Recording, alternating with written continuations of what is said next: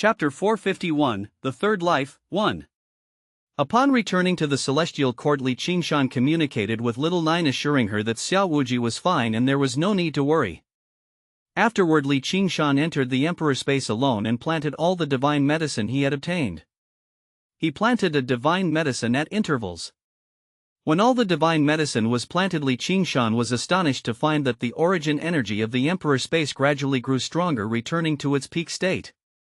Seeing this, Qingshan fell into deep thought.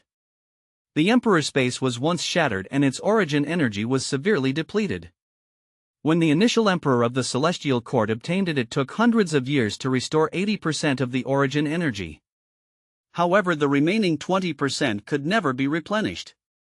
It seemed hopeless, but now this group of divine medicines has unexpectedly restored it. Qingshan thought in amazement. He observed closely and found that after the divine medicines were planted, they immediately took root and thrived, quickly penetrating the core of the Emperor's space. They contributed their origin energy, and with both energies merging, the origin energy of the Emperor's space was restored. Qingshan was amazed and delighted. I didn't expect to accidentally restore the origin energy of the Emperor's space. This way I can continue to comprehend the rules. In the future, the Emperor's space will also serve as a trump card for the Celestial Court. The restored Emperor's space became more robust, capable of accommodating many people to break through together. For the current immortal plane, this was a significant boost. At least more people could become emperors, unlike other forces that had false emperors. Now I can live out my second life. My time is running out, Qingshan mused. His body was increasingly filled with death energy, already spreading to his chest. His life was nearing its end and he had to hurry. Qingshan harvested the fruits of various divine medicines and returned to his bamboo hut to slowly cultivate by taking the medicines. A human life is akin to a cycle of plants. Life has a beginning and an end. In this immortal plane, no one remains eternally prosperous and immortal. Even emperors have a lifespan. Even those who have lived multiple lives face the risk of the 5 decays of heaven and man. From the moment of birth, a being has a predetermined lifespan. Qingshan, having comprehended the great path of fate, understood this well. Mortal cultivation is a struggle against fate. Ordinary people strive upward, enduring countless hardships to ascend to the immortal plane and experience different aspects of life. They believe they have escaped their bonds and gained longevity, but this is not entirely true. It's like a fish leaping from a stream into a river, then from the river into the sea. The fish can adapt to the stream, the river, and the sea, but it can never escape the water. This is fate. Fate is intangible and shapeless, binding every living being, producing corresponding rules and controlling everything in the unseen. Even if you momentarily break the path of fate set for you, you will eventually follow the trajectory it has determined. Unless you can transcend this world. This immortal plane. In ancient times, people gazed at the stars. Upon reaching the Emperor realm, they would leave the immortal plane and enter the vast universe. Entering the vast universe temporarily freed them from the immortal plane's constraints. From then on, they had to adapt to the rules of the universe. But as the civilizations behind the dam blocked this path, no emperor from the immortal plane could forge a new way. Even though Qingshan comprehended 3,000 rules in this immortal plane, when his lifespan ended, he would still die. Thus, some people understood this rule and grasped the profound meaning of life's brevity, allowing them to live a second life on the original foundation. Some peak powerhouses once lived 7 lives. Each subsequent life was more difficult. Even in the Western lands, with its rich Buddhist rhymes, Monk Fayan, with the support of Amitabha's legacy and treasures, only managed to live a few lives. He knew he couldn't live another, so his goal and hope lay on the supreme path. In the bamboo hut, Qingshan lay on a rocking chair, his breath faint and dark. The dense death energy in his body had spread everywhere except his head, leaving the rest of his body like a corpse. At the end of life, a person is like a corpse, a walking dead. However, Qingshan wasn't anxious. He faced everything calmly. The 500 rules he had comprehended transformed into 500 chains of order, binding his primordial spirit. The Tao locked the primordial spirit. Death energy could not enter. Qingshan then closed his eyes and comprehended the emperor's scriptures of dozens of ancient emperors. These emperor scriptures contained the lifelong learnings of an emperor. Although most were of little use to Qingshan, each emperor scripture had at least one useful part. These accumulated insights helped him greatly. After comprehending the emperor scriptures, Qingshan began to take the divine medicines. First, he consumed the longevity fruit.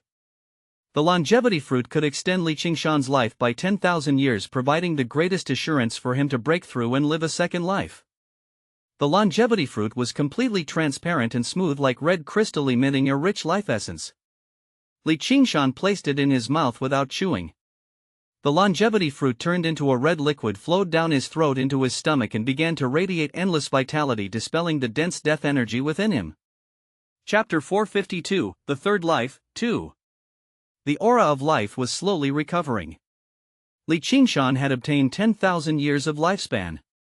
He began to extend time at a ratio of 10,000:1. In the extended time, Qingshan prepared a coffin for himself. He lay in it quietly, hands resting on his abdomen, eyes closed, truly like a lifeless corpse. Living his second life on the original foundation, the former body can be buried here. To walk out of new life from the ruins of death is not easy, Qingshan thought. Only his consciousness and primordial spirit were active. He cocooned himself, wrapping his primordial spirit within, then gradually became still. He was nurturing a new self. As time flew by, returning as a youth remained his hope. In the extended time, Qingshan embarked on the path of self-transformation. The dozens of divine medicines he obtained continuously provided him with energy, serving as the vessel for new life. With the help of 500 great paths, a new self began to slowly emerge. Time passed like a fleeting horse. 10,000 years were condensed into a single day. When the extended time ended, Qingshan's life completely ended. From his arrival in the human world, his cultivation on the repentance cliff, his invincibility in the human world, his battles on the dimensional battlefield, his entry into the immortal plane, and his rise to fame. His short life was filled with long memories. At the moment before death, Qingshan didn't cultivate but instead earnestly reflected on this rare opportunity. Past events flashed through his mind like a lantern show. Many people he had forgotten now reappeared in his deepest memories. Things he once cared about, people he once cherished, and items he once valued. In the face of death, many of these seemed insignificant. Qingshan saw Little Fox, Little Nine, Away the Five Ghosts, Hua Xiangrong. In the final second before life ended, Qingshan saw a peerless woman. Unlike the previous fleeting memories, this woman was real. In a distant galaxy, a massive flower bloomed, occupying half the sky. At the center of the flower stood a young girl, beautiful as a fairy. Sensing something, her expression changed slightly as she looked up at the starry sky and met Qingshan's gaze. Hua Yun. In his final thought, Qingshan thought of Hua Yun. He never expected that the last person he would see was the one he had been searching for all along. This time he saw Hua Yun's appearance incredibly beautiful. Then the image abruptly ended. It was replaced by endless darkness. In the darkness there was no sky above or earth below, and it was pitch black with no sound at all. Qingshan could not hear the wind, the rain, or any voices. Not even his own voice. This must be the state after death, Qingshan thought silently. He struggled to break free. Reaching out, he broke through the darkness. His primordial spirit, carrying 500 rules, continuously struck the darkness. Finally he broke through the darkness and emerged. The renewed primordial spirit, bearing the old 500 rules, descended into this world once again. Heaven and earth energy slowly gathered, surging madly at this moment, forming a new body. Qingshan had lived out his second life. Like a newborn baby, his life was refreshed and he was born with the power of an emperor. After a brief adaptation, Qingshan looked at his pure jade-like skin, circulating the energy within his body. Every strand of energy was clearly visible, and the potential of this new body had reached its maximum. Qingshan could clearly feel that his lifespan had increased to 3 million years. Others live a shorter life in their second life, but I have gained an extra few 100,000 years. Unbelievable, Qingshan said happily. Looking at the coffin beside him, Qingshan buried it by the bamboo hut and erected a tombstone. The tombstone was blank with nothing written on it, signifying the burial of his past self. After doing all this, Qingshan relaxed, looking at the sunset, feeling immensely spirited. Living a second life with a 3 million year lifespan is enough for me to comprehend the rules thoroughly, Qingshan thought contentedly. With 3 million years he felt immensely confident. However, just before my first death I saw Huayun. Qingshan reminisced, recalling the vivid image of Huayun in his mind. Reincarnated Huayun, even more beautiful, surpassing even the flower immortal. This time Huayun was in a giant flower. Qingshan remained convinced that Huayun was indeed the reincarnation of the flower immortal. She isn't in the immortal plane but in the starry sky, absorbing everything of the flower immortal, Qingshan realized. No wonder he couldn't find Huayun in the immortal plane, she was in the stars. Knowing Huayun is safe, I can rest assured, Qingshan finally felt at ease. He wasn't in a hurry to find Huayun, preferring to let her absorb the flower immortal's memories. He also needed to comprehend the 3,000 rules. After living his second life, he remained in the Emperor space, continuing to comprehend the rules. As before, a day was equivalent to 10,000 years. In the extended time, Qingshan began his long journey of cultivation. Chapter 453, The Third Life, 3. Qingshan had mastered 500 of the 3,000 rules, with 2,500 remaining. Each rule was further divided into 6 aspects, making the journey to enlightenment a long and arduous one. Throughout history, no one has managed to integrate all 3,000 rules into one being. Qingshan was attempting to do just that. I wonder what the future holds. The arrival of the Supreme Path, whether it will be a blessing or a curse, Qingshan's heart was filled with worry. The Supreme Path wasn't just a challenge for the immortal plane but for all worlds in the vast universe. It involved brutal slaughters and fierce battles for opportunities. One mistake and the probability of death was extremely high.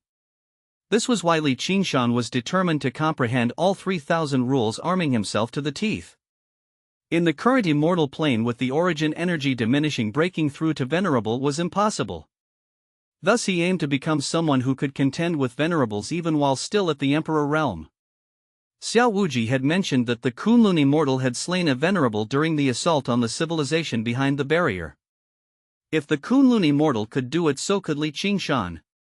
Comprehending the 3,000 rules step by step is the true path, Qingshan declared firmly. He closed his eyes and began his long journey of comprehension. The current affairs of the immortal plane had nothing to do with Qingshan, and no one dared to trouble the celestial court. The celestial court held its ground and everyone else kept their distance, maintaining peace. Time passed unnoticed. In the external world, 1 day equals 10,000 years in the extended time. Qingshan spent his second life comprehending the rules. 300 days passed quietly. In the extended time, Qingshan spent 3 million years. Compared to his first life, Qingshan had become so powerful that he could crush the immortal plane with a flick of his wrist. Yet he still hadn't comprehended all 3,000 rules. Having comprehended 500 rules previously, in these 3 million years he only managed to comprehend another 500, making Qingshan frown slightly upon waking up. It seems that as I delve deeper, comprehending more rules becomes increasingly difficult. The vast will of the immortal plane is obstructing my comprehension of all 3,000 rules, Qingshan pondered. A world structure is led by rules, and the Great Path combined with other elements, forming a vast universe. Qingshan had already comprehended the 3,000 Great Paths. In understanding the 3,000 rules, he was equivalent to the entirety of the immortal plane. Thus the vast will of the immortal plane was hindering Qingshan. Over 3 million years, with his max-level comprehension, he managed to comprehend 500 rules. The further I go, the harder it gets. Gathering all 3,000 rules is really not easy, Qingshan realized inside. But it doesn't matter.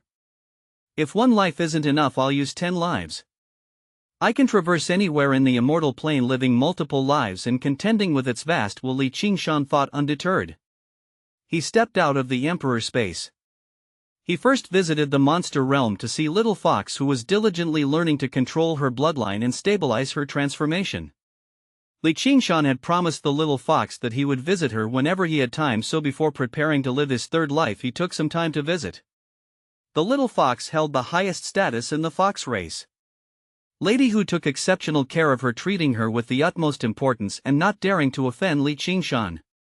She personally supervised and guided the little fox in her transformation. The results of the blood extraction were also quite good. When Qingshan arrived, he saw the happy little fox and also saw the fox lady who had advanced from an 8-tailed monster fox to a 9-tailed fox. She became increasingly beautiful and alluring. Although she didn't have inherited memories and her bloodline concentration wasn't as high as that of the previous red fox, she still met the standards of a 9-tailed fox. Upon seeing Qingshan, both the fox lady and the little fox were very happy. The little fox's happiness was evident. She immediately hugged Qingshan's arm, clinging to him, almost wishing she could hang onto him. The fox lady's happiness was more restrained. She smiled gently, looking at Qingshan with eyes as soft as water. Despite being a monster fox, she didn't act overly seductive towards Qingshan. Instead, her demeanor was as elegant as a chrysanthemum, refreshing like a spring breeze and very touching. Qingshan spent the day with the little fox and also had a brief conversation with the fox lady. Without lingering too long, he left the monster realm. The two foxes remained reluctant to see him go. Qingshan left the monster realm and went directly to a forbidden land. In the immortal plane there were many forbidden lands like the God-forbidden mountain.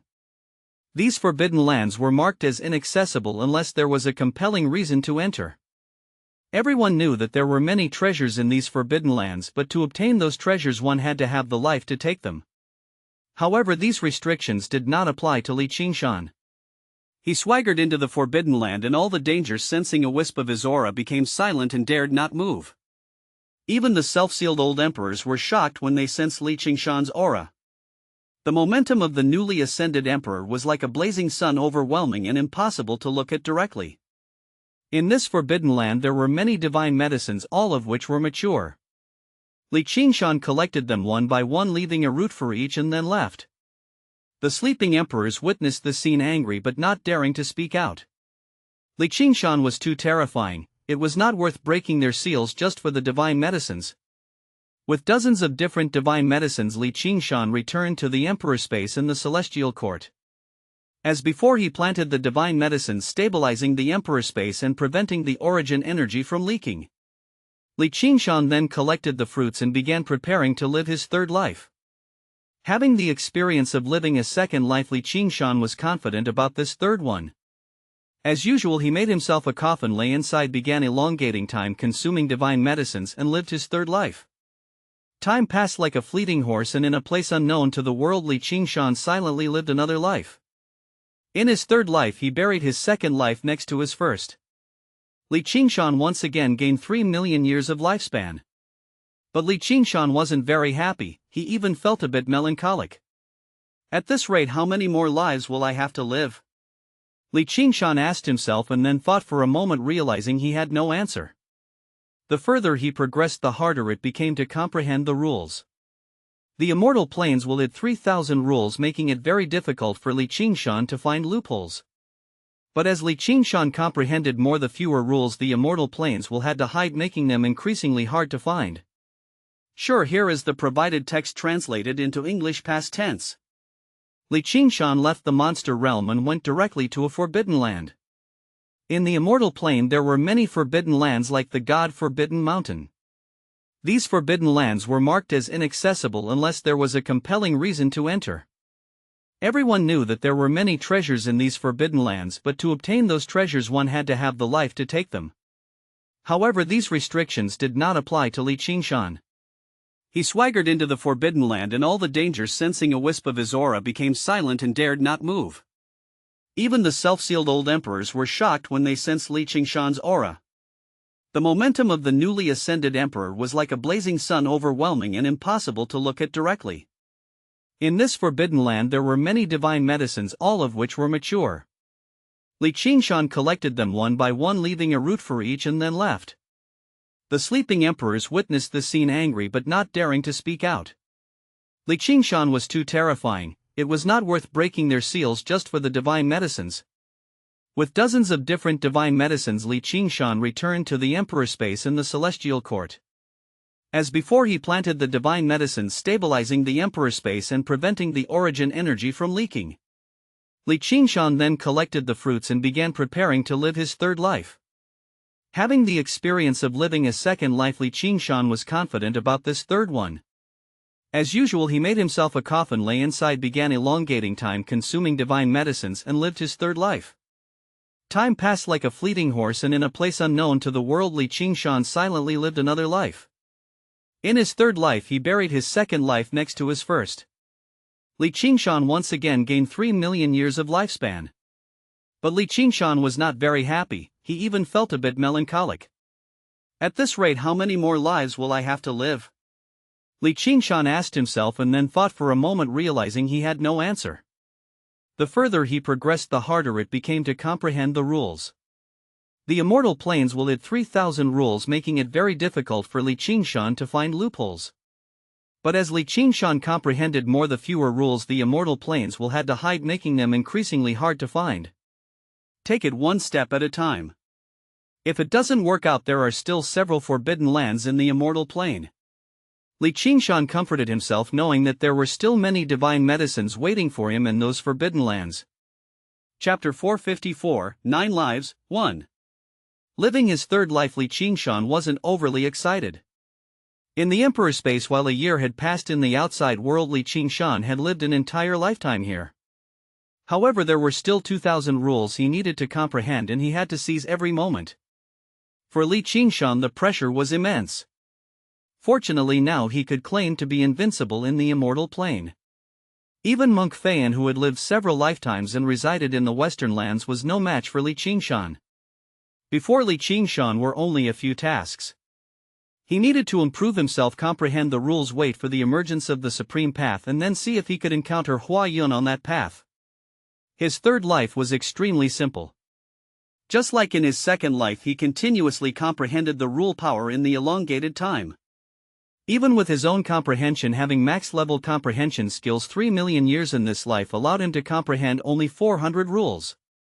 Including the previous 1,000 rules, he had only reached 1,400, less than half of the 3,000 rules. At the end of his third life, Qingshan opened his eyes, a flash of ancientness in them.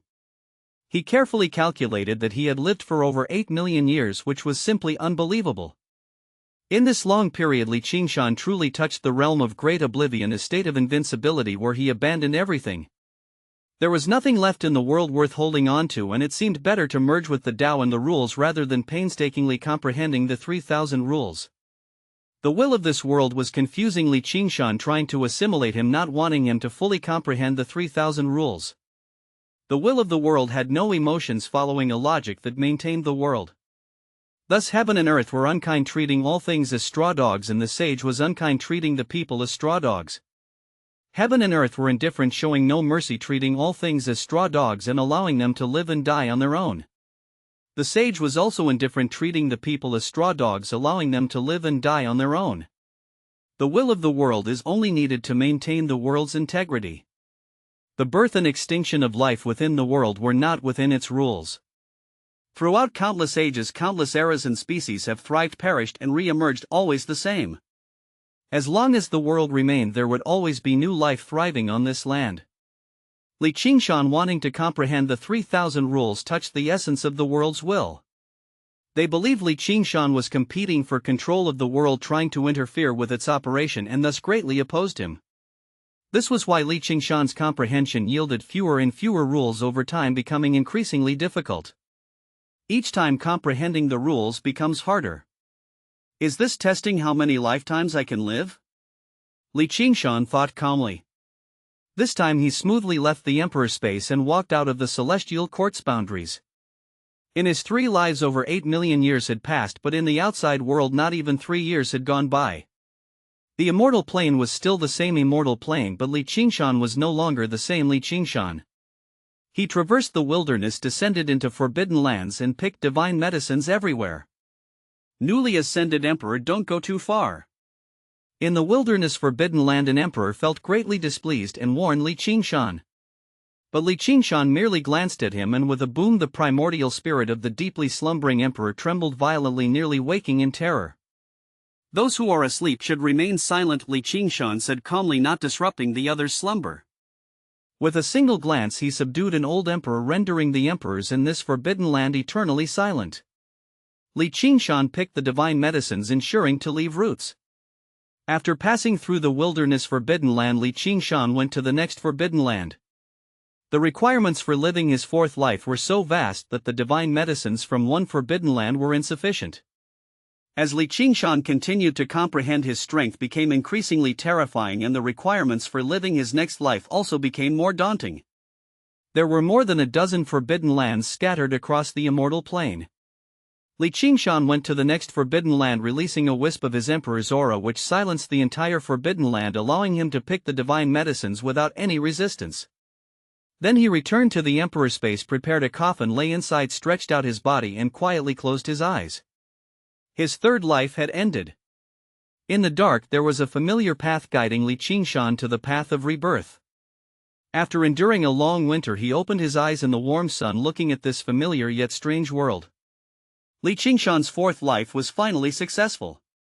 Upon living his fourth life, the first thing Qingshan did was bury his third life's body. Then he continued to comprehend the rules. This had long become a part of his routine. He was willing to sacrifice everything for the 3,000 rules. In his fourth life, Qingshan's 3 million years saw him imprison himself, trapping both himself and the rules. He exerted all his efforts and comprehended 300 rules. In total he had comprehended 1,700 rules. When Qingshan opened his eyes, he sighed, "If the immortal plane weren't sealed, I would have become a venerable long ago." Now Qingshan stood at the pinnacle of the emperor realm. Even at the pinnacle of the pinnacle. But he also had little lifespan left. Therefore Qingshan continued to delve into the forbidden lands. In the eyes of the world, these forbidden lands were extremely dangerous, but Qingshan entered them at will, picking the precious divine medicines as he pleased. Chapter 455, 9 Lives, 2. Over the long years, Qingshan repeated his monotonous life. In his fifth life he had lived for 3 million years and comprehended 300 rules. In his sixth life he had lived for 3 million years and comprehended 300 rules. In his seventh life he had lived for 3 million years and comprehended 280 rules. In his eighth life he had lived for 3 million years and comprehended 220 rules. After 8 lifetimes, Qingshan had used tens of millions of years of his lifespan to comprehend 2,800 rules. He gave it his all, relying on his max-level comprehension skills in the latter lifetimes, forcibly comprehending the rules under the strict vigilance of the world's will. As such, he was still short of 200 rules to reach the 3,000 rules. Qingshan had also lived to the end of his 8th life. He didn't have much time left. He had to live out his 9th life. But now Qingshan had visited all the forbidden lands in the immortal plane. Qingshan had picked all the divine medicine from those places. The forbidden lands could no longer help Qingshan. His 8 lives were supported by these major forbidden lands, with the old emperors within them daring not to utter a word of complaint. Qingshan had consumed every divine medicine recorded in the immortal plane. He had also consumed divine medicines that weren't recorded in the immortal plane. His body had developed a resistance to divine medicines because he had experienced all kinds of potent divine medicines. Therefore he could no longer rely on these things in his 9th life. He had to live out his 9th life on his own. Qingshan wasn't in a hurry. He woke up from the elongated time and walked into the emperor's space 9 years later, feeling full of emotions. In the 9 years in the outside world, Qingshan had lived 8 lives. The long years were a form of torment for Qingshan. Imagine spending tens of millions of years facing only one task, comprehending the rules. Most of that time was spent achieving nothing with empty results. Qingshan could only silently endure. After such a long time, Qingshan finally understood why some people would be tempted by the world's will to enter the realm of great oblivion. In the later stages, when you look around and see no one you care about in a new world, you exude an ancient aura, feeling out of place. You lack the interest to engage with the new world, new people, and new language. The world no longer held anything you cared about. The only pursuit left was constantly surpassing yourself. The worlds will extend an olive branch, inviting you to merge with the 3,000 rules. Many would agree. Li Qingshan used to think that those who agreed had weak wills and fragile minds, but after experiencing it himself he realized that it was easy to speak from outside the situation. Fortunately I have my own perseverance, people I care about, and a lofty goal. Li Qingshan walked out of the bamboo hut and smiled as he looked at the blazing sun outside. The warm sunlight scattered on his body, dispelling the fatigue accumulated from long-term seclusion and giving Li Qingshan hope in life. Trapped in a corner, one's thoughts would become extreme. Therefore one had to look at the world and the sun often. The sun represented hope. Facing the rising sun, Li Qingshan walked out of the emperor's space and came to the celestial court. He saw the celestial court that was thriving day by day. After 9 years the celestial court had completely recovered. It had swept away its previous decline and became even stronger. It had cleaned up its own shortcomings and became clean. Therefore the entire sphere of influence seemed to be full of vitality. The once empty 9 heavens had become bustling with noise and activity, crowded and lively. Seeing this, Li Qingshan smiled in satisfaction. Dean Muran and Patriarch Zhang have done well. With the celestial court in their hands the future is secure, Li Qingshan said with satisfaction. He had never thought that a force would exist forever. This was unrealistic. Every force had its life cycle. Just like a person from birth to death, it was a cycle. It was the same for a faction. Though in the eyes of the world the celestial court had existed since the ancient celestial court, surviving for millions of years without interruption. Those in the know understood that the celestial court had been reborn twice. One day in the future the new celestial court that Li Qingshan had built up would also fall, decline and eventually perish. But so what? In the long river of history this was just a very normal rise and fall. At least for now the celestial court protected the lower-level cultivators, providing them a path upward, which was enough. When Li Qingshan entered the 9 heavens he went to visit Little Nine and the others. Little Nine was in seclusion. Although she was already an emperor's sister and highly esteemed, she didn't slack off. Because her brother's cultivation speed was too fast, she felt that if she didn't work hard she might not even see her brother's shadow in the future.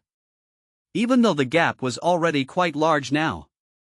However, to Little Nine she wanted to follow her brother. Even if it was just watching from afar, watching her brother shine in the cosmos, she felt proud. That was enough. Hua Shangrong was also in seclusion. Li Qingshan didn't disturb her. Although he knew the background of Hua Shangrong and Hua Yun, he didn't tell Hua Shangrong. Since her previous life's memories hadn't awakened, there was no need to bring it up and cause unnecessary trouble. Perhaps one day in the future Hua Shangrong will remember her past life. It wouldn't be too late to tell her then. Away in the 5 ghosts were all diligently cultivating, each aware of the vast gap between them and Li Qingshan, striving to catch up. Li Qingshan glanced at them, a gaze spanning millions of years filled with deep affection. These people were his fetters in the mortal world. Chapter 456, 9 Lives, 3. However, Li Qingshan didn't disturb them and let them cultivate quietly. He turned and left the 9 heavens, heading toward the western lands. There was nothing else in this immortal plane that could help him live his 9th life. Li Qingshan had consumed all the divine medicines, which were the best things for emperors. However, they no longer worked for him, thus he thought of Monk Feian. In the entire immortal plane there was only Monk Feian was like Li Qingshan, having lived through several lifetimes. Although the difference in their current strength was vast, Monk Feian's experience could help Li Qingshan. After all, the method by which the two of them had lived out their second lives was completely different. Li Qingshan relied on divine medicines and his own insights to live out 8 lifetimes, each more formidable than the last.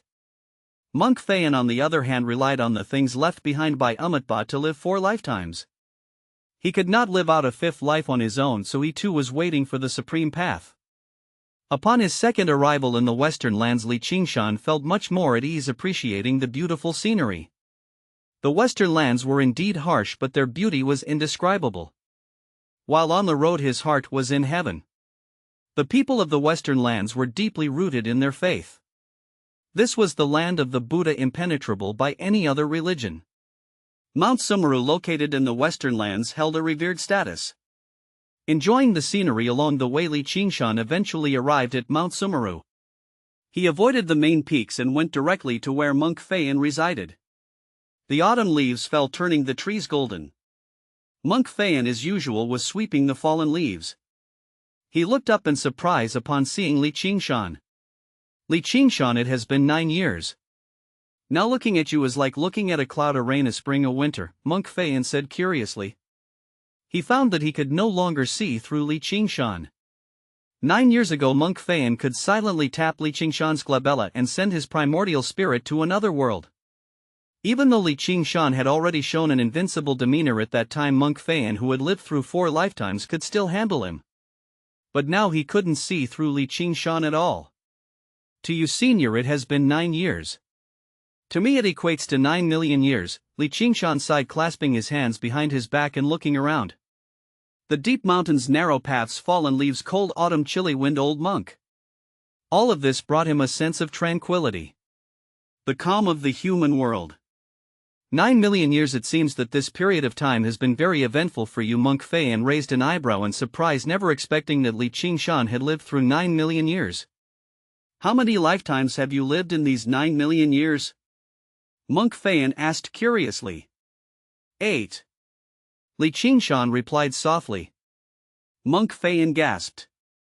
He had only lived 4 lifetimes, and that was with the aid of Amatba's means. Qingshan had lived 8 lifetimes in the past 9 years, twice as many as Monk Fayan. It was simply unbelievable. Qingshan, you are indeed the child of destiny in this era, Monk Fayan said sincerely. Qingshan smiled and said, Senior, aren't you going to treat me to a cup of tea? Monk Fayan replied warmly, I only have wild tea picked by myself. I hope you don't mind. Drinking tea is about the state of mind. Who you drink with is more important than what tea you drink, Qingshan said calmly. Monk Fayan said nothing more, turning to prepare the tea. Soon he brought out a pot of tea, inviting Qingshan to sit under a banyan tree on Mount Sumeru where the gentle wind blew. Monk Fayan poured a cup of tea for Qingshan. Qingshan, what brings you here? Monk Fayan asked curiously. I want to know how you lived out 4 lifetimes, Qingshan said straightforwardly, sipping the tea and looking at Monk Fayan with clear eyes. In the past, before Amatba went to the Supreme Path, he left behind a Dharma body containing his lifetime of insights. He said it was a safeguard for Mount Sumeru to be used in times of danger. Monk Fayan reminisced. In my first life I didn't touch the Dharma body. When my time was almost up guarding the Western lands, I discovered that no power had its eyes on this place. In the immortal plane, the presence of the Western lands was pitifully weak, and the people here had no desire to expand outward. Thus for millions of years the Western lands never encountered danger, and Amatba's Dharma body was never used. So I opened the Dharma body and comprehended Amatba's lifetime of insights, then lived out my second life. Repeating this, I comprehended it 3 times, fully understanding everything in the Dharma body, living to my 4th life.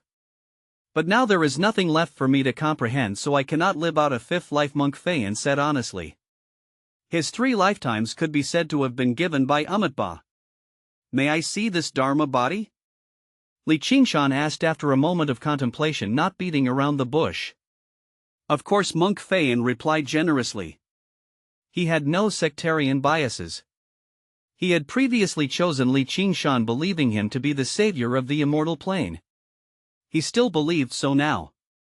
Thank you, Senior, Qingshan expressed his gratitude. You want to view Amatba's Dharma body to live out your 9th life? Monk Fayan asked hesitantly. Yes. Qingshan nodded. My 8th life is nearing its end. After thinking about the entire immortal plane, this is the only place that can help me. The 9th life, Monk Fayan looked at Qingshan as if looking at a monster, filled with astonishment. I have never heard, even in the most fantastic legends, of anyone living 9 lifetimes. What is it that you are aiming for, living 10,000 years a day? Monk Fayan asked in shock. To grasp the immortal plane in my hands, to face the arrival of the Supreme Path, to break the dam's blockade and to open a new path for all beings. Qingshan said with bright eyes and a determined tone. Once he comprehended the 3,000 rules, he would grasp the immortal plane in his hands. Facing the Supreme Path, he would be full of confidence, with nothing to fear. Chapter 457, 9 Lifetimes, 1. After arriving in western lands, Qingshan's target was the item left behind by Amitabha in the hands of the monk Phaeon. Amitabha was at least a venerable realm expert, and he was a native genius born in the immortal plane. He founded the Buddhist sects, established a foothold in western lands, and passed down for thousands of generations. He had also ascended the supreme path and even sent the flower immortal back. This demonstrated Amitabha's immense power.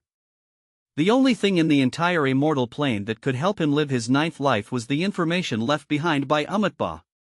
Therefore Qingshan came here. Drinking tea and chatting, Qingshan and monk Phaeon exchanged insights about living through the second, third and fourth lives. Then monk Phaeon led Qingshan into his Buddha hall. There was a Buddha statue in the Buddha hall, but it was already full of cracks and missing large parts. Monk Phaeon pointed to the statue and said, "This is the Dharma body left behind by Amitabha." The Dharma body was placed in monk Phaeon's temple, where he worshipped it day and night. Despite the passage of time, it was still well preserved. Qingshan carefully observed the Dharma body of Amitabha and found that it still contained much hidden information. This Dharma body has scriptures written by Amitabha. You can comprehend them here. I won't disturb you, monk Phaeon said before leaving the temple to Qingshan. Qingshan stood alone in front of the dilapidated Buddha statue. His primordial spirit emerged from the Naiman palace and delved into the statue. Boom! The great Kiliocosm and its myriad changes unfolded before Qingshan's eyes. Everything was so beautiful. It seemed as if Qingshan had entered not a statue but a vast Buddha kingdom. Inside the statue a vast world unfolded, full of Zen mysteries. In this world mountains were carved with demons, the land had Buddhist kingdoms, beings worshipped, and the sky housed numerous Buddhas. Everything illustrated the flourishing of the Buddhist sects in their early days. Qingshan stepped into this world, stood on the ground and looked into the distance. It was an eye-opener. In this world the Buddha's commoners and demons were all manifestations of Amitabha, yet each was different, doing different things and having different thoughts. They existed within the Dharma body and could not communicate with Qingshan. As he silently observed, Qingshan discovered something. "These are all Amitabha's thoughts," Qingshan murmured. Throughout a person's life countless thoughts arise. Each thought could give birth to an Amitabha. Buddha was also a human. He had thoughts too. Within the Dharma body were hidden his thoughts throughout his life, both good and evil, righteous and wicked. Buddhism teaches that lifelong cultivation is a constant process of conquering the mind monkey. The mind monkey is called Wukong. Everyone has a mind monkey within, constantly changing with thoughts. Thus Amitabha's life was a process of conquering his mind monkey. The Buddhist kingdom within this Dharma body, everything within it, all the countless beings, were the thoughts Amitabha had throughout his life. Qingshan walked through Amitabha's youth. During this period Amitabha's mind monkey was most volatile and unpredictable. With good came evil. During this period Amitabha created the 18 levels of hell to forge his own evil. As Qingshan passed through the 18 levels of hell, he saw many things, each thought capable of being a demon king. The Buddha wasn't invincible. The Buddha wasn't perfect. Amitabha himself in his youth was like this. He wavered, he was confused, and he had evil thoughts. This was the mind monkey. His mind was restless. Only by subduing the mind monkey could he control himself. Amitabha overcame the confusion of his youth and gradually began to conquer his mind monkey step by step. During his middle age Amitabha was less confused and more determined. His thoughts gradually formed his ideas and he began to comprehend the Buddhist Dharma and Das. During this period Amitabha's thoughts became fewer and the vast world was empty, with only a few of Amitabha's thoughts visible. Qingshan walked and observed along the way.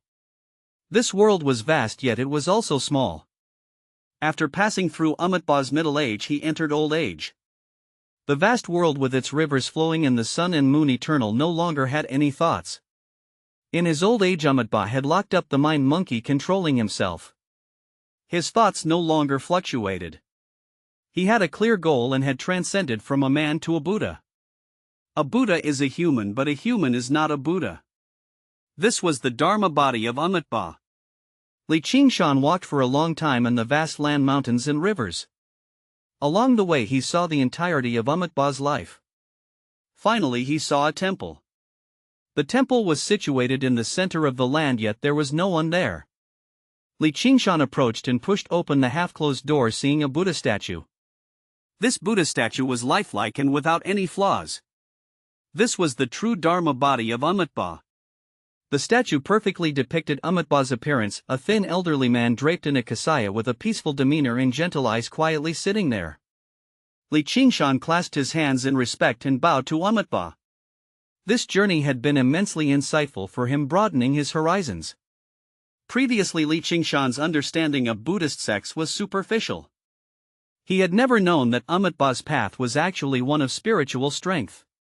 Chapter 458, 9 Lifetimes, 2.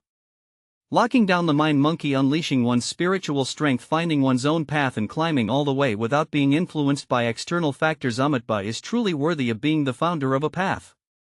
You're walking and observing along the way, activated max level comprehension, and you've comprehended Amitabha's mind monkey control technique. A line of text suddenly appeared in front of Qingshan's eyes.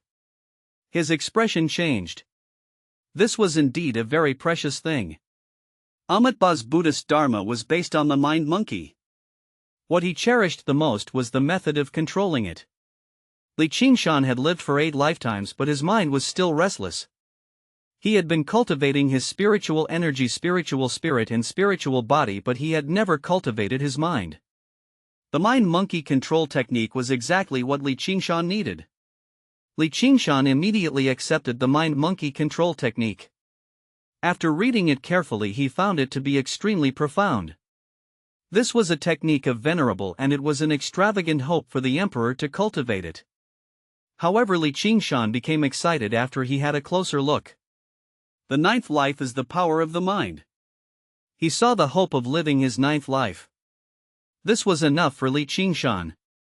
Closing his eyes, Qingshan's primordial spirit left Amitabha's Dharma body and returned to the real world. It was still the same temple and the scenery was as usual.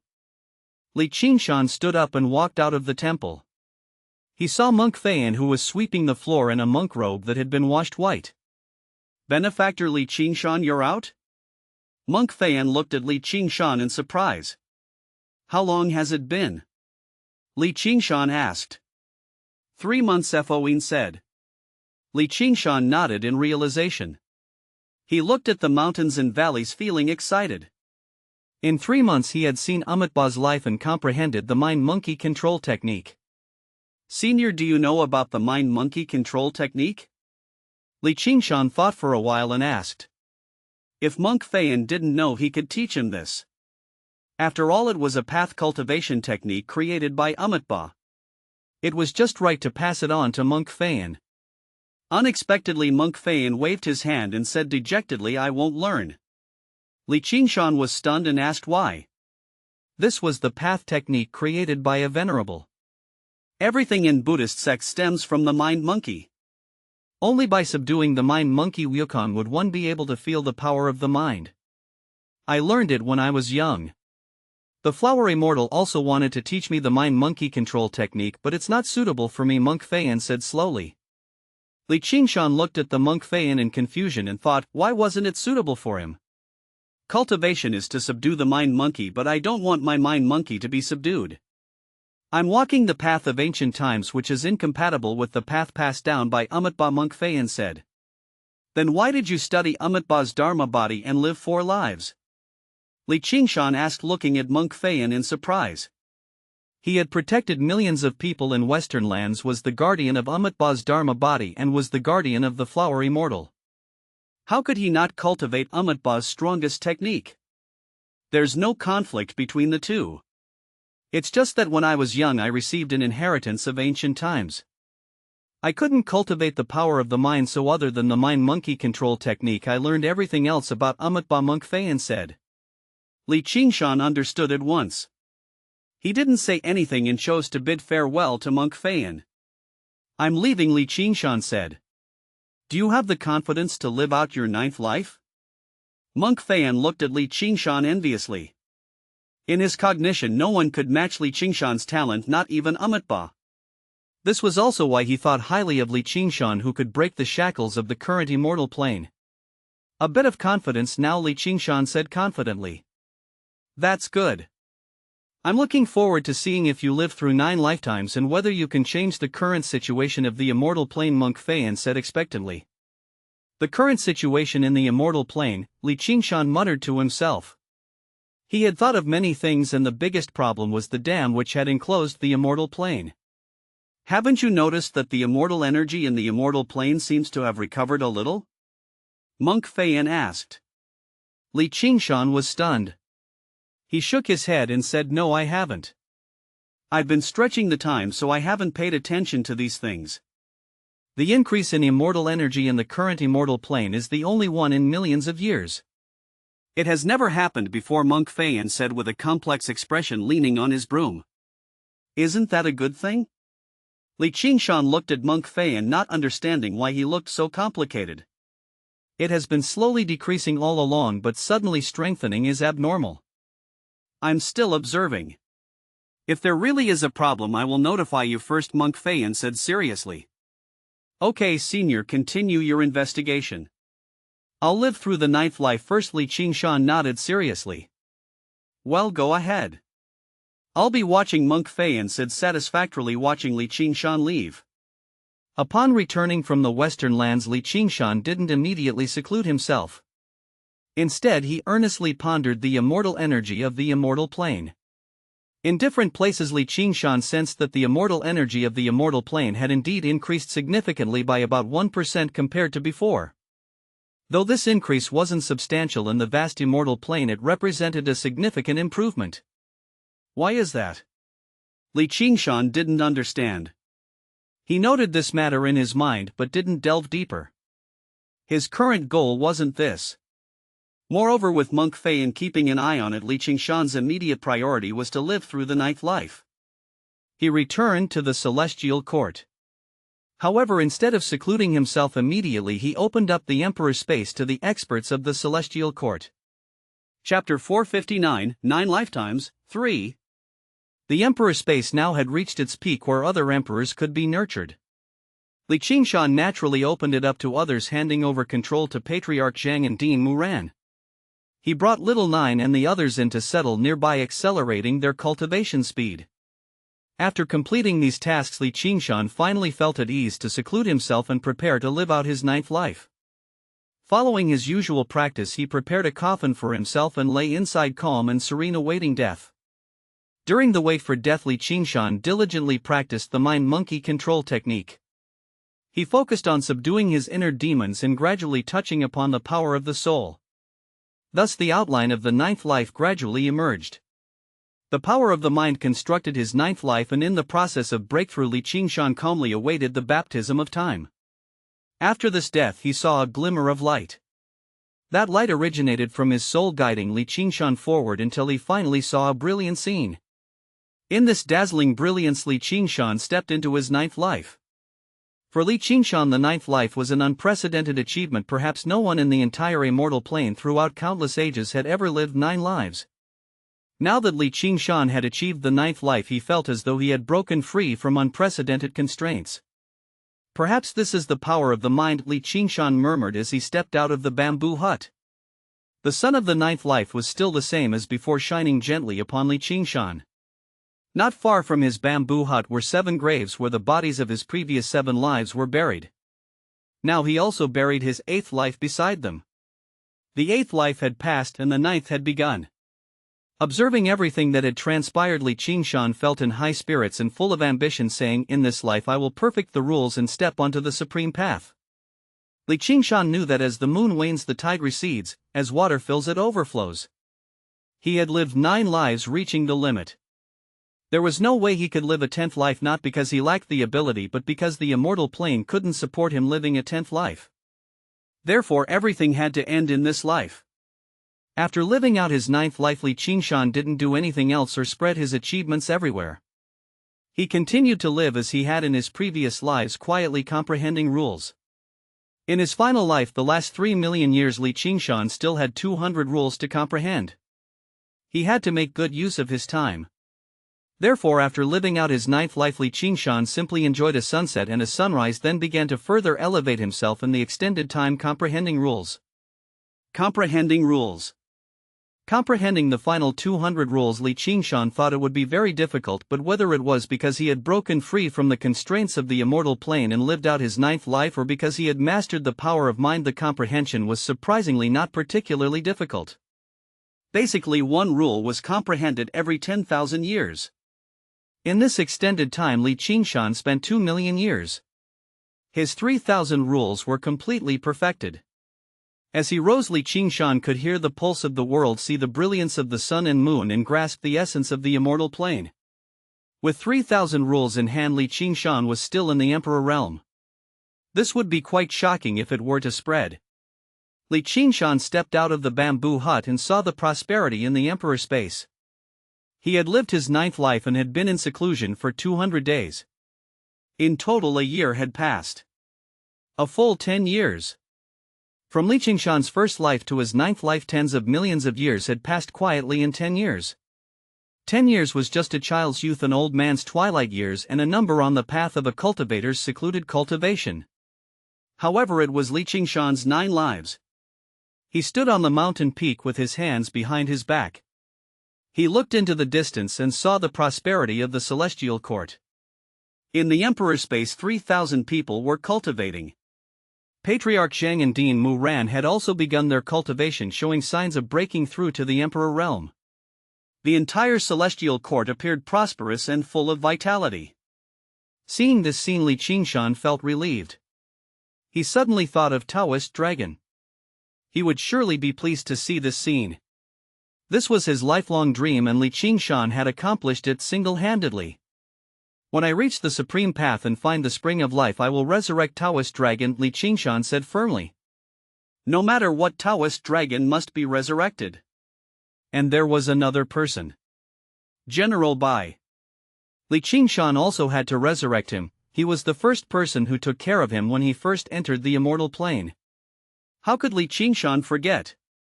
With these thoughts weighing on his heart, Qingshan walked to the area where Little Nine and the others were. After entering the Emperor's space, their cultivation speed also accelerated.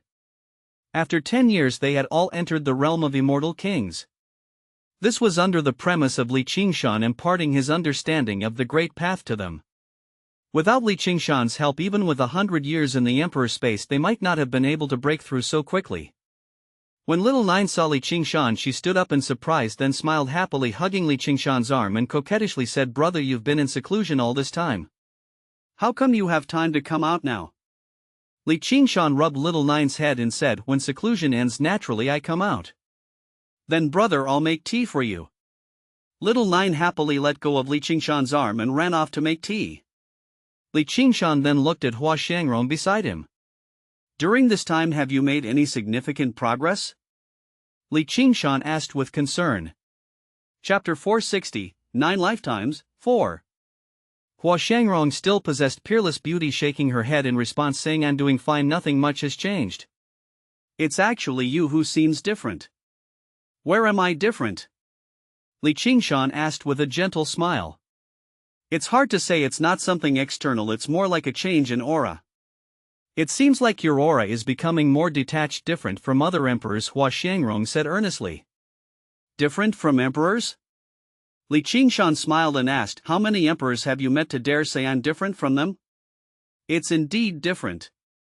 Recently an emperor has also come to the celestial court, and your auras are completely different," Hua Shangrong said, sitting beside Qingshan, gesturing. "An emperor has come to the celestial court?" Qingshan raised his eyebrows, somewhat surprised, asking, "Which emperor has come to the celestial court?" "I don't know, but Little Nine and the others know him. His name is Xiao Wuji," Hua Shangrong said, propping her chin with her hand, her demeanor charming as she stared at Qingshan. "Xiao Wuji." Qingshan's eyes lit up. He hadn't expected it to be him, and Xiao Wuji had even broken through to the Emperor realm. He hadn't carefully checked the Emperor's space just now. "Where is Xiao Wuji?" Qingshan asked. "He's in seclusion elsewhere. He's been here for a month. Little Nine often goes to play with him, and he asked us not to disturb you," Hua Shangrong said. "Away, go and fetch Xiao Wuji," Qingshan immediately ordered. "All right." Away turned around to call Xiao Wuji. "No need to call, I'm here myself." Just then a hearty voice rang out, followed by a robust figure appearing. He had a muscular build, a resolute face, and flowing black hair tied up, giving him a very stylish middle-aged man appearance. "Have you absorbed all the Kunlun immortals' inheritance?" Li Qingshan looked at Xiao Wuji, whose cultivation had indeed broken through to the emperor. Moreover, he controlled quite a few rules, hundreds of them, and his strength was no weaker than those of dormant veteran emperors. "I have absorbed them all. There were no side effects from the Kunlun immortals' inheritance. I encountered no obstacles during the absorption process, and it won't affect my future breakthrough to venerable at all. It's like having food served to me," Xiao Wuji said to Li Qingshan across from him, sitting down. "That was really good. Kunlun immortal treated you, his successor, very well." Li Qingshan nodded. "But even if I were to break through to the emperor realm, I still can't see through you, brother. What realm are you really at?" Xiao Wuji suddenly leaned in, carefully observing Li Qingshan, asking curiously. "Emperor," Li Qingshan replied. "Nonsense. If you're an emperor, then what does that make me?" Xiao Wuji shook his head, not believing Li Qingshan's words. "But I really am at the emperor realm. Although there's a world of difference between your emperor and mine is indeed emperor." Li Qingshan shrugged and said helplessly. "This is also the current restraint of the immortal plane, unable to break through to venerable. If the immortal plane could break through to emperor and enter venerable, then Li Qingshan would be venerable now." With 3,000 rules in hand, Li Qingshan truly found it very simple to step into the venerable realm. Leaving the scope of the immortal plane, delving into the universe and crossing the barrier, as long as he wandered around the universe, he would definitely be able to break through from the emperor realm and enter the venerable realm. "Alright, since the dimensional battlefield began, I knew I couldn't compare to you, you monster. I'll just focus on myself." Xiao Wuji stopped discussing this. At this moment, Little Nine brought out the brewed tea, and upon seeing Xiao Wuji, happily exclaimed, "Brother Xiao Wuji, it's been so many years since I've tasted your barbecue." This brother made Xiao Wuji feel comfortable all over, his smile brighter than 100 blooming flowers as he patted his chest, saying, "Sister, I promise to let you taste my barbecue today. I'll go prepare it now." Hua Shangrong watched from the side, envious of this bond, an emperor personally barbecuing meat. Li Qingshan smiled and said, "Away, take the 5 ghosts to assist. Let our emperor chef barbecue a bit more. I haven't had it in many years." It had indeed been many years since Li Qingshan had eaten. For 9 lifetimes, tens of millions of years added together, Li Qingshan had not eaten anything. Now suddenly brought up, his appetite erupted, and he just wanted to eat something. Away immediately took the 5 ghosts to assist and prepare the ingredients. Little Nine giggled on the side, saying, "It would be great if the little fox were here. She also loves to eat." "The little fox has been gone for 10 years. I wonder how her transformation is going?" Hua Shangrong also missed the little fox. She didn't have many close friends. The little fox and Little Nine were the only two. "Miss the little fox?" Li Qingshan sat in a chair and asked. "It's been 10 years since we last saw her. Of course we miss her." Little Nine nodded. Li Qingshan didn't say anything, just raised his hand and lightly tapped the space in front of him. Suddenly the space rippled like the surface of a lake, and soon a space channel appeared. At the other end of the channel was the monster realm where the fox race resided. The little fox was on the other side. However, she was no longer the same as before, unable to transform. Now the little fox was stunningly beautiful, with skin as white as snow, truly like a descending immortal. "So beautiful!" Little Nine and Hua Shangrong exclaimed together. "Sister Little Nine, sister Hua Shangrong." The little fox also looked joyfully excited after 10 years of separation. "Master, please take me back," the little fox called out to Li Qingshan. "This channel is free to come and go. You can come over by yourself," Li Qingshan said. The little fox immediately bid farewell to Lady Hu, and then without hesitation entered the channel opened by Li Qingshan and returned to the emperor's space. This time when the little fox returned, she, Little Nine and Hua Shangrong hugged each other, excited and extremely happy, chattering away. Seeing this scene, Li Qingshan smiled faintly, picked up his teacup and took a sip. The motivation that had sustained him through millions of lonely years was precisely this: gathering with family and friends happily together without worries in the world. On the other side, Xiao Wuji and Awei were busy barbecuing and preparing dinner joyfully. With Li Qingshan being the only idle person, he leisurely enjoyed the evening breeze, sipping ancient tea, feeling content. Soon it was evening and the bonfire was lit.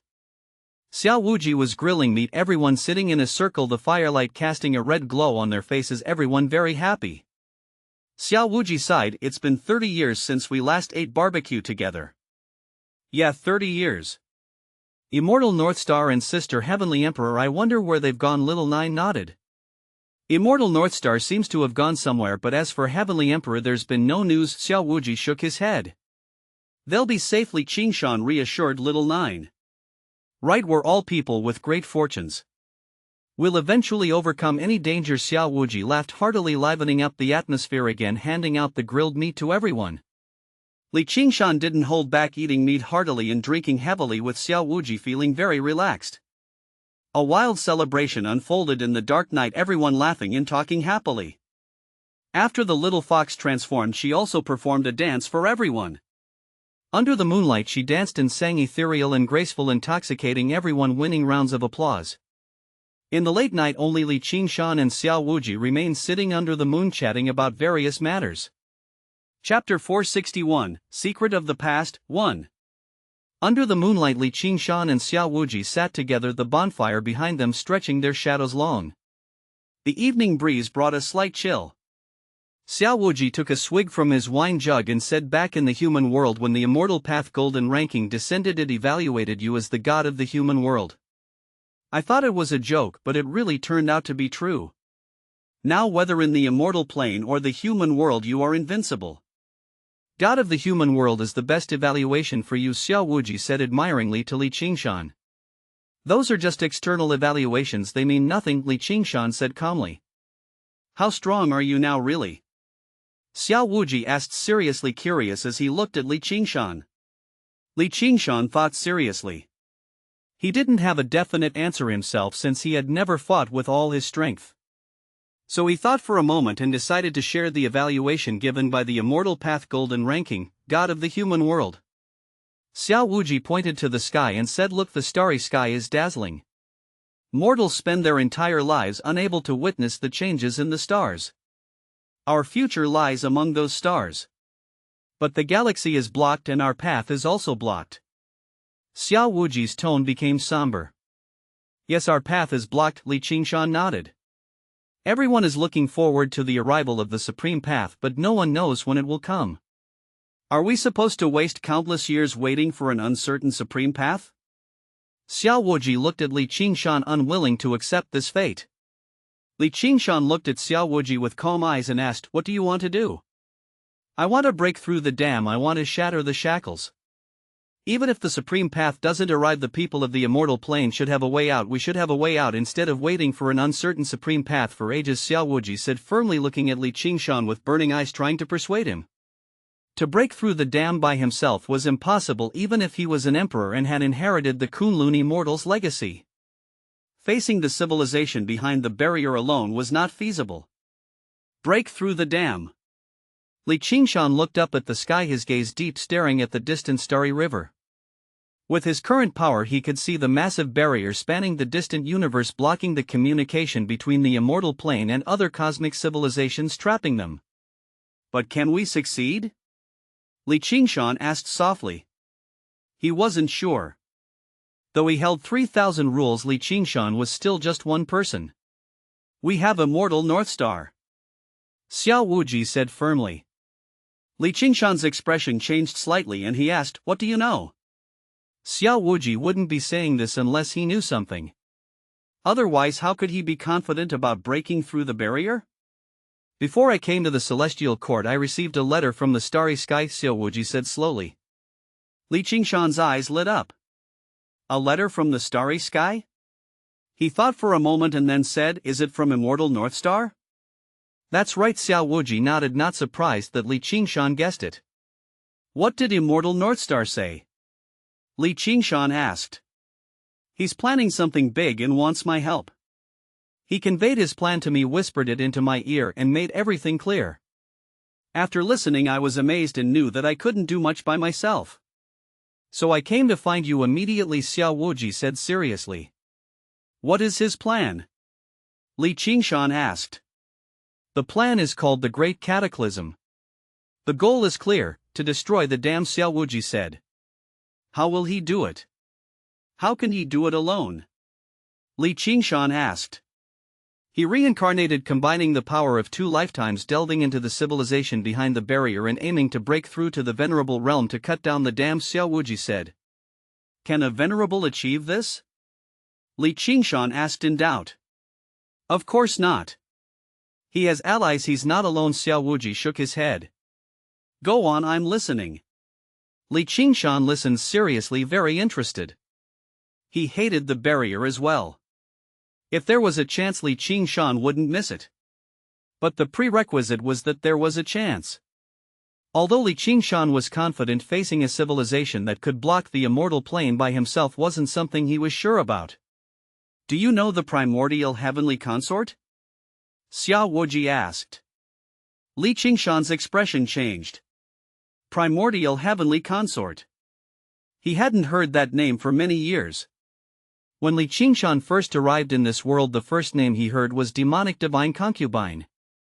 The demonic divine concubine was the primordial heavenly consort. Qingshan's life had changed because of her.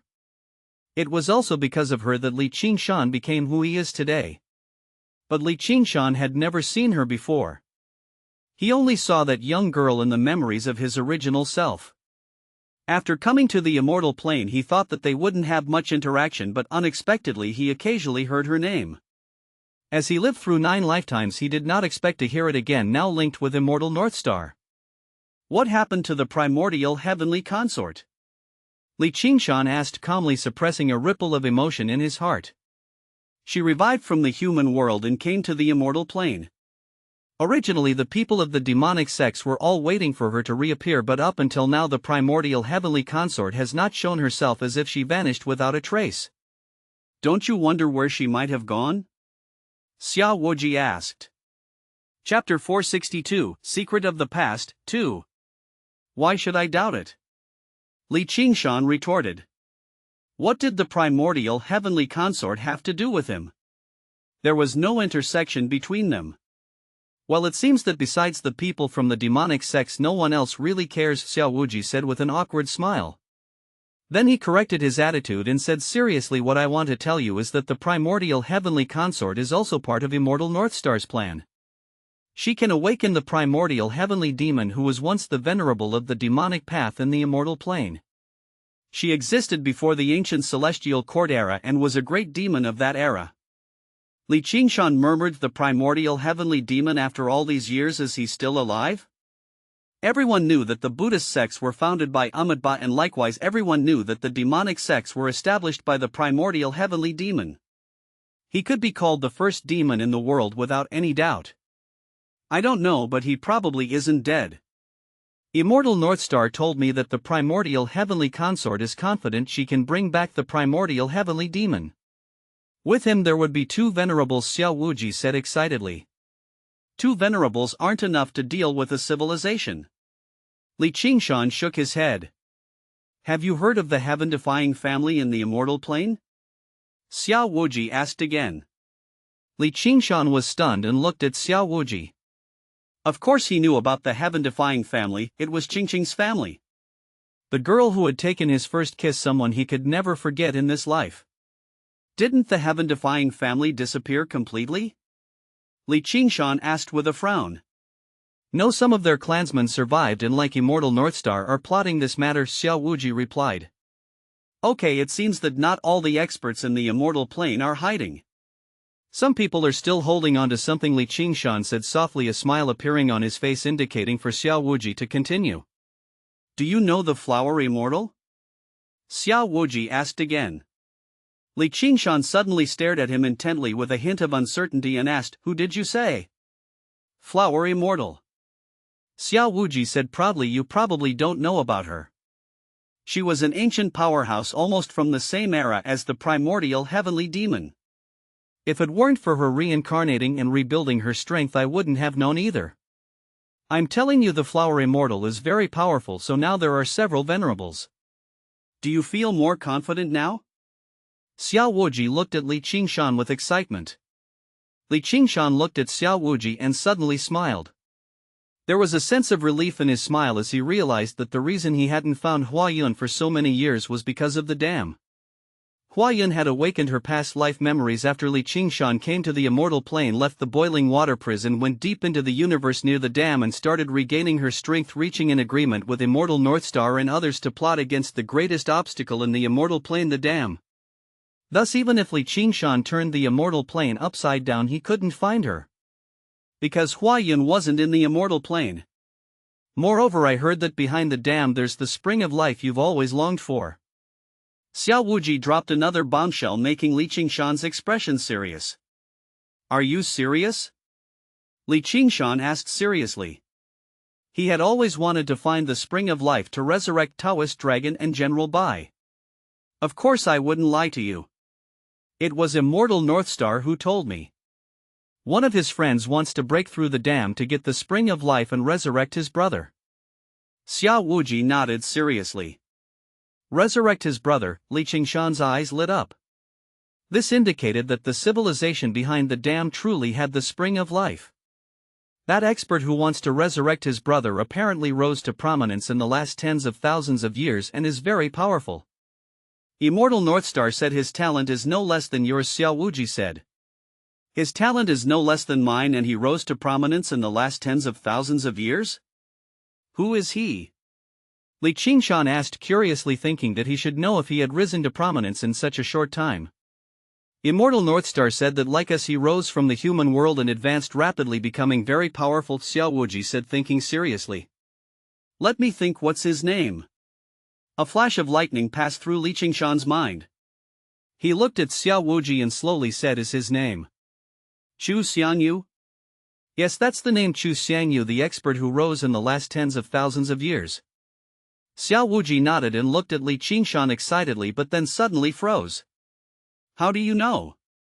Qingshan didn't answer. He closed his eyes and sorted through the information he knew. The brother who wants to resurrect his brother. An expert who rose in the last tens of thousands of years. A genius who broke through from the human world to the immortal plane. Putting all this information together, isn't it General Bai's big brother Chu Xiangyu? Qingshan smiled bitterly. He didn't expect that every time he thought he understood the immortal plane, well, new secrets would always emerge. General Bai's big brother didn't die in the defensive battle at the Emperor's Pass. He used this opportunity to escape and travel to the starry sky. He grew rapidly under the starry sky and was at least an emperor.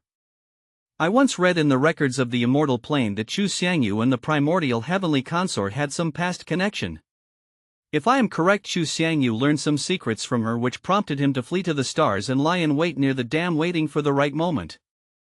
That's why Big Brother Bai thought Chu Xiangyu was dead and placed so much importance on me when I first entered the immortal plane. Big Brother Bai never knew that his older brother Chu Xiangyu wasn't dead.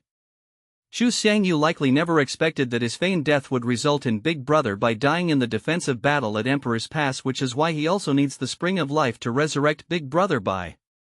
It all makes sense. To verify my guess, all I need to do is open Big Brother Bai's tomb and see if his body is there. Qingshan felt a surge of emotions. He had thought that his next task was to patiently wait for the supreme path to arrive, but he hadn't expected that a group of top experts in the immortal plane was working hard to break the dam and allow people from the immortal plane to see the vast universe. Brother, after all I've said, are you still not agreeing? Xiao Wuji asked, looking at Qingshan. Immortal Northstar knows about your deeds in the immortal plane and has asked me to invite you to join us. We need as many friends as we can get to succeed. Don't refuse. Qingshan opened his eyes and looked at Xiao Wuji strangely as he said, when did I ever refuse? Xiao Wuji was overjoyed. So you agree? Then let's hurry to the stars and meet Immortal Northstar to discuss the plan. Wait, don't rush. Qingshan raised his hand to stop Xiao Wuji. Wait for what? Xiao Wuji asked, confused. His heart was already set on the stars, eager to fulfill his master's, the Kunlun Immortal's, last wish. There are many things left unresolved. Give me a day. Qingshan shook his head, urging Xiao Wuji not to be impatient. Breaking the dam couldn't be rushed and needed careful planning. One day wouldn't make a difference. Li Qingshan stood up preparing to leave the emperor's space. Alright, I'll wait here. What are you going to do? Xiao Wuji asked, trying to calm himself and curious about Li Qingshan's plans. To verify some things and to meet a friend, Li Qingshan said, seriously taking a step and leaving the emperor's space. In the next moment, Li Qingshan arrived in General Bai's homeland. Once Li Qingshan had personally buried General Bai here. The place had since turned into a dense forest. Li Qingshan had reversed time, folding this space and burying General Bai in front of his childhood village so he could always see his home. Now more than 20 years later, Li Qingshan has become invincible in the human world. He came this time to see if General Bai's body was still there. General Bai wasn't a weakling, his body wouldn't have decayed even after tens of thousands of years. If it was still there, then Li Qingshan's guess was wrong. When Li Qingshan arrived at the lush forest, he saw the folded space he had arranged. Entering it, he saw General Bai's small village and his grave. This grave was one that Li Qingshan had personally buried back then. Now, just by looking without even digging, he knew the answer. The tomb was empty. General Bai's body was gone. Chu Xiangyu had taken it. He intended to break the dam, find the spring of life, and resurrect General Bai. Chapter 463, The Dam, 1. Standing within the hidden fold of time he had once arranged, Li Qingshan gazed at his elder brother's grave and fell into deep thought. Now everything was clear. After General Bai died in battle, he wished to be buried in his homeland. Li Qingshan had brought his remains back to his homeland and buried him there. However, Chu Xiangyu later took General Bai's body away. Chu Xiangyu was also searching for the spring of life. Like Li Qingshan, he had someone he wished to resurrect. With General Bai's body missing, Li Qingshan didn't panic. He glanced around. In this hidden timeline, General Bai was no longer present. With a casual wave of his hand, space rippled, time swiftly returned to its normal trajectory and the hidden space vanished without a trace. Since the old friend is no longer here, there's no point in maintaining the hidden timeline.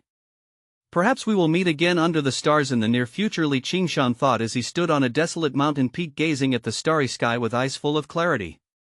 Having confirmed his suspicions, Li Qingshan wasted no time and hurried to the western lands once more. Yes, he had returned to the western lands. This time Li Qingshan brought accurate news about the flower immortal. Monk Feiyan was very surprised to see Li Qingshan again. Benefactor Li, why have you come so frequently? Li Qingshan replied, I have found the whereabouts of the flower immortal. Monk Feiyan immediately looked at Li Qingshan seriously and asked, are you sure? Li Qingshan nodded firmly. They had agreed that once Li Qingshan found any trace of the flower immortal, he would inform Monk Feiyan. After all, Monk Feiyan had guarded the western lands and protected the flower immortal for many years, he deserved to know. Where is the flower immortal? Monk Feiyan took a deep breath, trying not to get too excited. After millions of years of guarding, this matter had become a knot in his heart, and only seeing the flower immortal alive could untie it. The dam and the starry sky, Li Qingshan said seriously. The dam. Monk Feiyan gazed at the sky, his eyes deep, piercing through the immortal plane to the depths of the universe where the massive dam stood far away. To the beings of the immortal plane, this dam was the source of all evil. The civilization behind the dam is extremely powerful. Why did the flower immortal go there? Monk Feiyan asked, puzzled. Li Qingshan explained everything he knew to Monk Feiyan. Immortal Northstars planned the schemes of the top experts, the survival efforts of the heaven-defying family, the founder of the demonic sect, the primordial heavenly demon, and the rising star Chu Xiangyu. Everyone was striving for the future of the immortal plane. Even though they had different beliefs, different paths, and vastly different worldviews, they all stood united on this crucial matter. They all knew that only by breaking the dam could the immortal plane have a future. Otherwise, the source energy of the immortal plane would continue to drain, and in the future even emperors, let alone venerables, would be unable to break through. Monk Feiyan was deeply shocked by Li Qingshan's words. He muttered, no wonder I felt a slight recovery in the immortal plane's source energy recently. I thought it was a precursor to the supreme path, but it turns out to be the result of the efforts of the experts of the past immortal plane. Instead of putting all our hope in the supreme path, it's better to join this plan and break the dam. Then the people of the immortal plane can freely enter the universe without any restrictions, and the future will be bright. What do you think, senior? Li Qingshan asked, hoping to bring Monk Feiyan into the plan. Immortal Northstar and the others might not know that there was such a powerful expert as Monk Feiyan who had lived through 4 lifetimes in the Western lands. Monk Feiyan, who had lived through 4 lifetimes, was incredibly powerful. Although not as strong as Li Qingshan now, if the immortal plane allowed for the breakthrough to venerable, he would be the second. The first, of course, was Li Qingshan. So Li Qingshan hoped Monk Feiyan would join them. Every additional strength would give them more confidence. Monk Feiyan nodded slightly and said, "I'll help you when the need arises." Li Qingshan smiled and said, "Then I will take my leave." "Where are you going, benefactor Li?" Monk Feiyan asked curiously. Li Qingshan pointed to the sky and said, "Apart from during battles, I haven't had the chance to truly look up at the vast starry universe. I want to see it." Li Qingshan wanted to explore the depths of the universe and see the dam that had obstructed the immortal plane. Monk Feiyan said nothing more, standing there and watching Li Qingshan leave his gaze deep as he looked at the faintly visible dam in the depths of the sky. "Can several venerables together succeed?" Monk Feiyan murmured. He didn't know. All he knew was that he was very old and didn't have much time left. The supreme path was still an uncertain, elusive hope. Instead of placing all hope on that, it was better to take a chance. Of course, what moved Monk Feiyan the most was that Li Qingshan also agreed to take action. Monk Feiyan, who had lived through 4 lifetimes, knew how powerful he was and understood even more how terrifying Li Qingshan, who had lived through 9 lifetimes, was. Since Li Qingshan had agreed to join this effort to break the dam, what did he have to fear? Returning from the western lands, Li Qingshan arrived at the celestial court. Li Qingshan and Xiao Wuji exchanged a glance and nodded slightly. Without saying much, Li Qingshan turned to spend time with Little Fox and Little Nine. Chapter 464, The Dam, 2. Xiao Wuji smiled with satisfaction. With Li Qingshan's approval, he felt incredibly confident about their upcoming endeavor. For reasons unknown, once Li Qingshan agreed, Xiao Wuji felt a surge of certainty that nothing could go wrong as long as Li Qingshan was involved. Li Qingshan, however, didn't immediately rush to the starry sky or head toward the dam. Instead, he spent 3 days in the emperor space of the celestial court. During these 3 days, Li Qingshan strolled with the Little Fox, practiced cultivation with Hua Shangrong, had heartfelt conversations with Little Nine, and provided guidance on cultivation to Away and the 5 ghosts. Li Qingshan valued them very much. They had followed him from the human world to this point, closer than family. Without them, his goals would feel half as significant. Thus he shared his insights on the Immortal King Realm and Emperor Realm with them without reservation, ensuring they had the knowledge they needed to progress. Only then did he feel at ease leaving. On the morning of the 4th day, Li Qingshan and Xiao Wuji quietly departed. That day was like any other, an ordinary morning.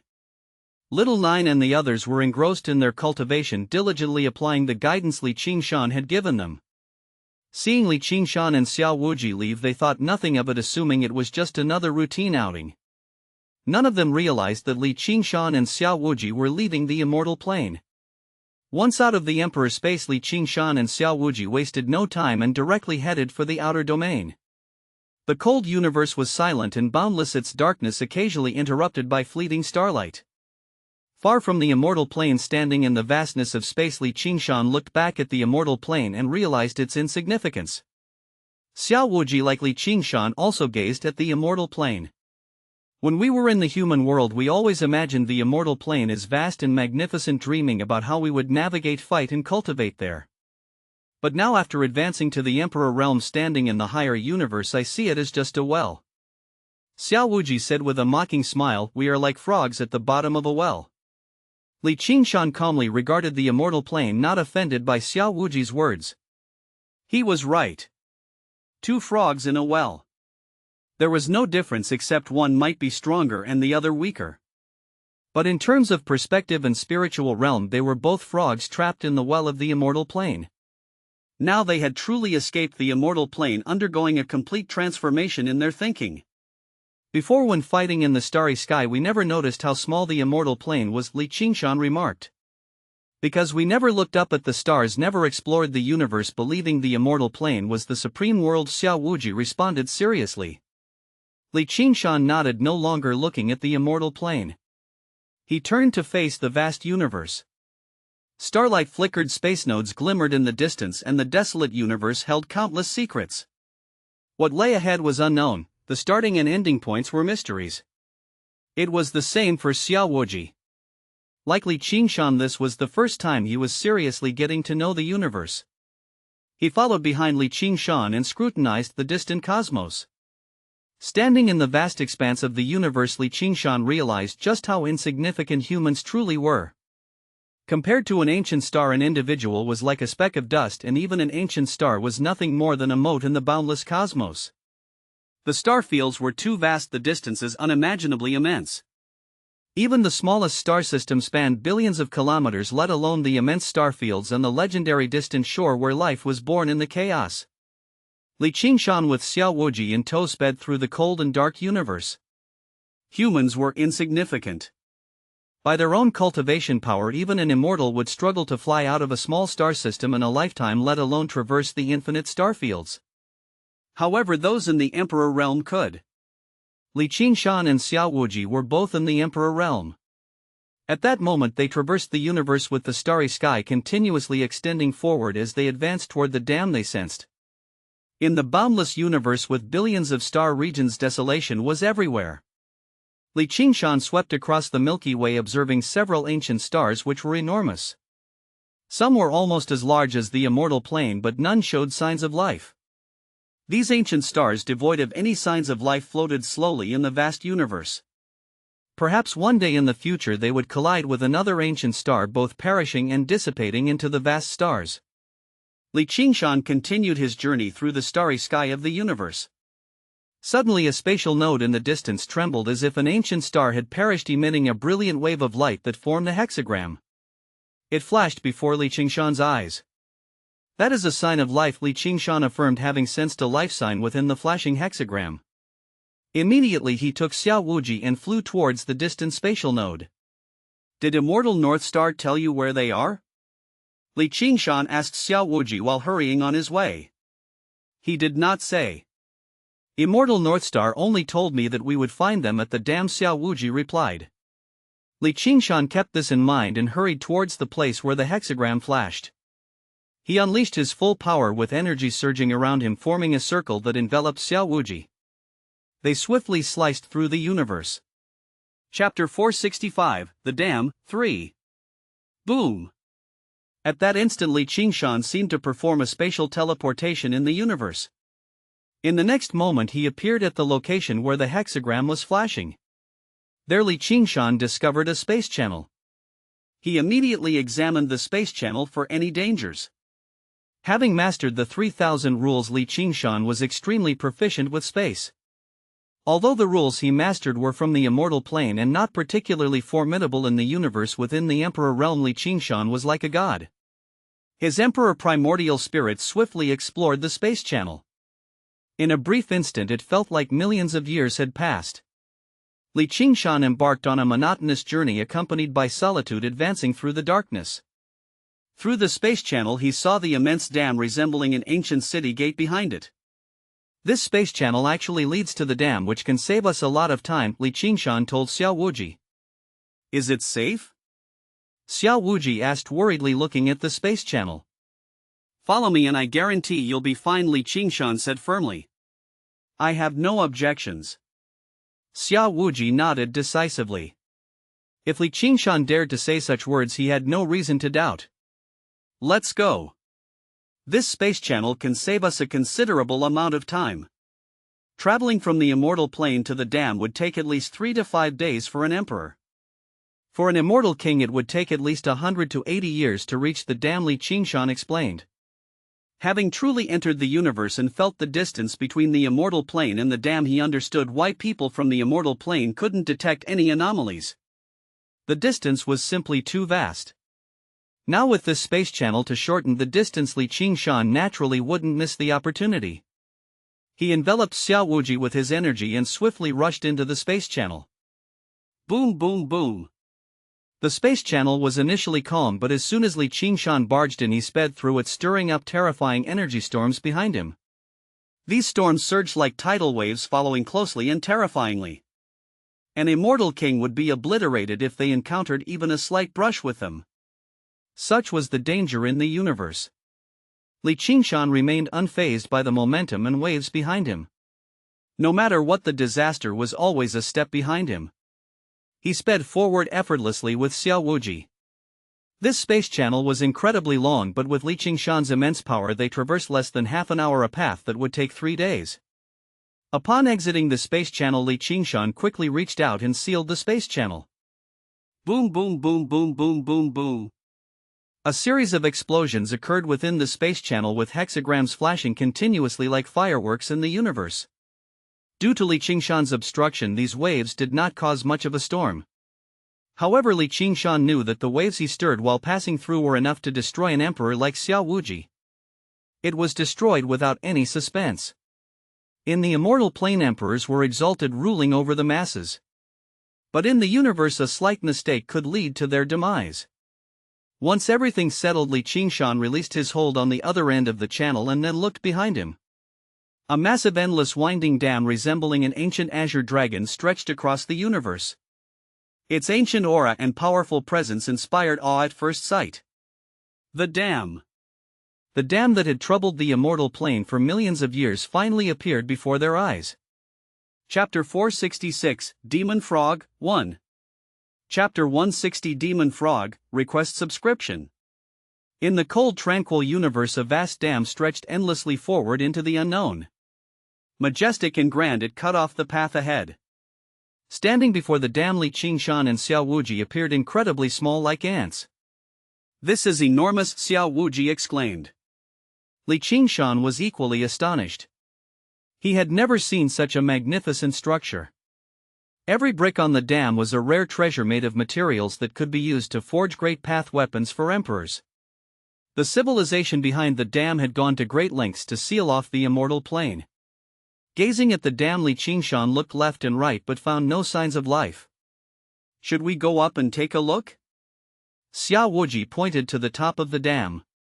"Let's check it out." Qingshan agreed.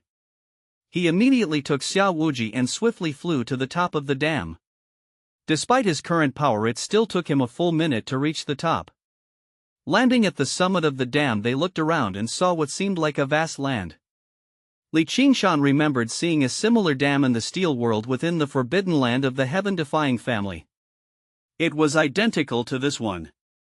In that Steel World, he had witnessed an expert from the barbarian clan retrieving Qingshan's mother's body and burying it in the Forbidden Land of the Heaven-defying family. That was many years ago. There were no signs of life on the dam. Qingshan and Xiao Wuji walked on it unnoticed, as no one would pay attention to 2 ants on such an expansive land. Xiao Wuji even struck the dam with all his might. Boom! Having inherited the Kunlun immortal's power, Xiao Wuji's strength was unfathomable. His full force attack echoed through the dam. But the dam remained unscathed. How is this possible? Xiao Wuji couldn't believe it.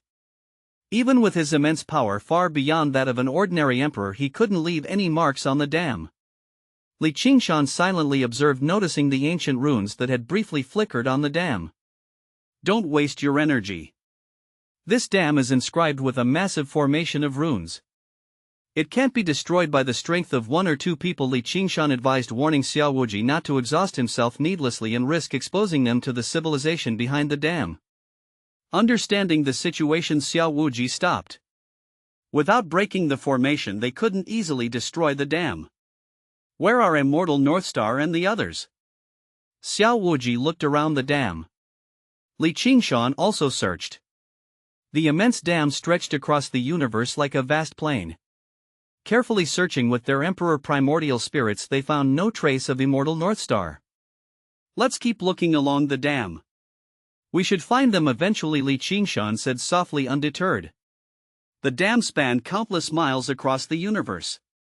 It was understandable that Immortal Northstar and the others weren't in this section. Walking along the dam, Qingshan and Xiao Wuji moved quickly, observing various marks along the way. These marks were left by ancient weapons.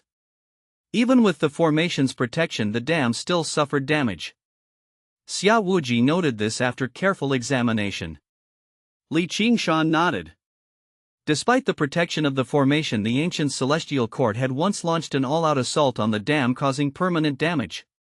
The numerous scars on the dam were remnants of those battles. In ancient times, under the leadership of the Kunlun Immortal, the ancient celestial court fiercely attacked the dam, clashing with the civilization behind it. That battle had left the dam with indelible scars. Even now those damages remain. Touching these scars, Xiao Wuji sighed. If Master and the others had succeeded back then, the immortal plane would be very different now. Li Qingshan patted his shoulder, saying, "What our predecessors couldn't finish, we will." As they continued along the dam, Li Qingshan and Xiao Wuji saw no signs of life. In the vast universe, with no sky above or ground below, time seemed meaningless. They pressed on. Finally they saw a figure. In a section of the dam, a terrifying scene unfolded. An ancient demon lay coiled on the dam, its presence engulfing the surroundings.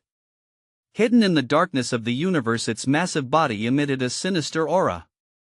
This ancient demon was incredibly powerful. Xiao Wuji, seeing it, trembled and quickly stood behind Li Qingshan. "Very terrifying," Xiao Wuji said seriously. Li Qingshan enveloped them in his aura, masking their presence. They watched the ancient demon from a distance, not daring to approach and risk provoking it. Even with his current strength, Li Qingshan found the ancient demon extremely formidable. Jungle prevailed, only the strong survived. Kindness had no value in the universe. He watched the demon frog make its move, devouring its opponent, utterly captivated by the entire process. It was his first time witnessing a battle between venerables. As expected, it was incredibly powerful. This only strengthened Li Qingshan's resolve to break through the dam, enter the universe, and attain the venerable level. Suddenly a line of words appeared in front of him. "Your serious observation activated max level comprehension, and you've comprehended devour the heavens and earth." Li Qingshan looked at the message in surprise. He hadn't anticipated that his max level comprehension would be so powerful and effective, allowing him to understand the demon frog's magnum opus just by watching. Without hesitation, Li Qingshan accepted the comprehension. The demon frog, with only half its body and half of its primordial spirit, executed this move and promptly killed a venerable. Li Qingshan had no reason not to learn the lesson. After receiving it, a vast amount of information about devouring heaven and earth, as well as insights into cultivation, appeared in Li Qingshan's mind. Li Qingshan began practicing devour the heavens and earth, conducting his first cultivation within his own body. Meanwhile, the demon frog at this moment was surrounded by three venerables, their intent to kill palpable. At the same time, in the civilized world behind the dam, 5 venerables were awakening. Chapter 471, Chu Xiangyu. 1. Chapter 162, Chu Xiangyu. Request to be published. The demon frog, with half its body, devoured a venerable with incredible ferocity, igniting the wrath of the civilization behind the dam. In an instant, 8 venerables awoke, their imposing auras soaring to the sky, enveloping the heavens, enshrouding the demon frog, Li Qingshan, and Xiao Wuji. The cosmos was above, civilization below. In the middle zone, various rays of divine light danced, flickering intermittently, as if a terrifying presence was chanting sutras seated deep within the cosmos, suppressing the human world. At that moment, from the depths of the civilization behind the dam, an ancient well emerged, emitting a brilliant light shooting into the sky, evolving into 9 layers of radiance like 9 dazzling galaxies, making everything else lose its luster, causing the universe to instantly dim. This ancient well was glowing. As soon as the ancient well appeared, the demon frog's expression changed, and it immediately closed its mouth, trying to prevent something. But it was too late. The brilliant light from the ancient well spread out, capturing the primordial spirit of the already fallen venerable. Lawson's primordial spirit had been devoured by the demon frog, chewed and shattered beyond the possibility of resurrection. But this ancient well defied the natural order, drawing Lawson's primordial spirit out from the demon frog's mouth, leaving the demon frog completely powerless to resist, or perhaps not knowing how to. How is this possible? Lawson was thoroughly killed, yet he can still come back to life? Xiao Wuji's eyes widened in disbelief. Li Qingshan, calm and composed, observed and murmured, "It's the rebirth spring." On the dam, the demon frog had told Li Qingshan that in the past the ancient celestial court led by the Kunlun Immortal had launched a global attack, pushing the civilization behind the dam to the brink, with several venerables perishing. Logically, even if the civilization behind the dam won, it would be a Pyrrhic victory, taking countless ages to restore its former power. But after the great battle, the civilization behind the dam recovered as if nothing had happened, with fallen venerables revived unaffected. This was all due to the rebirth spring. The rebirth spring could house the primordial spirits of the dead, quickly nurturing and repairing their bodies, bringing them back to life. This was the core of the civilization behind the dam. At this moment, Venerable Lawson, devoured and chewed by the demon frog with his primordial spirit shattered and beyond revival, was being saved by the rebirth spring. Even though the demon frog had closed its mouth in time trying to obliterate Lawson's primordial spirit, it was to no avail. The rebirth spring transcended the power of a venerable. The demon frog could not stop it. We must destroy the rebirth spring and deprive them of their ability to revive. If they died in battle, they would truly be dead. Only then will the civilization behind the dam be destroyed. Qingshan watched calmly, ignoring the other 8 venerables. His eyes were fixed on the rebirth spring. That was the core. If this thing wasn't destroyed, there was no possibility of winning the war. Demon Frog snorted as well and said, "Rebirth spring. I never would have thought that you, merely a first-level civilization at best, would possess such a treasure. This is our destiny. You cannot kill us. I spared your life before, but now it seems you not only show no gratitude but also harbor resentment. Then please meet your end," declared one of the venerables, surrounded by a halo of light that obscured his features. Behind him 9 halos of light overlapped, appearing extremely formidable. Each halo seemed to contain countless worlds. "The Lord of Light halos, even though you were once shattered by me, you dare to interfere now?"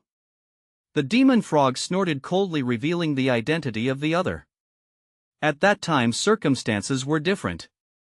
"Indeed, I was not your match back then, but now, after millions of years, the balance of power between us has shifted," declared the Lord of Light halos confidently. "Stop talking nonsense. I know you fear death. Even with rebirth spring, resurrection comes at a cost. If you surrender my other half, I might spare your life." "Lord Demon Frog is still quite merciful," said the demon frog, its appearance fierce but claiming benevolence. "We, the 9 great venerables of the 4th world, stand here."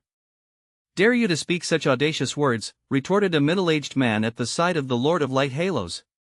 "Demon Frog, you managed to break free from the chains of order, and instead of fleeing, you dare intrude into our 4th world. It's tantamount to seeking death," another self-respecting figure said coldly. "The civilization behind the dam was called the 4th civilization. Your other half has already helped us greatly. Having this half as well would be beneficial. If rebirth spring could devour you, the celestial beast, it would undoubtedly grow substantially again. For us that would be very beneficial." The just resurrected 5 venerables stared coldly at the demon frog, and the leader, an elderly figure, salivated at the thought of the demon frog's half-body. M***Thurf**Cur cursed the demon frog inwardly. Surrounded by the 8 venerables, it felt immense pressure. At this moment, the demon frog looked at Qingshan and telepathically asked, "Kid, didn't you say you were going to break the dam to deal with them? I've already sounded the horn of war for you and even dealt with one of the venerables. Though I killed him with rebirth spring, he hasn't truly died and will soon resurrect." "Seize the opportunity," urged the anxious demon frog. Though arrogant and confident, believing itself to be a unique existence in the universe with formidable power, when it came down to it, the demon frog wasn't sure it could handle 8 opponents at once. Qingshan remained calm and said confidently, "They will appear soon." Xiao Wuji listened, looking surprised at Qingshan. "We haven't even seen Immortal Northstar yet. How can you be sure they'll show up?" Chapter 472, Zhu Xiangyu. 2.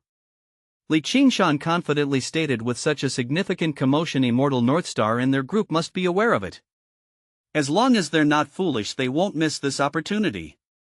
They will definitely show up. The demon frog is a great help." Xiao Wuji thought carefully, realizing it might indeed be the case. Even without prior communication, as long as Immortal Northstar and their group weren't foolish, they could assess the situation and recognize this rare opportunity. "So what do we do now?" Xiao Wuji frowned, feeling immense pressure as an emperor in front of the venerables.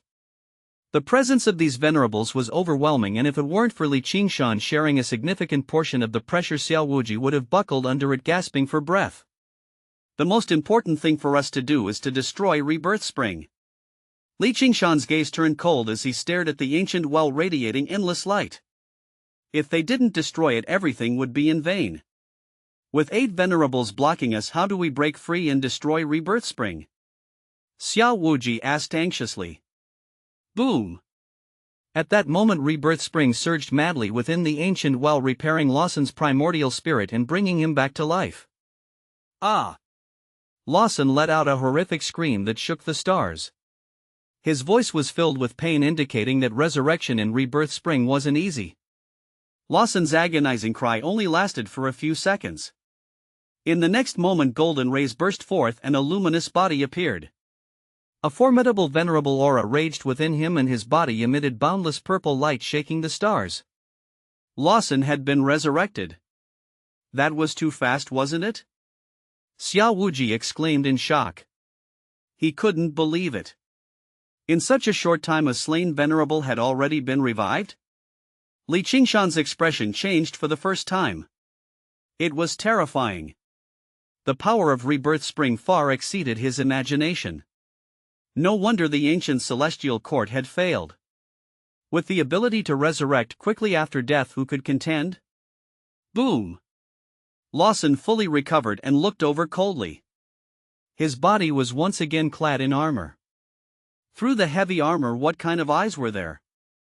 Shimmering purple eyes emitted electric sparks, making people tremble. Throughout history, many have tried to kill me, but so what? I am immortal. Those of you who cannot kill me will only make me stronger. Today no one can stop your downfall. Lawson spoke coldly. Boom! But in the next second, a dark golden spear appeared out of nowhere, pointing at Lawson. No one knew where this spear came from, and without any preamble it attacked directly. Boom! The spearhead seemed to pierce through the universe, sharp and full of killing intent. The upheaval in the starry sky terrified the people in the fourth world. This was definitely not the power of an emperor. This was the power of a venerable. You're already dead. There's no need to resurrect. Please die again. A cold voice rang out, and immediately the dark golden spear pierced the starry sky, lifting Lawson and piercing through him with a thunderous boom. Lawson spewed blood, unable to believe it. He had never expected a venerable to strike so quickly. He was caught off guard. Just resurrected, he was once again pierced through his body. The terrifying energy of the venerable destroyed everything around him. Lawson died once again. Who are you? Lawson spat out purple venerable blood, never having seen the person before him, unwilling to accept it. Chu Xiangyu. The person who wielded the spear calmly replied. Li Qingshan raised an eyebrow, immediately looking at the newcomer. He had heard Chu Xiangyu's name countless times but had never formally met him. This was the first time they had met in the human world. Chu Xiangyu's appearance wasn't as rugged as Li Qingshan had imagined. Instead, he exuded a literary aura. But when he killed Lawson, he was cold, precise and powerful, having reached the realm of a venerable, which Li Qingshan hadn't expected. According to General Bai, Chu Xiangyu had only risen to prominence in the last few tens of thousands of years, during which ordinary people couldn't break through to the emperor level. But here he had directly surpassed the emperor realm and reached the venerable realm. Li Qingshan thought inwardly, how did he do it? Li Qingshan was filled with doubts. This name was also the first time Lawson had heard it. Unwilling to accept it, he said, "You can't kill me. I'll come to kill you soon." As Lawson's words fell in the distance, the ancient well deep in the fourth world once again lit up, shining brightly across the sky and gathering Lawson's primordial spirit. No matter how many times he died in battle, as long as he was still on this land and as long as Rebirth Spring existed, Lawson still had hope of resurrection. Chu Xiangyu's spear shook Lawson's body violently and his body exploded, ceasing to exist. He looked at Li Qingshan, smiled and nodded gently. Li Qingshan, puzzled, realized he had never met Chu Xiangyu before. Why did Chu Xiangyu recognize him? Perplexed, Li Qingshan nodded back. "Go destroy Rebirth Spring and we'll hold off the venerables from the fourth world," Chu Xiangyu said. "You guys?" Li Qingshan exclaimed in surprise. "For this battle we've been preparing for a long time. It's time to end it, Chu Xiangyu said solemnly. As his words fell, torrents of demonic energy emanated from the depths of the universe. The demonic energy was so dense that it formed a giant skull traversing the cosmos with a terrifying momentum. Beneath the skull there was a young woman in red, stunningly beautiful and flawless. She walked barefoot and bells adorned her ankles, emitting a crisp sound that reverberated throughout the fourth world. The recently revived venerables of the fourth world were taken aback by the sudden change in the situation. Before they could react, they saw the gigantic skull, and alarm spread among them. That's the primordial heavenly demon, exclaimed the Lord of Light Halos. Big brother, is the primordial heavenly demon not dead yet? Some venerables immediately looked towards the leader of the fourth world. We can resurrect so naturally others can find a way to survive. Issue the command immediately and initiate a full-scale war. This time no one should think of escaping. Everyone must die here. The big brother of the venerables shouted, issuing the command with a cold expression. He wasn't panicked. Scenes like this weren't unfamiliar to him. There was no choice but to fight. Perfect timing. It's been many years since we had a bloodbath like this. These remnants from the immortal plane should also pay the price, said one venerable coldly. Killing these flies will make our ears much quieter, another venerable said calmly.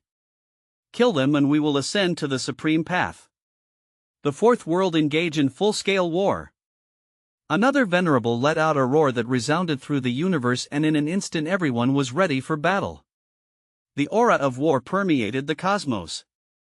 And finally the skull descended, emanating a terrifying venerable aura, spreading fear everywhere. The primordial heavenly demon. Qingshan watched carefully. He had heard many legends about the primordial heavenly demon and thought this figure had disappeared in ancient times. He hadn't expected him to still be alive. The primordial heavenly demon was from the same era as Amitabha. The two of them had led the two great sects of Buddha and Demon.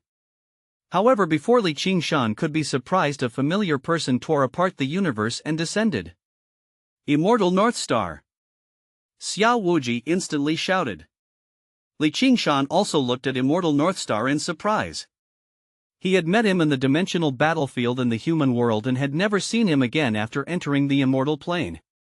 He didn't expect to meet him here. When he saw Immortal North Star again, Qingshan realized that his strength had reached the peak of Emperor Realm. Brother, well done. You released Demon Frog and brought it to our side. Immortal North Star came to Qingshan's side and gave him a thumbs up as he said. It was all Qingshan's doing, Xiao Wuji said embarrassedly. Regardless of who did it, a great battle is about to come and everyone can contribute, Immortal North Star said. There are plenty of venerables from the fourth world on the opposite side. Are we enough on our side? Qingshan asked with concern. Don't worry, members of the heaven-defying family Flower Immortal and venerables from the barbarian clan have all arrived. Immortal North Star patted his chest and said, I have reincarnated and rebuilt my cultivation, overcoming countless difficulties. Now I have reached the pinnacle of Emperor. With my 2 lifetimes combined, I can also obtain the power of Venerable, so dealing with one is not a problem. 2 lifetimes combined? Xiao Wuji looked at Immortal North Star in astonishment. This is an ancient skill. When 1 lifetime's accumulation is not enough to break through, one can reincarnate and accumulate again, Immortal North Star explained. Xiao Wuji nodded in understanding. Qingshan's expression changed and he looked at Immortal North Star. An immature idea appeared in his mind. Chapter 473, The Battle Begins, 1.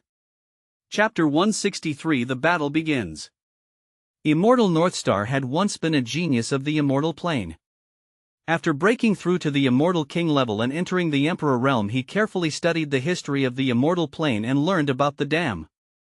To this end, he orchestrated a series of plans, convincing several top-tier experts to start his scheme in the outer domain Starry Sky. He reincarnated to cultivate again. In his second life, he returned to the pinnacle, reached the Emperor realm, and then merged his 2 lifetimes to gain venerable power.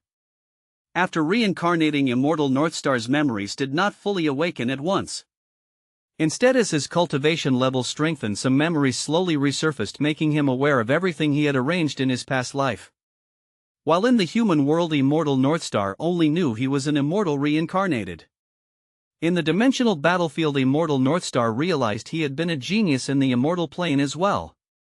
Only after entering the immortal plane did immortal Northstar clearly know the direction he wanted to head, the path he wanted to walk, and his ideals. For this he used countless backup plans left by his previous life, madly cultivating and rapidly advancing to the Emperor realm. Until now, standing at the pinnacle of the Emperor realm, he was ready to merge his 2 lifetimes and gain venerable power to face experts from the Fourth World. In the vast universe above the expansive Fourth World, experts from various paths gathered. Within the Fourth World, several emperors appeared as well. At this moment a storm was brewing in the atmosphere before the great battle enveloped the void of the universe, lingering in everyone's hearts.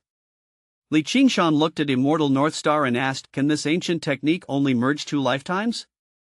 Immortal Northstar shook his head. Not necessarily. This ancient technique is not strictly limited to merging 2 lifetimes, but it becomes increasingly difficult the further you go. Few people can live a 3rd life. As far as I know, the most in history was merely 3 lifetimes merged. Hearing this, Qingshan raised an eyebrow and nonchalantly asked, "What if I want to merge 9 lifetimes?" Don't be ridiculous. How could anyone live 9 lifetimes? Immortal Northstar shook his head, utterly disbelieving what Qingshan had said. But the next second his smile froze as he looked seriously at Qingshan. Qingshan also looked at him seriously. "Are you serious?" Immortal Northstar asked incredulously. Having reincarnated and cultivated again for a 2nd life was already extremely difficult for him, and he naturally knew the hardships involved. Each lifetime added to the difficulties of the previous one, making it increasingly challenging. Very few people could live a 5th life, let alone 9. Immortal Northstar looked at Qingshan as if he were a monster. Qingshan did not answer Immortal Northstar's question. "Teach me this ancient technique. The great battle is imminent and there's no time to waste." Hearing this, Immortal Northstar did not waste any more words. He straightforwardly taught Qingshan the precious ancient technique he had obtained without hesitation and imparted all his insights over the years. Boom! As he was teaching, a venerable from the Fourth World let out a low roar, his entire body radiating a vast amount of blood energy surrounded by boundless purple energy. He shook the universe as if a demonic god had broken free from hell, incredibly terrifying. This venerable was one of the 9 venerables of the Fourth World. Killer Wolf. Kill. With a long haul, venerable Killer Wolf attacked the primordial heavenly demon from afar without any other words. 8th brother, the primordial heavenly demon is the #1 demon in the immortal plane. Be very careful, the eldest venerable of the Fourth World warned. No matter how powerful she was, she's just a relic of a bygone era.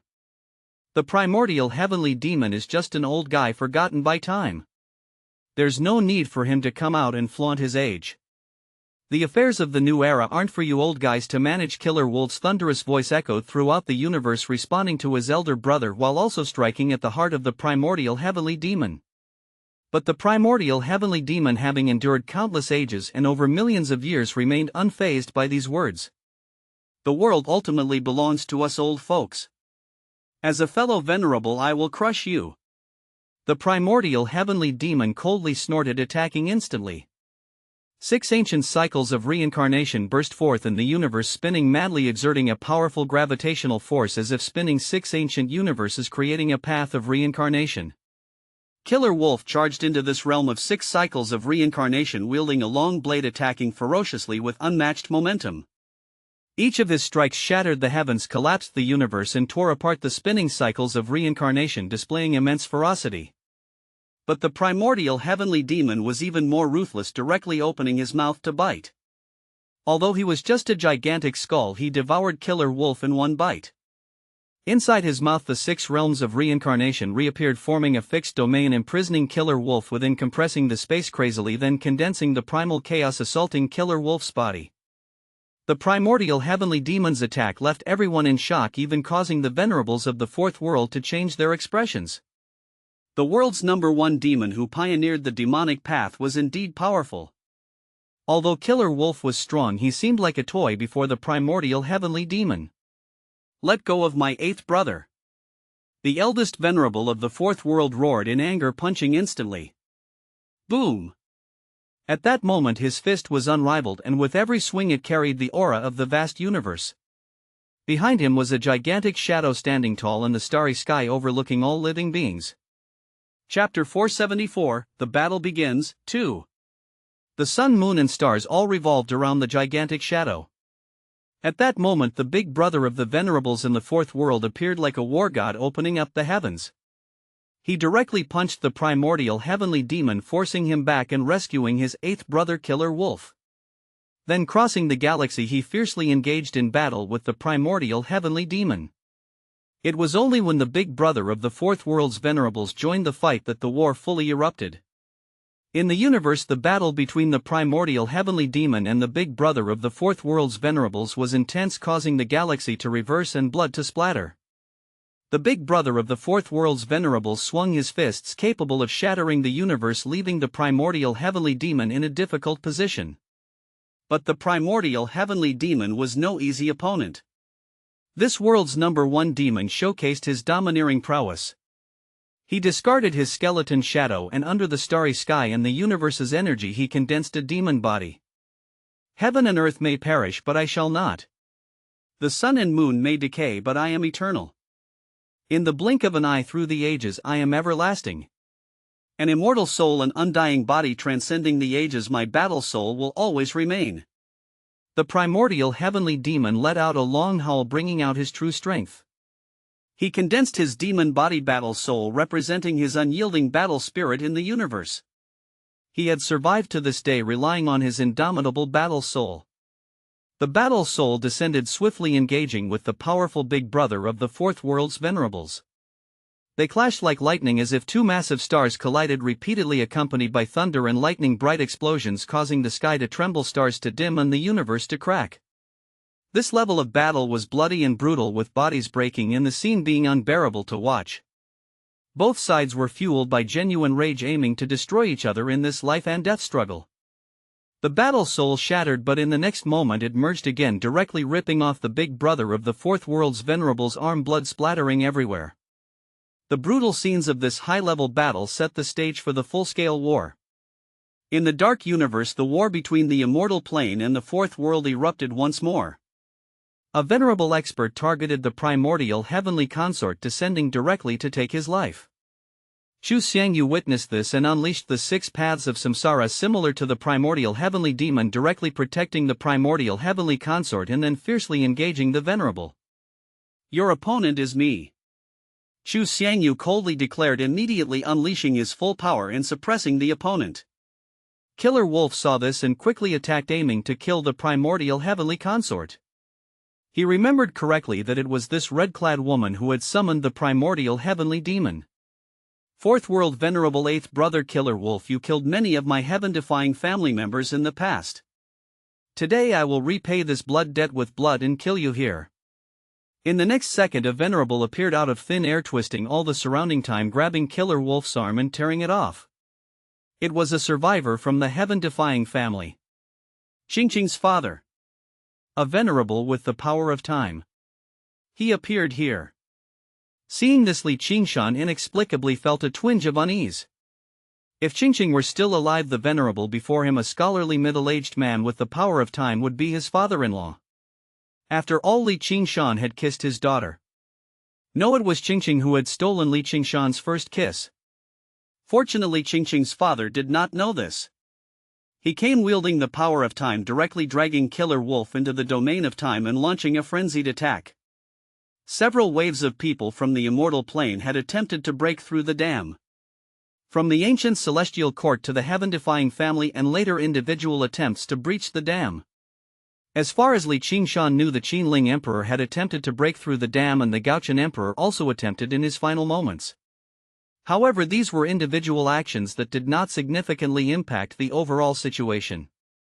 The real threats were the ancient celestial court's attempt and the heaven-defying family's endeavor. The heaven-defying family earned its title after that event. With the power of a single family, they shook the fourth world beyond the dam. Could there be anything more defiant of the heavens? Unfortunately, despite their efforts, they ultimately failed, suffering heavy casualties. Qingshan's grandfather perished in that calamity, leaving only her father to survive and slowly recover until he reappeared in the world. Qingshan's father was incredibly powerful, using the power of time to suddenly strike Killer Wolf, catching him off guard and forcing him to retreat repeatedly. Time immemorial hurriedly. Qingshan's father roared, unleashing the essence of time and directly overwhelming Killer Wolf. Killer Wolf screamed, trapped within the flow of time, regressing to his youth. Time continued to wash over him, reverting him to an infant until finally he was erased within the confines of time. A venerable had fallen. However, the fourth world showed no sorrow, because in the next moment that ancient well in the distant sky shone brightly again, absorbing Killer Wolf's soul and beginning its restoration. It wouldn't take long before he could be revived. Though unconcerned about Killer Wolf's fate, Qingshan's father's ferocity enraged the other venerables. They quickly surrounded him, igniting the battle. In the fourth world, emperors also joined the fray. Qingshan, Xiao Wuji and Immortal Northstar were all drawn into the conflict. Brothers, I am about to merge my two lifetimes. There are too many venerables from the fourth world, I must eliminate them. You handled the Emperor's Immortal Northstar quickly said. Then he broke free from the encirclement of the emperors and let out a long howl beneath the starry sky. Chapter 475, The Battle Begins, 3. First Life Come. In the cosmic starry sky, a rift suddenly opened and a coffin flew out. This coffin contained Immortal Northstar's first life body, descending to fuse with him. Immortal Northstar was advancing towards becoming a venerable. However, a venerable expert from the fourth world noticed this and came to stop it. But in the next moment, an elderly man, tall and bearded, clad in animal skins and carrying a hoe, descended. With one strike he sent the venerable expert staggering, blood spraying, and left half of his body crippled. The venerable looked at the elderly man in disbelief. Barbarian clan venerable, you're still alive? The venerable from the fourth world recognized the elderly man. Back when the heaven-defying family attacked the dam and were defeated, this elder also appeared. Although he didn't fight much, he took Qingshan's mother's body away. Even so, the venerables of the fourth world remembered this elder. At that time, this elder subdued several venerables alone to take Qingshan's mother's body. If you aren't dead, why would I be willing to die? The barbarian clan venerable sneered, rescuing Immortal Northstar in a critical moment, allowing him to fuse his two lives in peace. The elder, wielding his hoe like a farmer, began to till the venerables of the fourth world as if they were crops. The venerable battles ignited, as did the emperor battles. Qingshan, Xiao Wuji and Primordial Heavenly Consort. They were the only emperors.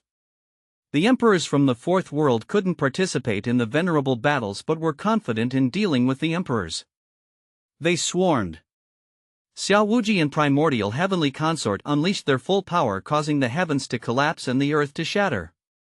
However, under the siege of countless emperors, they struggled and retreated. Fortunately, Qingshan was there. Seeing the situation, he gripped his giant sword, giving the 9 heavens to Primordial Heavenly Consort and the big clock to Xiao Wuji to ensure their safety.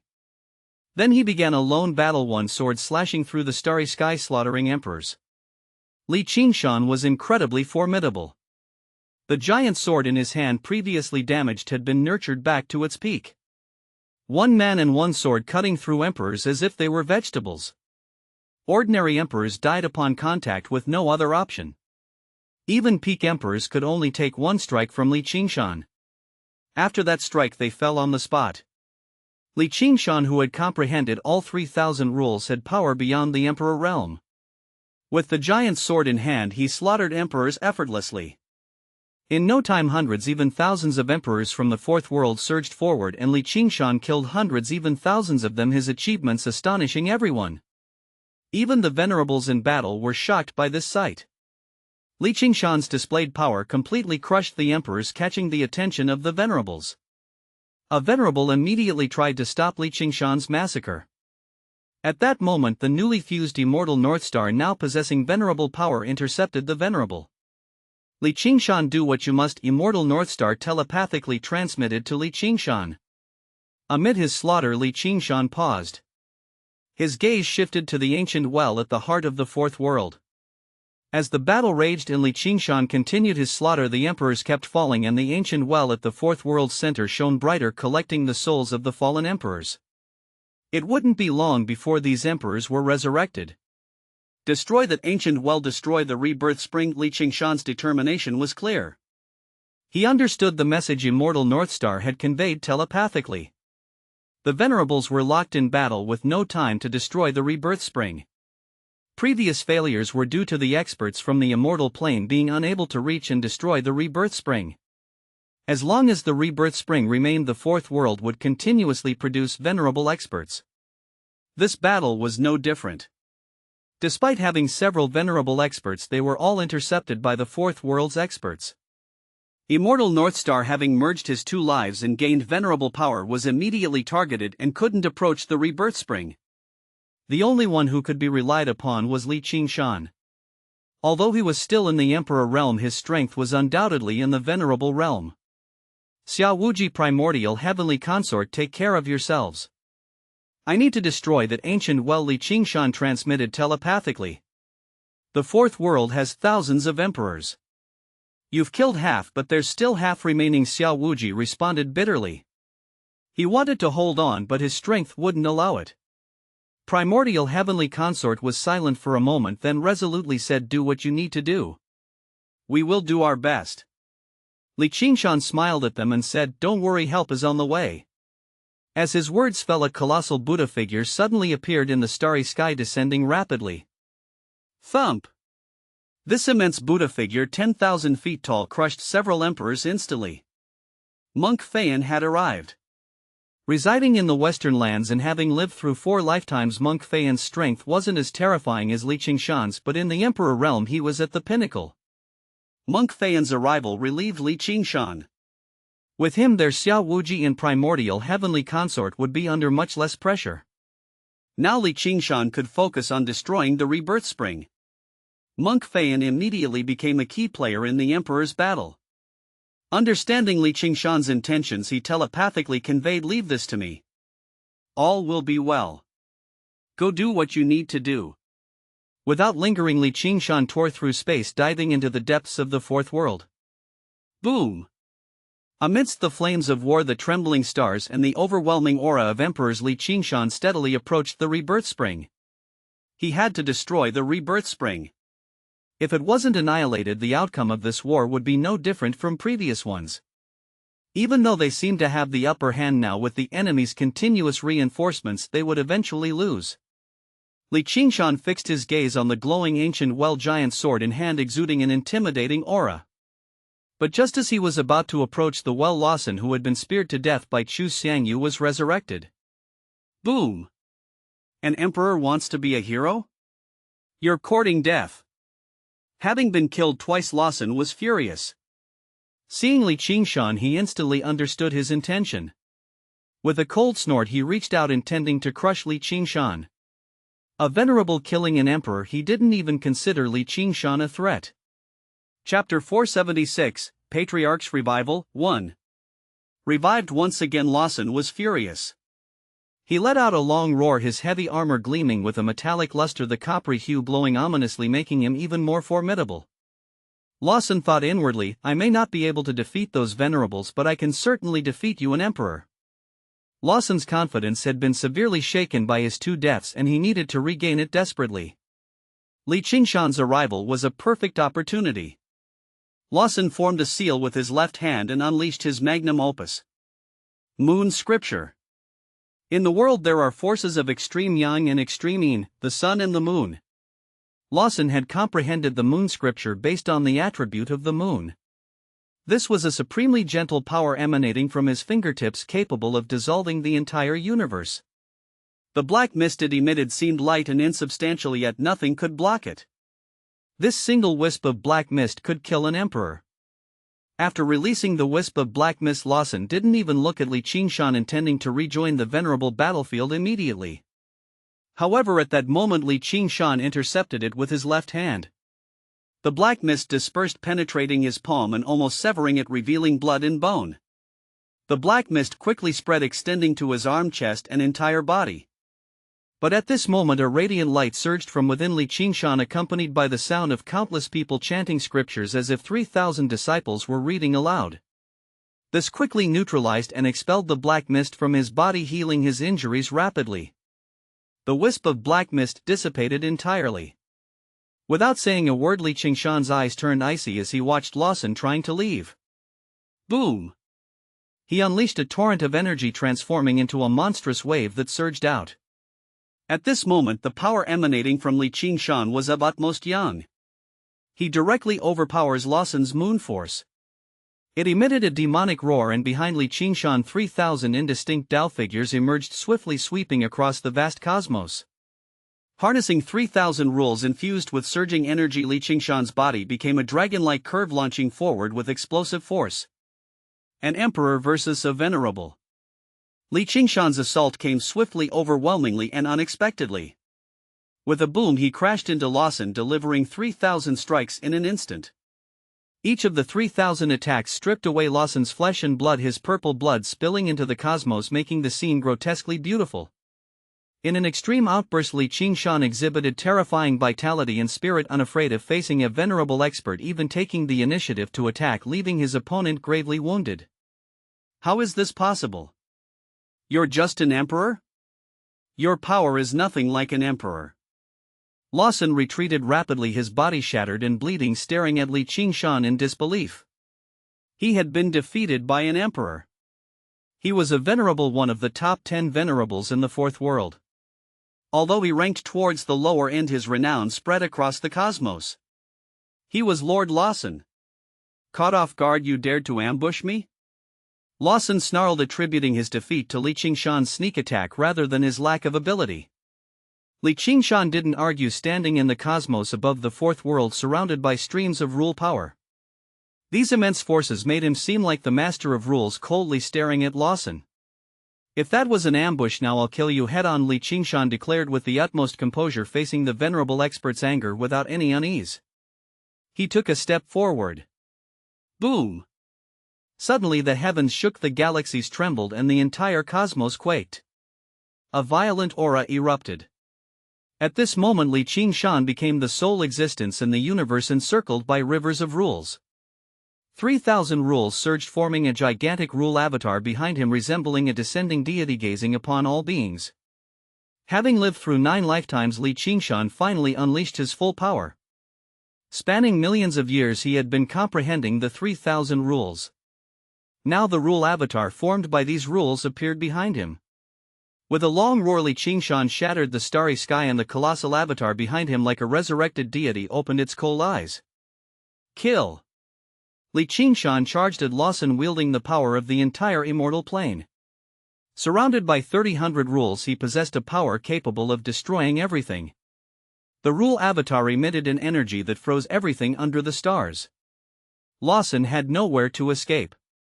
Qingshan approached, striking with a palm that fractured the cosmos. Lawson unleashed his moon power, forming a moonflower that surged to engulf Qingshan. But in an instant the moonflower shattered under Qingshan's palm, turning to dust. Lawson's body trembled violently, spewing blood. His armor shattered, and under the assault of the 3,000 rules he had no chance to retaliate. The venerable expert was utterly defeated. Qingshan stared at Lawson, his eyes reflecting the sun, moon, and stars, the brilliance of the galaxy, the cycles of life and death, and the silent nirvana. At this moment many turned their gaze to Qingshan. On the main battlefield of the Venerable War, many venerables from the Fourth World looked at Qingshan in shock. Defeating a venerable as an emperor brought to mind the legendary Kunlun immortal from back then. Chapter 477, Patriarch's Revival. 2. Back then the Kunlun immortal also fought against venerables with the power of an emperor. However, unlike Qingshan's solo prowess, the Kunlun immortal had inscribed 99 ancient formations within himself, dragging 3 venerables to their deaths with sheer determination. In contrast, Qingshan single-handedly defeated a venerable with 1 strike. The starry sky fell silent, reflecting the shock of those witnessing the battle. Qingshan stood tall and imposing like a demon mountain, his long thick hair flowing freely. The aura he emitted was so oppressive that it made people struggle to breathe. Despite being an emperor, even the venerables could not underestimate him. Ignoring the others, Qingshan focused solely on Lawson. "I bestowed upon you death," Qingshan said coldly and domineeringly. Then the brilliance in his eyes emitted a ray of light. It was this very ray of light that directly crushed the galaxy, symbolizing destruction, and pierced through Lawson's glabella. The newly resurrected Lawson stared wide-eyed, his whole body trembling as he looked at Qingshan, unable to utter a single word before falling once again. This was his third death. After he died, Qingshan was within reach of the ancient well. In the next second, Qingshan directly controlled the rule avatar, striking the ancient well that emitted boundless light. "Damn it! No way! If you dare touch the ancient well, we will fight to the death. Stop him quickly, we cannot let him touch the rebirth spring." The venerables of the fourth world saw this scene and their faces changed dramatically. They roared in fury, doing everything in their power to approach Qingshan and stop his actions. But were the other venerables of the immortal plane mere pushovers? Everyone knew the importance of this ancient well to the fourth world. They also knew that to win against the fourth world they had to destroy the rebirth spring, otherwise no one could win this war. Now, as Qingshan was about to succeed, how could they let these venerables go over and interfere? At this moment, the venerables from the immortal plane 1 against 2, 1 against 3 all held back the experts of the fourth world. They were buying time for Qingshan. Qingshan didn't waste any time manipulating the rule avatar. He condensed a punch, directly striking out like a huge sun booming in the center of the fourth world. Boom! The entire fourth world trembled violently, the once connected massive world instantly splitting into pieces, and at the center, Qingshan's main target, the ancient well, trembled violently. Then, with a crack witnessed by countless people, the ancient well cracked open. As the ancient well cracked open, a spring appeared under the starry sky, soaking many souls within its waters. The largest cluster among them was Lawson, just killed by Qingshan. At that moment, everyone knew this was the rebirth spring. "Brother, destroy the rebirth spring!" Immortal Northstar roared, excited. "Don't worry about them, we'll hold them off for you. You destroy this thing." Xu Xiangyu was also excited, continuously attacking their opponents and intercepting 2 venerables. Others saw the dawn of victory, excited beyond measure. Unlike the venerable experts whose faces changed drastically in the fourth world, having experienced several epochs, they finally saw the dawn of victory. Who could refuse this? The water of the rebirth spring was calm, just like ordinary spring water. If it weren't for the fact that it stored so many emperors, even venerables, primordial spirits, in ordinary times, no one would think that this was the most important thing in the fourth world. Qingshan manipulated the rule avatar, reaching down with a big hand, about to destroy the rebirth spring. "Kid from the immortal plane, I advise you, it's best not to touch the rebirth spring." The leader among the 10 venerables of the fourth world spoke coldly, staring at Qingshan. He was still engaged in battle with the primordial heavenly demon, not as panicked as the other venerables, as if he had strong confidence. Qingshan glanced back, ignoring him. The big hand of the rule avatar slammed down directly. Boom! In the huge hand rules raged and shook crazily. It devoured all the primordial spirits of emperors and venerables in the rebirth spring and shattered them all.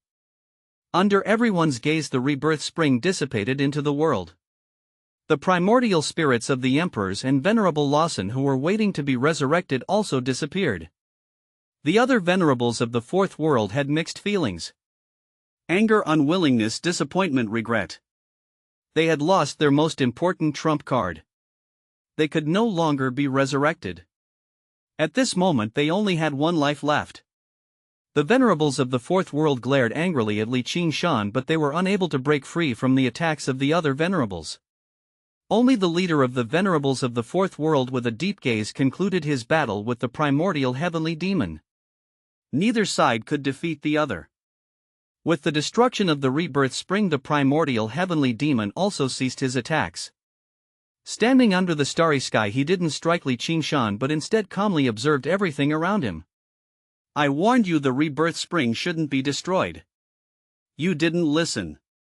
What happens next will replay the story from millions of years ago," said the leader of the venerables of the fourth world, his tone cold. With the destruction of the rebirth spring, his attitude was completely different from the other venerables, mysterious and intriguing, drawing everyone's attention with his words. Qingshan frowned and thought, could the rebirth spring have other secrets unknown to others? At this moment the battle ceased entirely. With the destruction of the rebirth spring you no longer have the possibility of unlimited resurrection. At this moment we all have only one life. You can no longer replicate the victories of millions of years ago, Immortal Northstar said coldly. Tian, you are the longest living venerable in the fourth world. It was you who broke the friendly relationship between the fourth world and the immortal plane. You led the construction of the dam trapping the immortal plane in one domain. You secretly diverted the origin energy of the immortal plane. You suppressed the counterattacks of the immortal plane. For millions of years you have always been the victor, but this time the outcome will be very different, said Qingshan's father, glaring coldly at the leader of the venerables of the fourth world, speaking with cruelty. This leader was named Tian. Tian smiled and looked at Qingshan's father playfully. Millions of years ago, when the ancient celestial court breached the dam and entered the fourth world, igniting a massive battle with skies ablaze, there were also venerables who appeared. There were also venerables who shattered the ancient well and destroyed the rebirth spring. But what was the ultimate outcome? Tian's words exploded like thunder in the hearts of experts from various factions in the immortal plane. Everyone's face changed dramatically, looking at Tian in disbelief, including Qingshan. In that war with the ancient celestial court, did someone really shatter the ancient well and destroy the rebirth spring? Then why didn't they win? A bad thought arose in Qingshan's mind, and he quickly looked towards the demon frog. Back then you also participated in that battle. Was the outcome like this? Qingshan asked. Demon frog was confused and murmured, I did join the war back then, but I was quickly captured by them. I don't know the aftermath of the war. Tian looked at Demon Frog and smiled disdainfully. Do you know why I didn't kill you back then? Demon Frog stared fixedly at Tian with one eye. It wanted to know why. Although it had told Qingshan that the fourth world was afraid of the civilization behind it, that was just its bragging.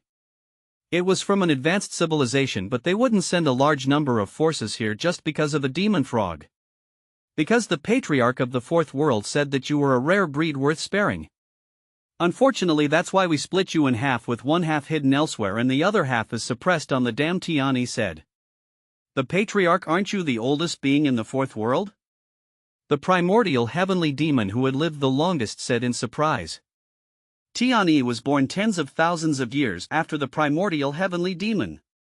He missed the supreme path. However, he later exerted himself, becoming a venerable and even advanced further within the venerable realm. Because of this, neither the primordial heavenly demon nor Tian could do anything to each other. The patriarch suffered severe injuries and has been recuperating ever since he returned years ago. He has only fought once in all these years, and that was when the ancient well ruptured and the rebirth spring was destroyed. Tian smiled complacently. He looked at the primordial heavenly demon and Qingshan and said casually, That's why I advised all of you not to destroy the rebirth spring, because that would lead to your complete annihilation. Back then the ancient immortal court experienced exactly that, leaving not a single survivor. Tian smiled coldly. His words made everyone's heart sink. The others wanted to ask more questions, but Tian turned around and prostrated himself on the ground. He shouted, We respectfully welcome Patriarch's revival. The other venerable experts and Emperor Realm experts followed Tian and prostrated themselves on the ground, shouting, We respectfully welcome Patriarch's revival. We respectfully welcome Patriarch's revival. We respectfully welcome Patriarch's revival. The sound echoed throughout the universe. And it echoed in the hearts of Qingshan and others. Chapter 478, Monk Wuo 1, Chapter 165 Monk Wuo. At that moment all the experts of the fourth world shouted in unison to welcome the return of the Patriarch. The sound shook the universe and resounded through the heavens. Rumble. At this moment, accompanied by the unanimous shouts, of vibration surged through this eternal cosmos. In the next moment it was like a tidal wave rushing, and yet like 1,000 horses roaring. Boom! A deafening sound reverberated, shaking the surrounding world. At this moment everyone felt the aura of the great cataclysm. Ahead in the sky of the fourth world, vast swaths of celestial stars collapsed simultaneously. Boom! Another loud sound rang out. After Qingshan destroyed the rebirth spring with the rule avatar, the vast expanse of the starry sky above the fourth world shattered. A tremendous pressure swept over, shaking the fourth world. From the eternal unknown there came a mighty force as vast and unpredictable as the ocean. Not good. At this moment the primordial heavenly demon exclaimed as if sensing something, incredulously looking into the distance. "What's happening, primordial heavenly demon?" Chu Xiangyu immediately asked. The top-notch expert who once walked the supreme path has now revived, the primordial heavenly demon said with difficulty. At these words all the experts from the immortal plane turned pale. Even Qingshan frowned and looked into the distance at the chaotic universe. The patriarch of the fourth world was once one of the top experts who walked the supreme path, and now he had returned to the fourth world. Boom! A dull sound erupted, transcending time and space and shaking the past and the present. At this moment neither time nor space could stop it. This terrifying aura exploded wildly and swept everything, forcing Qingshan to retreat continuously. Within this aura there was an unimaginable power of destruction emanating from the patriarch of the fourth world. "Who is waking me?" a dull voice thundered in the universe. Tianyi excitedly shouted, "Unfilial descendants call upon the patriarch. The fourth world is facing a catastrophe. Please lend us your hand, patriarch," Tianyi exclaimed fervently. "A catastrophe? May all your divine techniques, laws and immortal powers be buried in the fourth world. The world is a great tomb and I am its guardian. All the foreign races that have come here today will perish and be buried in this great tomb of the world. Remember the one who sends you to your grave, his name is Shi Tian." The patriarch of the fourth world, Shi Tian, spoke in a very deep voice, his terrifying divine power shaking, instantly shattering the already chaotic sky as if reopening the heavens and earth. In this sea of chaos he was reshaping the universe, intending to bury everyone. His words were like thunder from the nine heavens, rumbling and echoing, shaking Qingshan and the others. And the next moment, with a thump, from the distant eternal unknown there came a deafening roar, followed by a massive silhouette slowly emerging from within. The patriarch of the fourth world, Shi Tian. "It is indeed him," the primordial heavenly demon exclaimed, very sensitive to the title of Shi Tian, astonished as he looked into the distance. "Lord Heavenly Demon knows Shi Tian, the immortal North Star who was merged with the two worlds?" asked. The others from the immortal plane all looked towards the primordial heavenly demon. No one present knew about Shi Tian. His era was too ancient. Even the monk Feian, who had lived for 4 generations and had seen Amitabha when he was young, did not know who Shi Tian was. "When I was young there was still a connection between the fourth world and the immortal plane. At that time the ruler of the fourth world was the overlord Shi Tian," primordial heavenly demon said in a deep voice, recalling the distant past which was at least tens of millions of years ago. Shi Tian, a figure that should have long been forgotten in his memory, unexpectedly was still alive. When the heavenly demon lord was young, that was at least 9 million years ago, or even tens of millions of years ago. "The fact that he's still alive, it's terrifying to think about," immortal North Star exclaimed in surprise. Back then he had already crushed numerous venerables. When the supreme path appeared, he and Amitabha entered together. Since then there has been no news. "After tens of millions of years I never expected to hear his name again," the primordial heavenly demon said with a complex tone. Back then Amitabha had comprehended Buddhism and established Buddhist sects in the Western lands. After passing down the orthodoxy he had entered the supreme path when it opened. At the same time the primordial heavenly demon also comprehended the demonic path. He and Amitabha's growth timeline was similar, but the choices in the later stages were completely different. After the supreme path appeared, the primordial heavenly demon didn't enter it. He chose to continue wandering in the mortal world. He felt that his demonic path wasn't yet complete, and that this he wasn't suitable to enter the supreme path. Therefore in this world one could still see the primordial heavenly demon but not Amitabha. However, the primordial heavenly demon couldn't figure out why he had returned to the fourth world after entering the supreme path back then. He stared at the place where the sky collapsed and formed chaos. Shi Tian walked out. He was enveloped in a huge light source like the scorching sun. "Back then I heard that there were 2 great geniuses in the immortal plane, one Buddha and one demon. There was no Buddha on the supreme path, but I never expected to encounter the demon in the human world. I wonder how much you have grown after tens of millions of years. Tian stared at the primordial heavenly demon and said coldly. Among this group from the immortal plane, Tian only knew one primordial heavenly demon. As his words fell, a divine light burst out from the light source surrounding him, condensing into a majestic figure holding a massive stone axe which descended with great force. Chapter 479, Monk Wo, 2, Boom. This aura was unparalleled and unstoppable. He killed them just like that. To Tian, the living beings before him weren't inconsequential, even the rare species like the demon frog in the universe. The stone axe cleaved through the heavens, shattering the sky in an instant and enveloping the primordial heavenly demon. The huge stone axe that seemed to be able to split the sky and earth emitted a terrifying trembling sound as it slashed toward the primordial heavenly demon. The majestic figure condensed from divine light followed suit. The primordial heavenly demon had a cold expression as he summoned his great path weapon, a giant flag that was surrounded by chaotic energy. The Great Primordial Flag. This was the magic treasure that had accompanied the primordial heavenly demon since the beginning of her cultivation, growing stronger alongside her throughout his journey.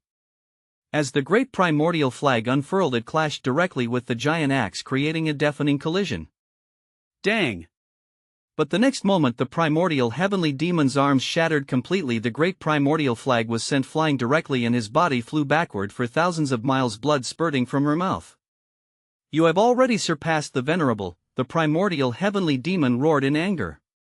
This scene also stunned everyone else. Tian's appearance, his first move, was unstoppable, shattering the primordial heavenly demon's arms on the spot, showing unrivaled might. At this moment the experts of the fourth world beamed with joy. Their patriarch turned out to be so powerful. The primordial heavenly demon had fought evenly with the leader of the fourth world Tian, but under Tian's hands he couldn't make a single move. The gap here was like that between an emperor and a venerable. So the primordial heavenly demon roared in anger, believing that Tian had already surpassed the venerable and entered the next level. With a single blow shattering the primordial heavenly demon's arms, Tian didn't finish him off. He stood with his hands behind his back, walking in the void, looking at the destroyed rebirth spring, then gently manipulating time. Boom! At that moment time reversed back to the second when Qingshan destroyed the rebirth spring. The rebirth spring appeared intact. The primordial spirits of the emperors and venerables waiting for the resurrection are safe and sound. Meanwhile, Qingshan's attack fell fiercely. Tian remained expressionless, simply reaching out with a gentle touch. With a thunderous boom, Qingshan's attack was instantly annihilated, the energy of the strike spreading rapidly, causing Qingshan's rule avatar to retreat directly. Across spacetime he saved the destroyed rebirth spring and briefly clashed with Qingshan from a few minutes ago. The strength of Tian made Qingshan's pupils contract. After saving the rebirth spring, Tian didn't even glance at Qingshan but instead focused on the primordial heavenly demon who had been thrown thousands of miles away. In his eyes, among everyone present, only the primordial heavenly demon was worthy of his attention. The Buddha and the demon from back then seemed to be worlds apart now. In the supreme path I have never met the Buddha, but I have heard his legend. Returning to the human world today, seeing the demon, you are different from the Buddha, like people from two different worlds. Disappointing. Tian shook his head disdainfully. His high praise for the Buddha also elevated his expectations for the demon. But after their brief encounter just now, he realized that the demon before him was far from matching the Buddha. The primordial heavenly demon stood up, showing no signs of pain from his shattered arms. In an instant his arms healed, but Tian's words were hard for him to accept. The Buddha and the demon were born at the same time, enlightened at the same time, and rose at the same time. When they were in the immortal plane they had fought several times with no clear winner. However, later on the Buddha entered the supreme path while he remained in the human world seeking to perfect his path. Now, after millions of years, his path was only a sliver away from perfection. However, in Tian's mouth the difference between him and the Buddha was like heaven and earth. The primordial heavenly demon refused to accept it. Everyone has their path to walk and the Buddha took the first step. Life's circumstances are different. Just like you entering the supreme path and then returning to the human world. From your appearance I can tell that you suffered greatly in the Supreme Path, which is why you endlessly praise the Buddha. Because in the Supreme Path the Buddha must have gone very far. The primordial heavenly demon said coldly, pointing out Sher Tian's weakness, causing his face to darken. Just as the primordial heavenly demon said. Sher Tian was severely tested in the Supreme Path, eventually seizing the opportunity to escape, unwilling to participate in that extremely dangerous journey again. After escaping, Sher Tian was seriously injured and quietly healed behind the rebirth spring in the fourth world. This is also why Tianyi shouted at Qingshan not to destroy the rebirth spring, because doing so would disturb Sher Tian the patriarch. The patriarch was still recuperating and Tianyi didn't want to disturb him. You'll die with that mouth of yours, Sher Tian said, his eyes shooting out a chilling coldness as he stared at the primordial heavenly demon. In the next moment he descended directly, wielding a huge stone axe raging like lightning. He appeared in front of him in an instant, his movements too fast, and the giant axe came down again. The primordial heavenly demon's words had infuriated Sher Tian. He personally descended wielding the stone axe with the power to split heaven and earth. The primordial heavenly demon's arms had already healed and the primordial flag swept over. Instead of rashly engaging, he fled like a shooting star. Sher Tian pursued relentlessly like a meteor chasing the moon, transforming into a beam of light almost inseparable from the primordial heavenly demon. The enormous stone axe was about to fall on the primordial heavenly demon's glabella. The struggle for supremacy between the venerables crossed ancient and modern times. Time and space were almost ineffective for them as they battled and pursued each other in the universe, their momentum grandiose. At that moment it could be described as eternal. The primordial heavenly demon has held off Sher Tian. We must seize the moment, destroy the fourth world and win this war, Chu Xiangyu roared, instantly attacking the three venerable experts with all his strength, unleashing his full firepower, completely adopting a strategy of risking injury for victory. Chapter 480, Monk Wuo, 3, I'll kill you, declared the barbarian clan's venerable, wielding his axe. In an instant he enveloped the three venerables, treating them like crops in a field continuously reaping. Qingqing's father also stood against the three, displaying the glorious power of his heaven-defying family bloodline. He was the only one who could face off against three opponents and still maintain the upper hand. Others joined the fray. Everyone knew the situation was dire and time was of the essence. However, even with their efforts, their numbers were insufficient. Over several million years the Fourth World's venerables had grown in number, with 10 new additions, making a total of 19, not including Lawson. Additionally, there was Tianyi, a venerable capable of battling the primordial heavenly demon. Even with a counterattack the situation seemed unsustainable. Qingshan understood the difficulty of the situation. He had witnessed Sher Tian manipulate time to restore the rebirth spring and then proceeded to attack the primordial heavenly demon without regard for the others. Sher Tian's arrogance had given Qingshan an opportunity. Without hesitation he summoned his rule avatar once again and launched another attack, shattering the rebirth spring once more. You've got guts. At this moment Venerable Killer Wolf roared and seized the moment to swoop in and kill Qingshan. Killer Wolf's eyes were smoky and unfathomable, his gaze capable of ensnaring souls. In an instant his pupils turned emerald green, almost demonic, as two terrifying beams of light shot toward Qingshan, intent on piercing his primordial spirit. In this critical moment a Buddha's light emanated from Qingshan's primordial spirit. The Trikaya Buddhist scriptures. This was the cultivation method Qingshan had practiced since early on, helping him ascend from the human world to the dimensional battlefield and eventually to the immortal plane. However, after reaching the immortal king realm, Qingshan gradually abandoned the Trikaya Buddhist scriptures, opting to forge his own path by comprehending 3,000 laws and 3,000 rules. Since then the Trikaya Buddhist scriptures have remained dormant within Qingshan's primordial spirit, a reminder of his past. However, in this critical moment the scriptures unexpectedly illuminated, as if beckoning. In the cosmic expanse a familiar figure appeared. It was a young monk similar to Qingshan, dressed in crescent white robes with a handsome face and a warm smile all too familiar to Qingshan. Monk Wuo. Qingshan was shocked. He couldn't believe his eyes. He had actually seen the monk Wuo at this critical moment. In the past, under Taoist Dragon's guidance, Qingshan had entered the prodigy battlefield where he had met monk Wuo. They had traveled together for a while exploring the Qinling Emperor's legacy. After the prodigy battlefield they parted ways without exchanging contact information, trusting that they would meet again at the peak of their paths. Now standing at the pinnacle of the Emperor realm battling the venerable experts of the fourth worldly Qingshan never expected to see Monk Wuo again. The light emitted by Killer Wolf's venerable was terrifying. After destroying the rebirth spring, Li Qingshan was caught off guard by his attack, putting him in a dangerous situation. In the nick of time, Monk Wuo appeared out of nowhere, summoning the Buddha kingdom in the palm. Dang! Two beams of eerie green light capable of shattering the heavens collided with the Buddha kingdom in the palm, creating a deafening roar. Although it did not shatter the Buddha kingdom in the palm, the shockwaves spread far and wide, leaving many emperors dizzy. Who are you and why is there another monk? Killer Wolf Venerable stared angrily at Monk Wuo, unable to comprehend how Monk Feian had arrived earlier and now another monk had effortlessly blocked his fatal blow. Killer Wolf had seized the opportunity to attack Li Qingshan when he was unprepared. Yet it was easily resolved by this monk. How was this possible? Monk Wuo did not answer Killer Wolf's question.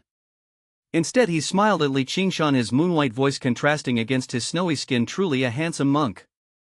Benefactor Li Qingshan, we meet again, Monk Wuo said gently, his voice filled with warmth. Chapter 481, Return of the Eight Lives.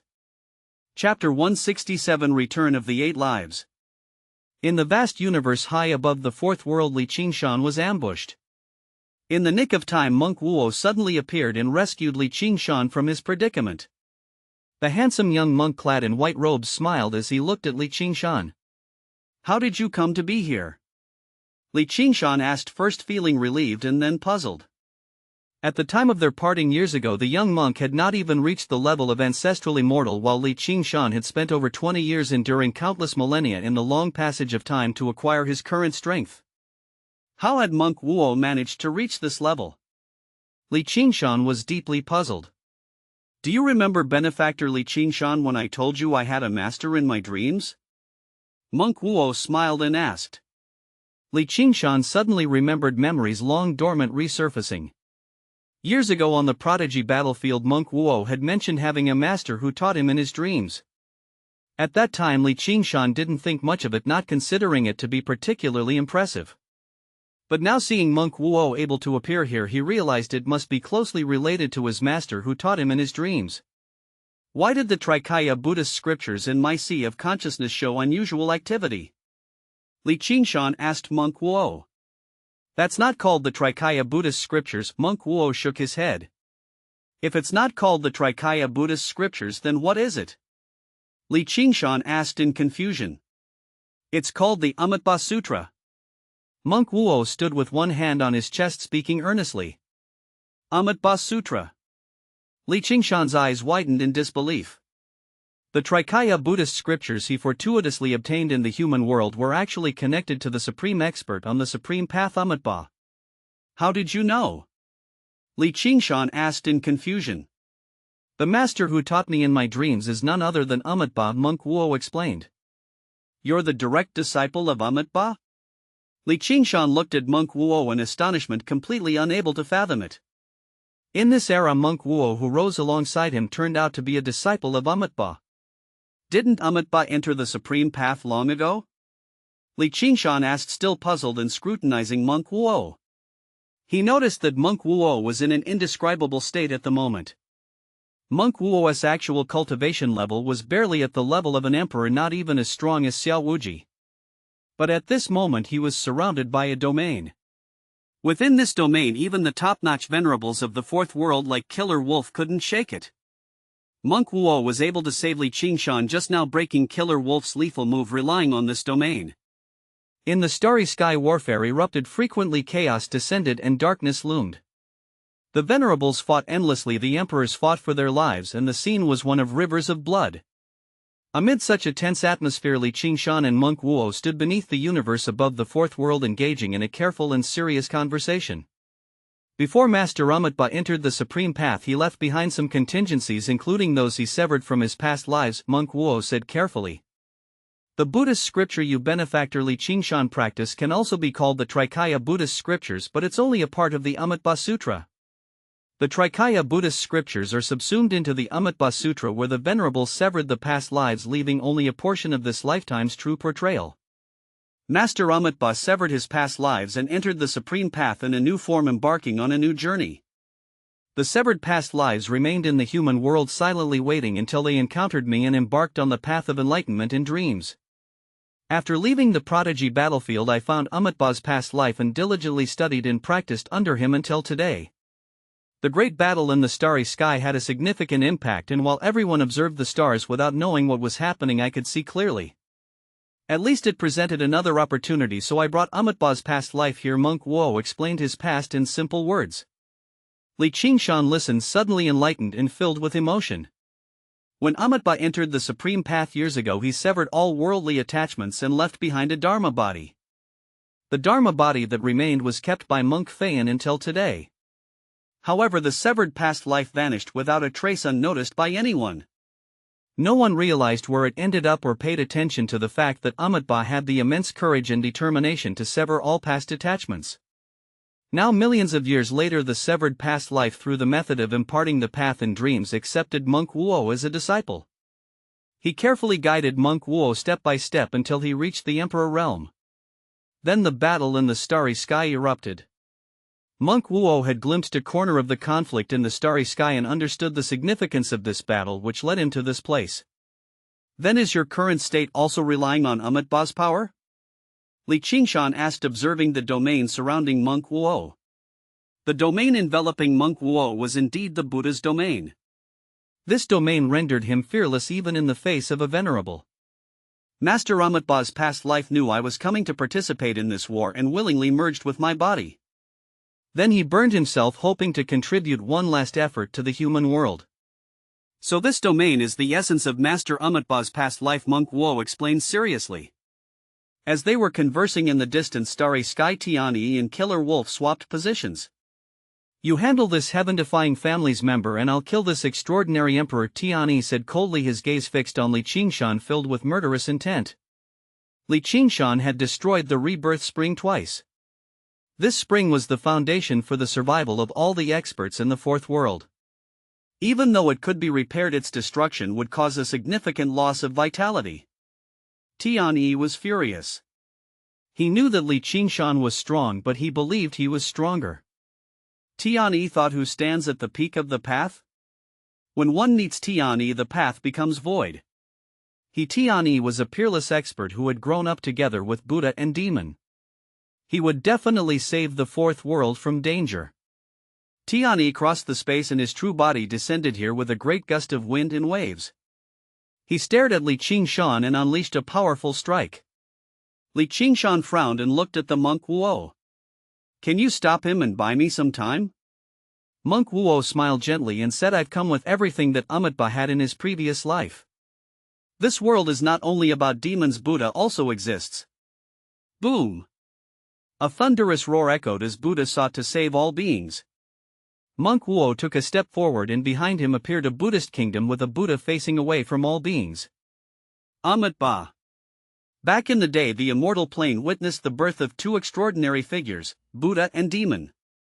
The Demon was the primordial heavenly demon. The Buddha was Amitabha. Monk Wuo carried the essence of Amitabha's past life and launched an assault on Tianyi. Though you are from the same era, you are unworthy to be compared with Buddha and Demon. Monk Wuo declared coldly. In that instant, the Buddhist kingdom descended, filled with the golden bodies of bodhisattvas and arhats. Various Buddhist dharmas rippled through the air, sweeping across the universe. Monk Wuo pointed a finger with the past life of Amitabha, blessing him, making his strike even more powerful. He was like a fierce tiger emerging from the mountains, roaring with laughter over the land, like a dragon soaring through the clouds, leaping thousands of miles. In this moment, Buddha's light shone brightly, shattering all of Tianyi's attacks, breaking through his myriad divine laws and sweeping forward with unstoppable force. Amitabha! Tianyi shouted in disbelief, staring intently at Monk Wuo. In Monk Wuo he saw the shadow of Amitabha. Earlier he had fought the demon, neither side using their full strength, resulting in a stalemate. Tianyi believed he was no less than Buddha and Demon. He had fought the demon to a draw and lamented that in all his cultivation he had never encountered Buddha. Unexpectedly, this long-standing regret was immediately filled. Although the true body of Amitabha didn't descend, his severed past life had arrived. A powerful strike made Tianyi's eyes widen, his heart constricting in disbelief. Good. Good.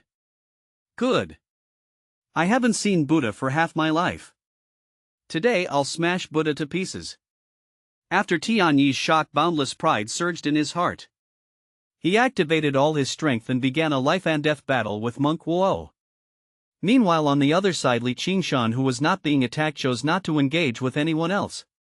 He closed his eyes and swiftly reviewed the techniques that Immortal Northstar had taught him. Qingshan knew the situation was extremely urgent.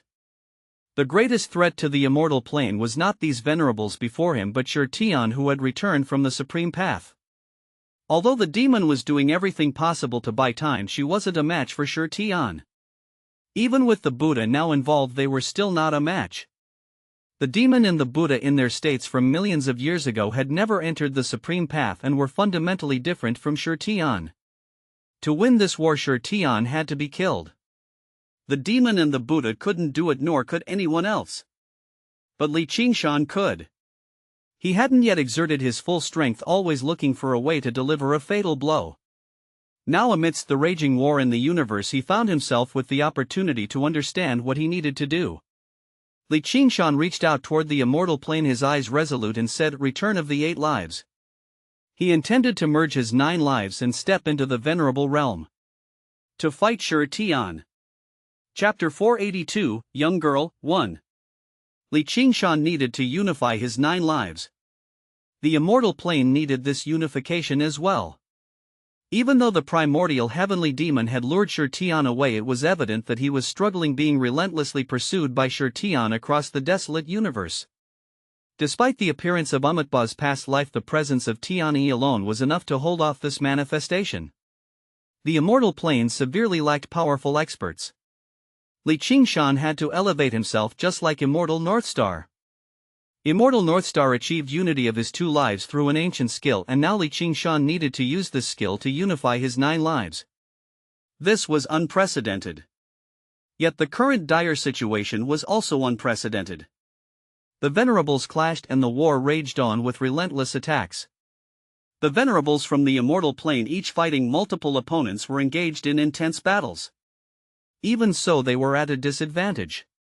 The might of the Fourth World, with millions of years of accumulated power, was overwhelming.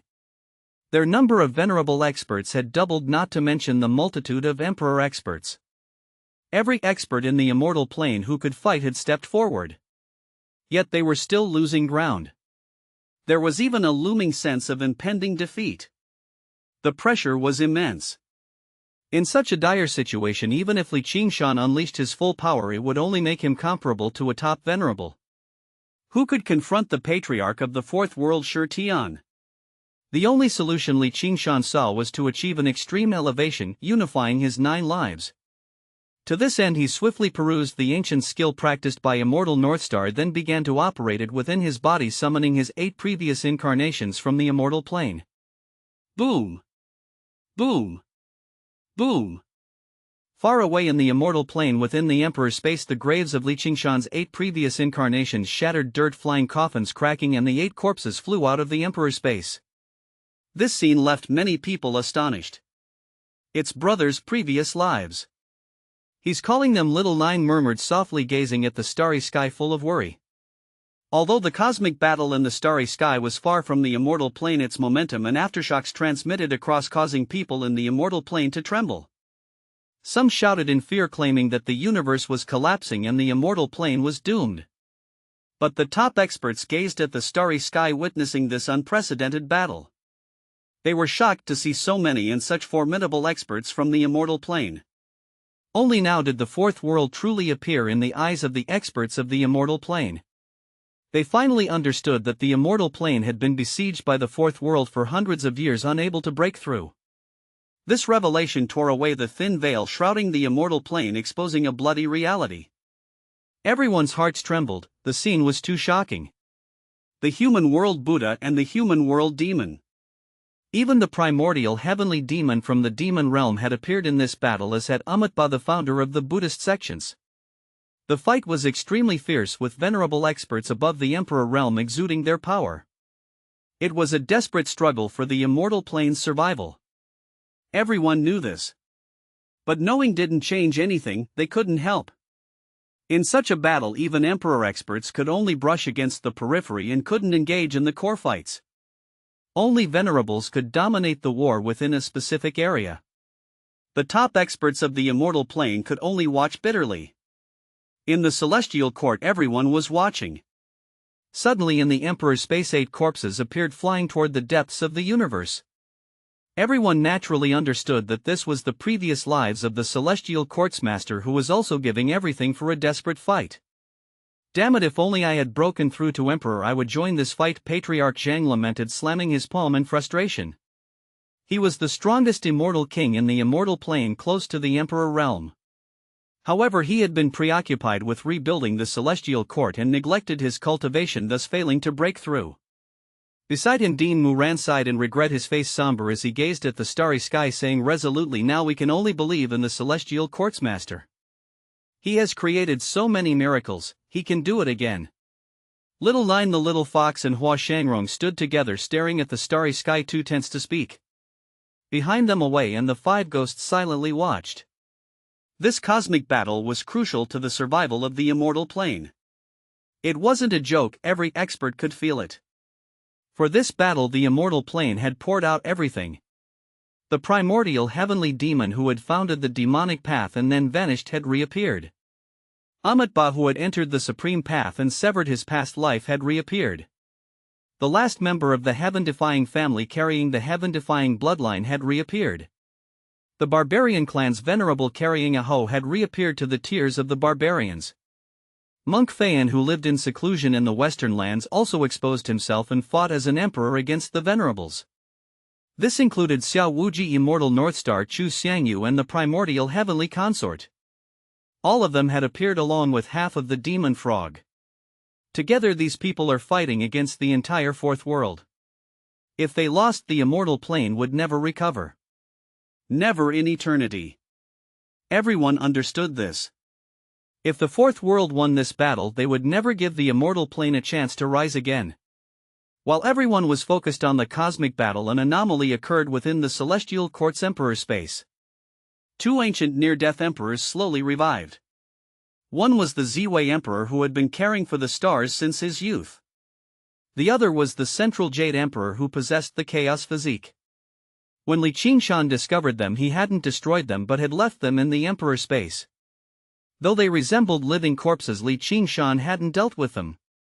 However, unbeknownst to him, his collection of divine medicines planted in the Emperor space had replenished its lost origin energy, rejuvenating the Ziwei Emperor and the Jade Emperor. Chapter 483, Young Girl, 2. Especially the Jade Emperor, whose chaotic consciousness in his mind had been suppressed, gradually beginning to restore his true self. At this moment, he finally awakened. The Jade Emperor, pale-faced, surveyed his surroundings, especially the immense tremors in the starry sky, murmuring, "Is there another assault on the fourth world?" The Ziwei Emperor awoke on the other side, looking out at the world beyond. He saw familiar stars but found the surroundings empty. Old friends are falling one by one like leaves in the wind, the Ziwei Emperor sighed. Now he no longer concerned himself with past grievances and losses, such matters had dissipated over time. Those who had argued with them back then were all gone. Their lives were now reduced to the last flickers, like candles in the wind, ready to be extinguished at any moment. What was there to argue about anymore? "Brother Jade Emperor, how are you holding up?" the Ziwei Emperor asked weakly from afar. "Not well. I spent my twilight years in a daze, it's really disgraceful. Back in the day we were so full of vigor, but our old age is so bleak," the Jade Emperor chuckled bitterly. As an emperor, his soul fluctuated, capturing the world's information and quickly understanding the changes over the past years. "A new era has arrived. We 2 old guys should have been buried in the old era. That was our time, and our brothers belonged to that era too," the Jade Emperor said sorrowfully. "Brother Jade Emperor, I didn't expect Gauchan to choose to whale fall. Compared to him, we seem too stubborn," the Ziwei Emperor also chuckled wryly. "Waking up at the last moment of life, I'm quite satisfied. We almost destroyed the Celestial Court, but thankfully the master of the Celestial Court saved us. Now they are saving this world, the Jade Emperor said softly. Brother Jade Emperor, our other brothers died at the dam of the fourth world. As their elder brothers we should avenge them. The Ziwei Emperor struggled to stand up, gazing at the stars. His eyes shone brightly. This was the place he had protected since his youth. Boom! The Ziwei Emperor, like a candle in the wind, burned everything he had. With one step his momentum surged, spreading through the Emperor's space beyond the world and throughout the immortal plane. The once brilliant Ziwei Emperor had returned. At this moment many old-timers felt this aura, their bodies trembling, tears welling up. This was the aura of the Ziwei Emperor. Following the Ziwei Emperor was the Jade Emperor. He knew his time was limited. If his chaotic memories invaded again he wouldn't be able to resist. So at this moment he ascended to his peak, burned everything and returned to his pinnacle. This pinnacle would last only for a quarter of an hour. That quarter of an hour was the Jade Emperor's former peak. His peak was no weaker than the Kunlun immortals back then. He could have broken through to the venerable realm. Boom! The Ziwei Emperor and the Jade Emperor like meteors streaked across the sky, delving deep into the universe, leaving the people of the immortal plane in tearful silence. They could see clearly that these two ancient emperors would not return. In the celestial court many elders shed tears and knelt to bid farewell to the two old emperors. At the same time in the forbidden lands of the immortal plane some emperors who had sealed themselves away saw this scene. Some continued their silence while others awakened. When the ancient celestial court assaulted the fourth world I didn't participate. If I don't participate this time our homeland will be gone, an emperor said, climbing out of his grave, slowly moving his body, his aura continuously increasing, eventually soaring into the sky, ascending to his peak, delving into the universe. I Zhuge Wudi am back, another emperor burst out roaring, ascending to his peak. The war god of the immortal plane battling the fourth world. An emperor clad in white armor holding a long spear charged out. Dire Dragon Deus representing the Dragon Clan enters the battle. A long howl echoed as a massive evil dragon flew from the endless deep sea into the starry ocean. At this moment the people of the immortal plane were dumbfounded. In various worlds pseudo-emperors swallowed hard, unable to believe their eyes. The God realm, Buddha realm, monster realm and hell all fell silent. In their eyes the seemingly weak immortal plane had so many emperors, even venerables. Moreover, they all knew that going to the starry sky this time meant facing death, yet they still went resolutely. In the forbidden lands those ancient beings no longer waited for the supreme path, choosing to burn their power for the immortal plane.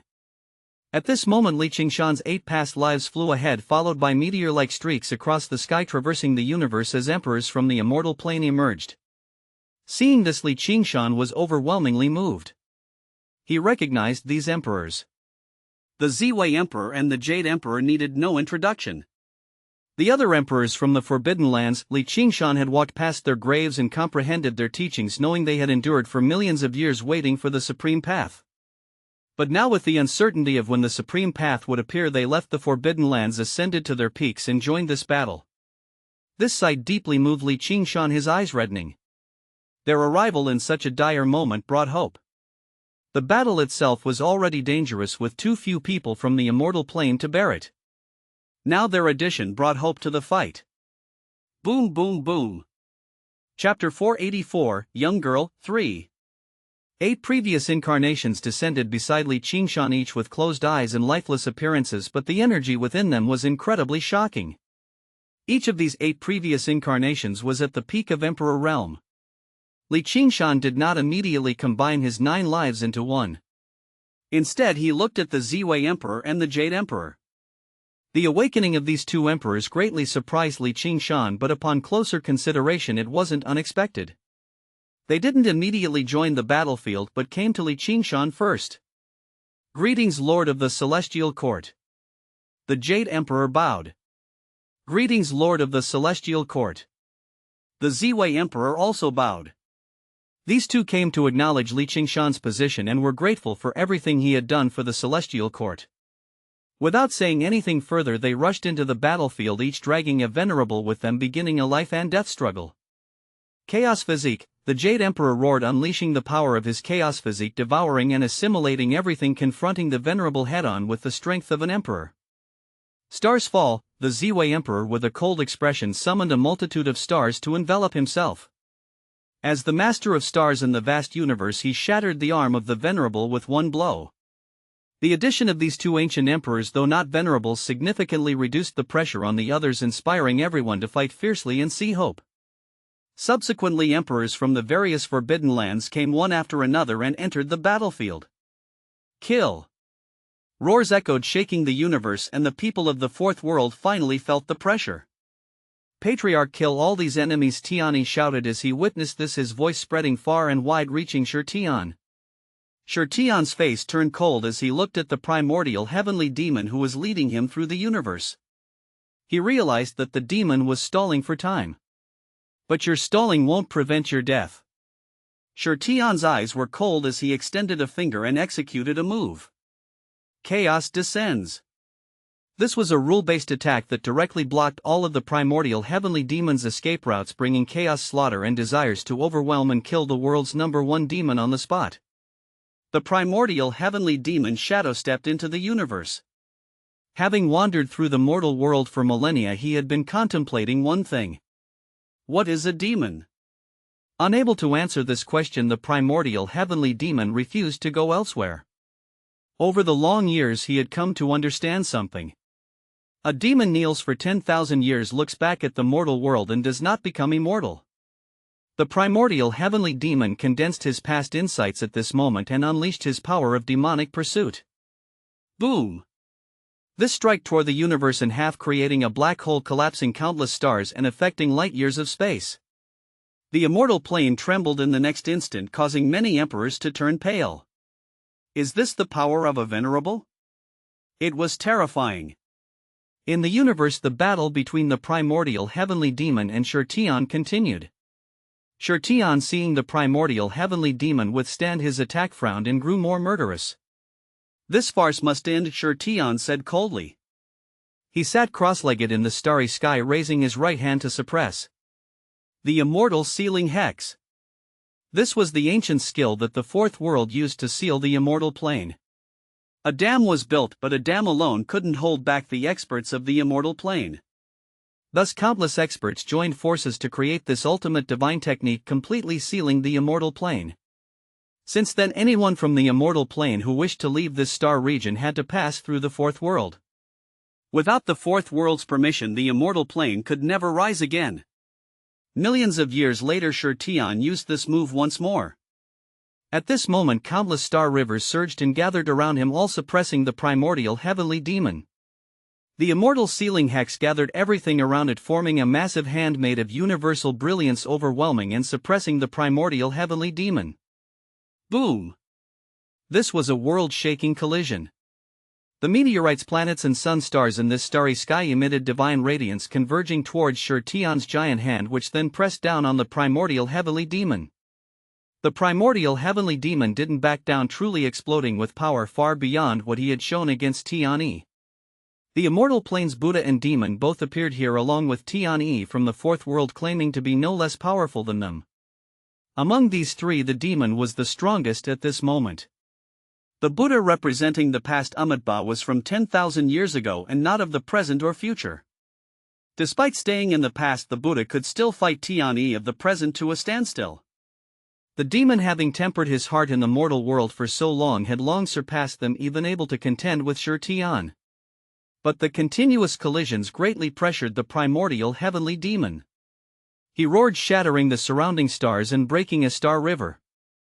I am the world's #1 demon. He roared at the starry sky and at Shirtian, making Shirtian frown.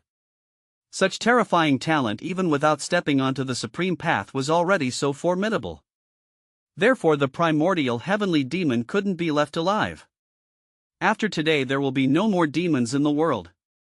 Shirtian responded coldly, standing up from the void, his hands moving slowly. Rumble. Like a god pushing the sun and moon, Shirtian shone brilliantly at this moment, his hands forming the path of yin and yang, his feet stepping on life and death, his eyes reflecting reincarnation. The myriad stars surged with him and various array patterns shimmered in the universe. In the starry sky, a giant fish and a giant young fish intertwined, forming an enormous 8 trigrams which pressed down with ancient and immense majesty, enough to destroy everything.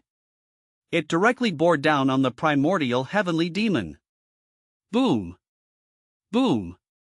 Boom! This spectacle, this power, this dominance left everyone stunned. The primordial heavenly demon took it head on, his body trembling. Ultimately, not having stepped onto the supreme path, he fell short. After holding on for a while, he spat out blood and was pushed into the endless abyss. Qingshan watched coldly, delivering a killing blow. The primordial heavenly demon was about to fall. Qingshan, witnessing this, was greatly alarmed. If the primordial heavenly demon died, there would be no one to hold off Qingshan, and he wouldn't be able to merge his 9 lives into one. At this critical moment, a blooming flower appeared out of thin air, enveloped the primordial heavenly demon, and lifted the descending immortal sealing hex. Within the flower stood a young girl, her face serious, staring at Qingshan. Qingshan saw the girl and couldn't take his eyes off her. Chapter 485, Your Opponent is Me. 1. Boom! Qingshan's radiance was boundless. His hands were grasping the path of yin and yang, his feet striding on life and death with reincarnation in his eyes. At this moment, countless stars surged and a pair of giant yin-yang fish entangled, covering the primordial heavenly demon below. Chaos roared and all the light in the universe was absorbed. For an instant it seemed as if the universe was reenacting its creation. In this critical moment, a blooming flower appeared out of thin air, opening up a new world and resisting this fierce blow. The massive yin-yang fish collided with the flower, releasing an infinite amount of energy. Boom! The universe roared, the myriad paths collapsed, and the world seemed newly born. The chaos boiled, everything shattered, chaotic mists spread wildly, divine light was everywhere, and the turbulence impacted everything, making the distant combatants' hearts tremble. Especially those in the fourth world, seeing their patriarch deliver a world-shaking blow, causing the primordial heavenly demon's body to tremble violently and be flung away, completely suppressed with no power to resist. It seemed victory was in hand, but now a suddenly appearing flower seemed to defy the will of the entire universe, directly shattering the yin-yang fish. Of course, the flower also cracked inch by inch, turning into streams of energy that flowed into the body of the girl within. At this moment, the sky collapsed and the stars broke apart. Purple energy surged and reached tens of thousands of miles. Lava erupted and dyed half the sky red. An extreme ice ocean instantly froze tens of thousands of miles. Everything turned chaotic at this moment. The world watched in amazement, staring at the girl within the flower, unsure of her origin. Everyone in the immortal plane was overjoyed. It was clear this expert in the form of a young girl was on their side. Qingshan's eyes couldn't move away from the girl since her appearance. Hua Yun. Or perhaps the reincarnation of the flower immortal. Qingshan had searched for her for decades, once crossing thousands of miles to enter the god realm, looking everywhere for her, keeping a 20-year promise.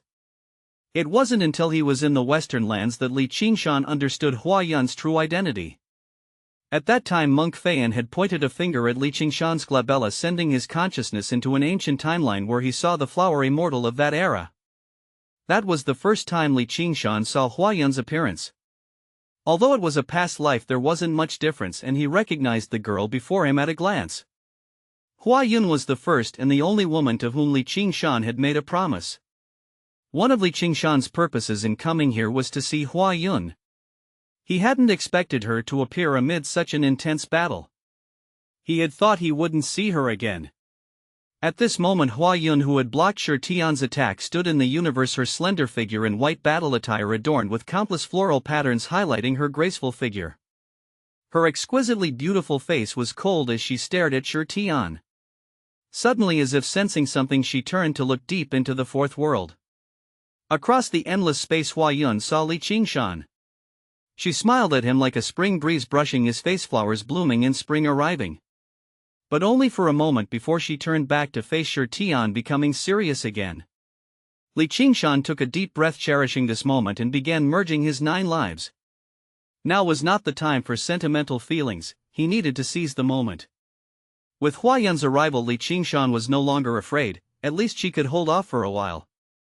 He only needed some time. Your serious observation activated max-level comprehension, and you've comprehended 9 lives as one. A line of text appeared before Qingshan's eyes, lifting his spirits. Begin the fusion. Li Qingshan looked at his 8 past lives around him, ignoring everyone else, and began the fusion. On one side, Li Qingshan was merging his 9 lives into one. On the other, Shi Tian immediately noticed Hua Yun.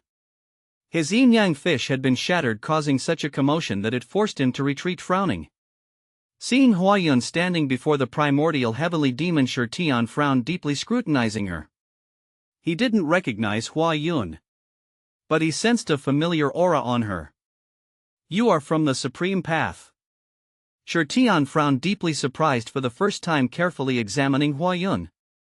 The primordial heavenly demon also looked at Hua Yun, astonished. "Flower immortal," the primordial heavenly demon spoke, not expecting to see someone from his era. In that era of the immortal plane, Buddha and demon had shone together, but there was another woman who was no less brilliant. The flower immortal. A girl born among 100 flowers. She was an abandoned child found in a flower bed on a rainy night. Raised on food given by kind-hearted people, she started her cultivation journey. The flower immortal never lamented her tragic background, often saying she was a child of the flowers. After starting her cultivation, the flower immortal exceeded everyone's expectations with her astonishing growth speed. She surprised Amitabha and captivated the primordial heavenly demon. In the end, she followed Amitabha into the Supreme Path. Since then, the primordial heavenly demon had treasured that feeling, thinking he would never see the flower immortal again. But after countless years, the flower immortal reappeared before him. The primordial heavenly demon was both surprised and delighted. "Demon, it's been a long time," Hua Yun said softly without looking back. The primordial heavenly demon smiled with joy, sighing, "Indeed, it's been a long time." Chapter 486, Your Opponent is Me. 2. Indeed, it has been too long. Long enough for everything to change. We need to join forces. He's already half a step into venerable. If he hadn't sacrificed so much, he would have broken through after all these years. We just need to buy some time, Hua Yun said, her gaze fixed on the distant Li Qingshan. She knew he was breaking through, accumulating his strength. Li Qingshan needed time. Though she didn't know Li Qingshan's exact plan, she could buy him some time. Shi Tian watched Hua Yun and the primordial heavenly demon converse, his brow furrowed. The earlier commotion had gradually subsided, leaving him unharmed and still as powerful as a demon god. His hair danced wildly, his eyes glowing with a deep purple light, vast and profound, as he stared at the flower immortal and shouted, "How did you escape from the Supreme Path?" "Not the same way you did," Hua Yun said calmly. "You know how I returned?" Shi Tian was shocked, unable to believe it.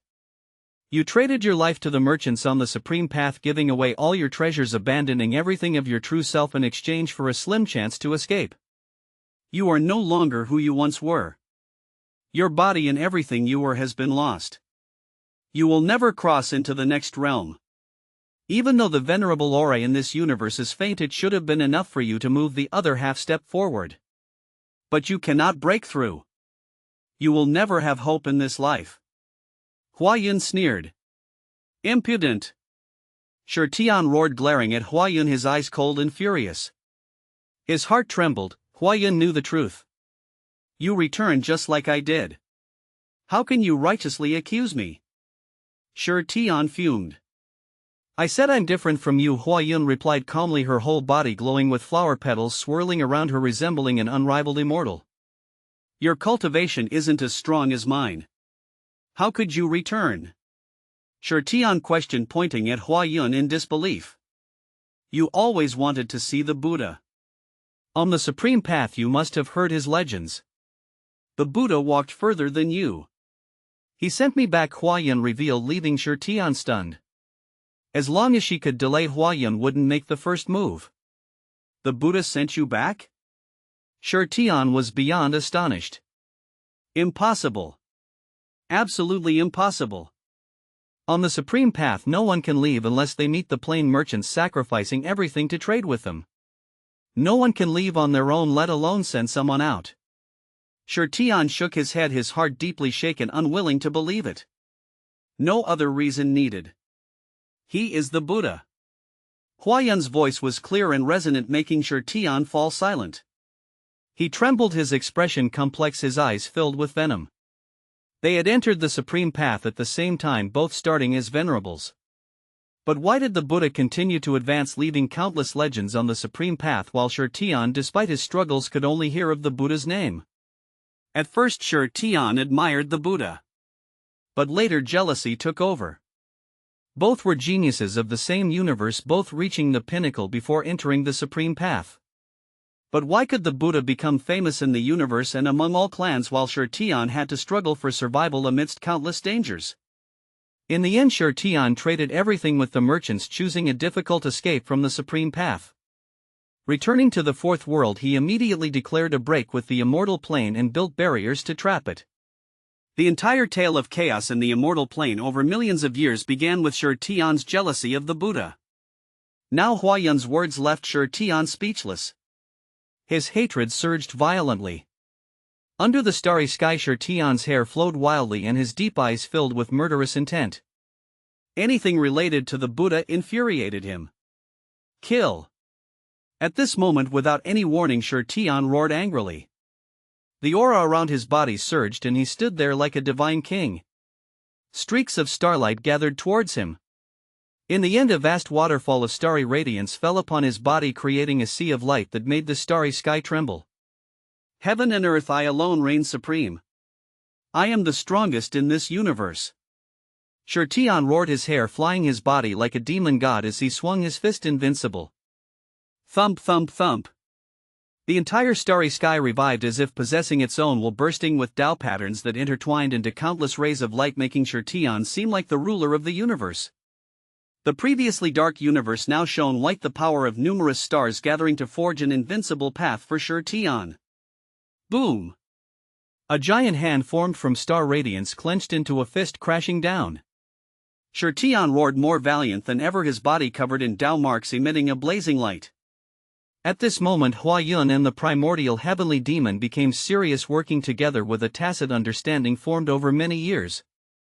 One thought blooms, ruling the world. Huayun's clear voice rang out, her thoughts blooming into countless flowers, each containing vast power. Now she was surrounded by tens of thousands of flowers, all her thoughts. These thoughts erupted, clashing with Sher Tian's massive hand. Chapter 487, Your Opponent is Me. 3. The primordial heavenly demon also let out a roar, unleashing his power in front of the flower immortal he once admired. When humanity is powerless, that's when the demon descends upon the earth. The primordial heavenly demon was surrounded by countless ancient runes accumulated over millions of years. They flashed around him, making him look like an immortal venerable resurrected, launching an attack directly. Together, the primordial heavenly demon and Huayun, two peak venerables, confronted Sher Tian, who was half a step beyond the venerable realm. The outcome was uncertain. Boom! At that moment, the universe seemed to flip upside down. The combined attacks of the primordial heavenly demon and Huayun shattered Sher Tian's strike, releasing energy that obliterated numerous meteors. The two of them closed in on Sher Tian, their joint assault turning the universe into a fragmented battleground, black holes continually emerging. Under the starry sky, the battle raged on, reaching a fever pitch. Meanwhile, Qingshan continued his silent breakthrough. Thanks to his max-level comprehension, having mastered the 9 lives as one, Qingshan only needed to merge everything. With his 8 past lives surrounding him, Qingshan emptied his mind, unconcerned with his surroundings. For others, merging past lives would be incredibly challenging due to their complex experiences, but Qingshan was different. His 8 past lives were very simple, spending most of their time and extended periods of comprehension understanding the 3,000 rules. Now for Qingshan to achieve 9 lives as one, he needed the 3,000 rules to act as a guiding force. He began the integration process slowly. His first past life suddenly opened its eyes, met Qingshan's gaze, then turned into starlight and merged into Qingshan's body. The first past life merged. This process, though simple, was built on the purity of Qingshan's 8 past lives, unpolluted by worldly matters, with 99% of their time spent in extended comprehension. Thus the integration was smooth. The second past life was the same. The third past life. The fourth past life. By the time the 8th past life merged, the power within Qingshan had reached its limit. Every cell in his body was brimming with energy, compressed together like a dam filled to the brim. Then let's break this dam. Li Qingshan said with intent, merging with his eighth past life. Boom! In the next second, a cracking sound was heard from within Li Qingshan. A critical point had been reached and the dam shattered, unleashing an immense flood that broke through all barriers, transforming into the 3,000 rules, freely navigating the venerable realm. Li Qingshan, having achieved 9 lives as one, stepped into the venerable realm. Meanwhile, the battle between Hua Yun and the primordial heavenly demon against Shi Tian reached its climax. Despite their combined efforts, they couldn't withstand Shi Tian's furious attacks. At that moment, they could only barely defend themselves, like a small boat in a stormy sea, swaying and at risk of being shattered at any time. Immortal Sealing Hex! Shi Tian roared again, unwilling to delay any longer. His divine technique shook the heavens and the earth, far surpassing the previous immortal sealing hex. This time Shi Tian exerted his full power, causing the stars to tremble, emitting their origin energy, creating a massive wave that swept across the universe. The yin-yang fish appeared once more, pressing down directly. Hua Yun and the primordial heavenly demon spat blood, unable to resist. Seeing this, Li Qingshan stepped forward, raising his hand to hold off the immortal sealing hex with a boom. In the next moment, Li Qingshan coldly stared at Shi Tian and said, "From now on, your opponent is me." Chapter 488, Shi Tian's Fall. Li Qingshan made his move and blocked Shi Tian's full force explosion of the immortal sealing hex. He held up the descending yin-yang fish with one hand and then gave a forceful shake. Boom! The yin-yang fish split apart and dispersed in all directions, forming huge ripples. The universe fell silent for a moment, and then both the immortal plane and the fourth world were impacted, leaving countless people staring in shock. The entire universe was shaken at that moment. The distant fighters were also forced to separate. The immortal plane and the fourth world gazed at each other and simultaneously focused on Li Qingshan and Shi Tian. The outcome of this war depended on the battle between these two. Li Qingshan's destruction of the immortal sealing hex caught Shi Tian's attention. "Who are you?" Shi Tian asked, coldly staring at Li Qingshan. He did not know who Li Qingshan was. He had never seen Li Qingshan before. "Lord of the Celestial Court, Li Qingshan," Li Qingshan declared with a resounding voice, using his title from the immortal plane. In the past, he had never introduced himself with the title of Lord of the Celestial Court. Facing Shi Tian, Li Qingshan announced this title. Years ago, the ancient Celestial Court launched a fierce assault on the dam, attacking the fourth world and causing a huge stir. Subsequently, the new Celestial Court was established, and figures like the Jinwu Emperor, the Gaochen Emperor, and the Demon Emperor of the Nine Heavens made their attempts on the dam. Although they had failed miserably because they were alone. However, this spirit was worthy of recognition. Now, by presenting himself as the Lord of the Celestial Court, Li Qingshan aimed to convey to Shi Tian and the fourth world that from millions of years ago until now, whether it was the ancient Celestial Court or the new Celestial Court, the inheritance had never been broken. The experts of the immortal plane had never given up their dream of breaking the dam and shattering the fourth world. Millions of years of waiting, millions of years of dreams, until now finally glimpsed the dawn. The new Lord of the Celestial Court faced the patriarch of the fourth world, Shi Tian. "Lord of the Celestial Court?" Shi Tian frowned, sneered, and looked at Li Qingshan with disdain. "I remember millions of years ago a young man as passionate as you led a group of emperors to attack the fourth world, sacrificing themselves and making people very emotional. In the end, I killed them all one by one. Today you will not be an exception." Shi Tian said coldly, his eyes filled with a five-colored radiance, staring directly at Li Qingshan, then started to advance step by step. Thump, thump, thump. Shi Tian's steps into the void exuded unmatched momentum, causing a great catastrophe. Though he approached on foot, it seemed to shake all realms of the heavens and earth, with the great path of heaven and earth resounding loudly. This endless battle had made Shi Tian weary. He wanted to resolve all troubles once and for all. At that moment, he was swallowing the moons and stars, emanating an unparalleled grandeur that made the entire universe breathe with his breaths and tremble with his heartbeat. At that moment, he seemed to transcend all gods. "A newly ascended venerable dares to boast in front of me? Let me show you the terrifying gap between us," Shi Tian declared, throwing a punch. His whole body turned golden and his blood surged to the sky, pulsating like flames and radiating brilliant light. This punch carried all these forces with it. Li Qingshan made a sweeping gesture, sending Hua Yun and the primordial heavenly demon away from the scene. Then he threw a punch forward. After the fusion of 9 lifetimes, his aura was unmatched. This punch carried the power of the 3,000 rules, directly breaking through the eternal void. Regardless of who stood before him, even Shi Tian returning from the supreme path, he aimed to knock him off his pedestal. Once this battle started, there was no turning back.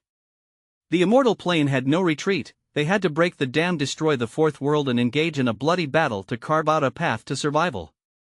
With a thunderous boom, the ancient sky shook violently and a large part of the universe collapsed instantly as the two fists collided. Boom!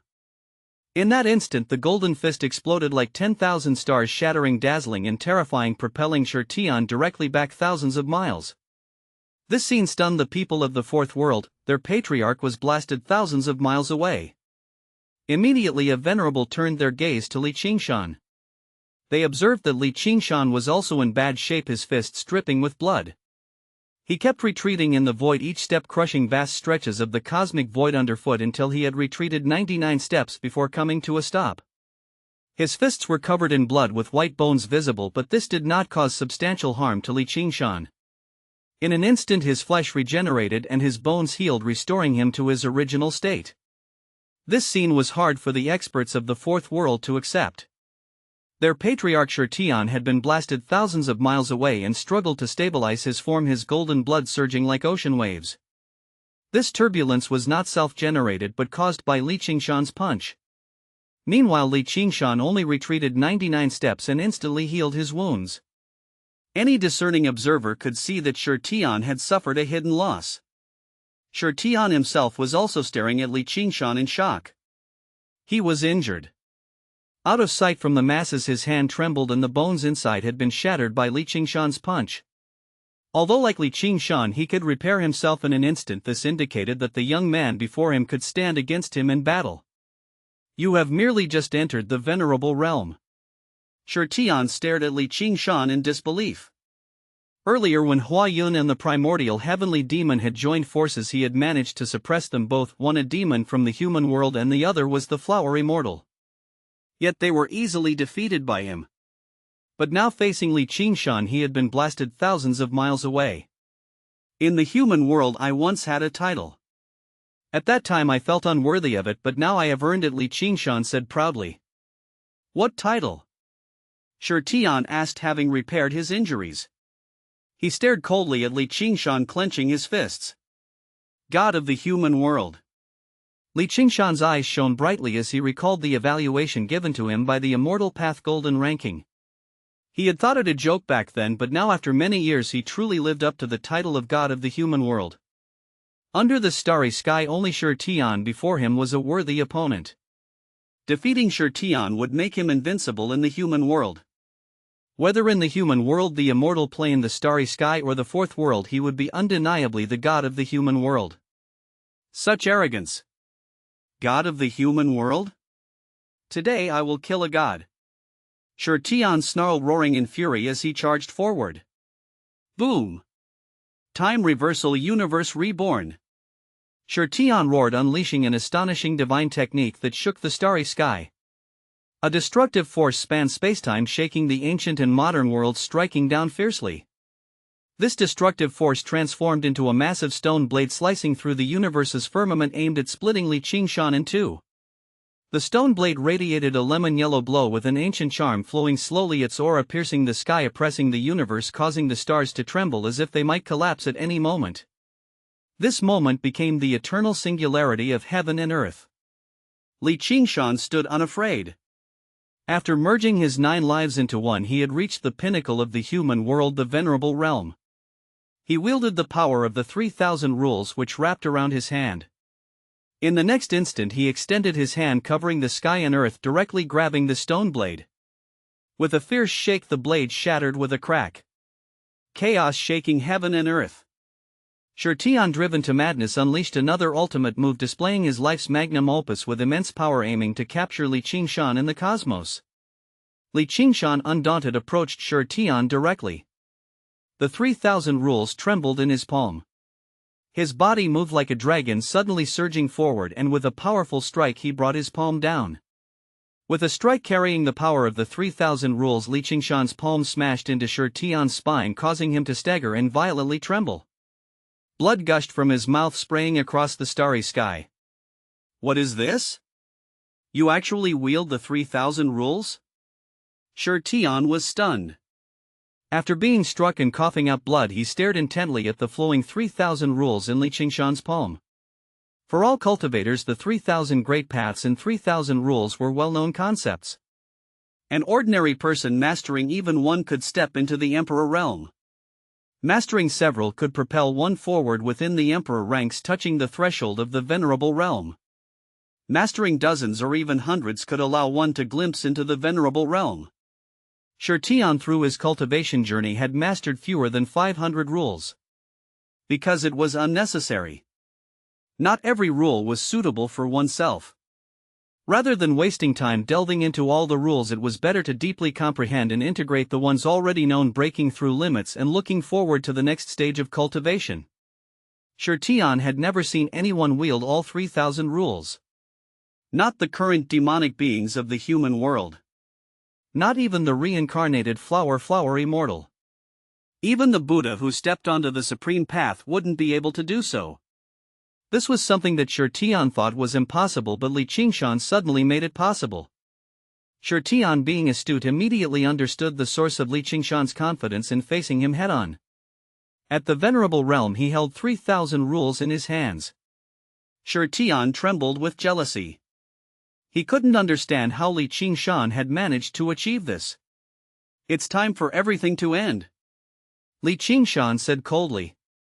Even if Tian had half a foot out of the Venerable realm, Qingshan remained unafraid. At that moment he fused the 3,000 rules together. His immense divine sense surged skyward, combining into one force an ascension and unification of infinite spiritual might. In the next instant, Qingshan advanced, transforming into a divine light that illuminated the ages, bridging ancient and modern times. He merged the 3,000 rules with his divine sense, forming a straight path that shot directly toward Tian. Boom! This was Qingshan's first time taking the initiative to attack. He held nothing back. Even though Tian quickly established a defense as solid as a city wall, it was effortlessly pierced. The force combining the 3,000 rules and Qingshan's 9 lives as one surged forward. Even with 1 foot beyond the Venerable realm, Tian could not withstand it. "Ah!" Tian let out a miserable cry as his primordial spirit was pierced through in the cosmos. Qingshan used his finger as a sword and split it open on the spot, causing Tian to cry out in agony. Tian, who had returned from the supreme path, the patriarch of the fourth world and a once unparalleled prodigy, fell into obscurity. Qingshan stood calmly behind Tian's fallen form, his expression serene. In that instant, the hearts of the experts from the fourth world shattered. Simultaneously, the experts in the immortal plane were overjoyed. Qingshan turned his gaze toward the immense dam spanning the cosmos. He didn't speak, he simply unleashed a powerful punch. Boom! The dam that had confined the immortal plane for millions of years collapsed with a thunderous crash. The dense energy and the crucial venerable energy needed to break through the cultivation plane from the fourth world flooded into the immortal plane like a torrent. The energy the immortal plane had lost over millions of years returned in an instant. Qingshan then turned his attention to the experts from the fourth world. Kill! There were no more words needed, the conflict had always been a fight to the death. So they fought. With a single word from Qingshan, the battle reignited in an instant. Emperors clashed, venerables dueled, and the flames of war blazed. Deprived of the rebirth spring and having suffered the fall of their patriarch, the fourth world lost all will to fight. They retreated in defeat. After millions of years, the immortal plane finally won this war. Chapter 489, After the War. Chapter 171, After the War. Seeking subscription. In the depths of the war-torn cosmos, the shattered dam, the broken rules, the floating corpses, and the fragmented fourth world. All these elements proclaimed the fierce battle that had just erupted in the universe. Tian's death, his corpse split apart, dealt a significant blow to the people of the fourth world. Their patriarch killed and fallen in the cosmos? Tian, who was battling the Buddha, saw this and was utterly shaken. He couldn't believe it. His trump card, the hope of the fourth world, the patriarch who returned from the supreme path, had been defeated so completely? At that moment his mind was in turmoil, revealing a fatal flaw. In a battle between experts, revealing a flaw was deadly. Especially when his opponent was the Buddha, once the most dazzling figure of the immortal plane. Even though this was the past life of the Buddha, it still contained all the experiences and cultivation of the Buddha in the immortal plane in this universe. At this moment, grasping Tianyi's vulnerability, the Buddha's past self unleashed a brilliant strike. Buddha incarnates all things. The past incarnation of Amitabha burst forth with boundless light enveloping the heavens and earth. He reached out and grasped the brightest ray of light, transforming it into a sharp blade, which he then plunged with fierce precision. A single ray of light pierced Tianyi's primordial spirit, causing his body to tremble violently. On the outside there was no visible injury, but internally his primordial spirit had been punctured. "Buddha, you've killed." Tianyi gasped for breath, panic overtaking his heart. He was going to die. He had lived for millions of years ruling the fourth world and suppressing the immortal plane. In this universe of Sure Tian didn't appear, he was the most powerful. Power and authority were his delight. But now, with death approaching, he stared at Amitabha Buddha's past incarnation with longing in his eyes. He yearned for mercy. "My Buddha is compassionate but also possesses the wrath of Vajra. You are the first person I have killed," Amitabha said softly, watching Tianyi slowly fall, his expression unmoved. Tianyi smiled bitterly, accepting the inevitable, and then closed his eyes for the final time, never to open them again. The downfall of the fourth world had begun. The demise of Sure Tian and Tianyi shattered the morale of the fourth world's experts, leading to their defeat, flight, and eventual death. At that moment the fourth world began its extinction. Qingshan, witnessing the scene, remained unmoved. He was calm, understanding that this battle, regardless of the victor, spelled doom for the losing side. Fortunately, they had won. Qingshan turned his gaze towards the distant flower immortal, Huayun. Among the sea of flowers, Huayun, a maiden with a gentle smile, also looked towards him. Suppressing his immense aura and returning to his usual demeanor, Qingshan approached Huayun. Gazing at her delicate features and serene smile, countless words welled up within him, but ultimately condensed into a simple phrase. "Long time no see." Huayun nodded gently, her voice sweet and soft. "This is my first time meeting you. Did I live up to your expectations?" Qingshan asked confidently. Huayun shook her head slightly, looking at Qingshan with a gaze full of wonder. "Who would have thought that just decades ago you were merely an ordinary person in the human world?" Even she hadn't expected it. Huayun looked at Qingshan curiously, amazed by his transformation. "Are you still the same young man from the human world?" Huayun asked. Qingshan looked at the beautiful woman before him and replied softly, "I left the human world and searched for you for a long time through the immortal plane, the god realm, until finally in the western lands I learned about you." Huayun gazed at Qingshan, sighing softly. "I was imprisoned at first. During a turmoil I awakened my memories and was subsequently guided by the power of my past life to the starry sky. I have not been in the immortal plane since. All these years I have been here integrating with my previous life." Qingshan immediately asked, "Then are you still Huayun? The Huayun I knew? That Huayun with whom I made a 20-year promise?" Qingshan looked at Huayun with unwavering determination and deep affection. He needed an answer. From the human world to the immortal plane, he had been searching for Huayun, driven by his commitment to that promise. Now that he had found her, he had to know the truth no matter what. Huayun met his gaze and nodded gently, saying, "I remember a fool who boldly approached me and made some 20-year promise." Qingshan blushed with embarrassment. Indeed, he had never experienced love and had always been straightforward in his actions. Huayun smiled warmly and said tenderly, "But I quite liked that impulsive young man." Qingshan's heart leaped with joy. He stepped forward and embraced Huayun tightly. Huayun, caught off guard, widened her eyes. Then, seeing that Qingshan made no other move, she heard him whisper in her ear, "I finally found you. 20 years have passed. Please forgive me." Huayun held tightly in Qingshan's arms, felt her heart soften. She wrapped her arms around him and said gently, "I'm sorry for making you search for so long." Qingshan shook his head, saying nothing. He simply held her close, his gaze fixed on the distant starry sky where the battle was steadily turning in their favor. His heart was at ease. The problems in the immortal plane were resolved.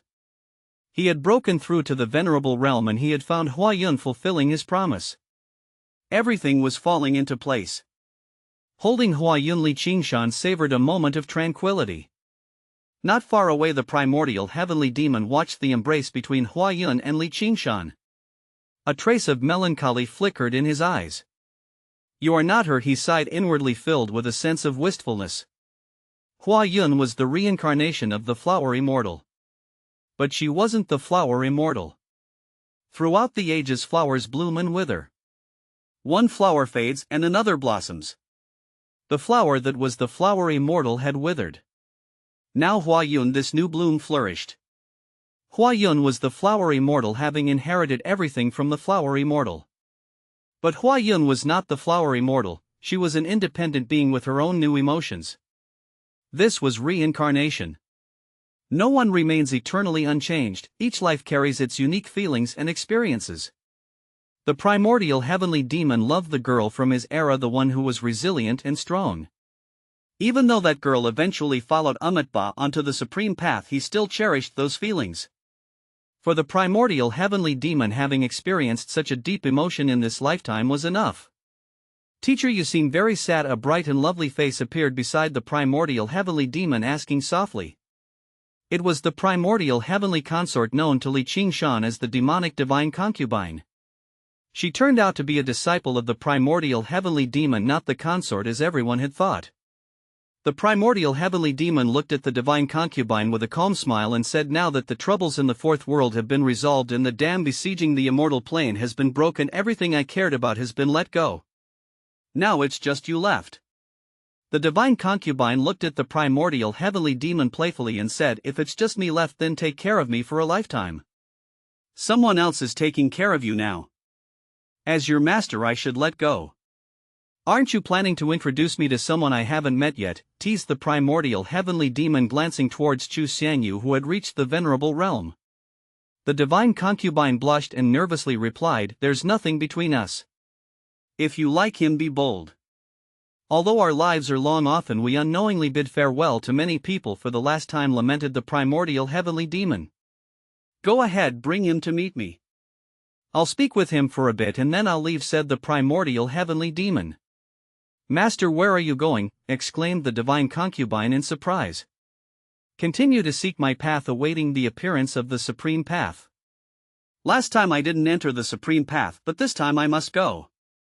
I have only one obsession now, I must meet the Buddha," declared the primordial heavenly demon firmly. With the issues in the immortal plane resolved, he could let go of his attachment to his homeland. With the divine concubine's lifelong matter settled, he could detach himself from his feelings towards his disciple. As for the reincarnation of the flower immortal Huayun, though she was now a flower and not blossoming in the same season, he hadn't let go of her but kept her pressed within his heart. In the end, he was left with only one obsession: to walk the supreme path. To meet the Buddha. The Buddha, born in the same era as him, Buddha and demon, the two great wonders of the immortal plane. The path they pioneered, the Tao they established, would continue for thousands of years. In the future world they would still exist.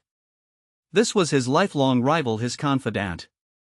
Seeing this, the divine concubine shyly called Qingshan to come and meet the primordial heavenly demon. Qingshan and Huayun smiled at each other when they saw this scene. Qingshan felt quite emotional.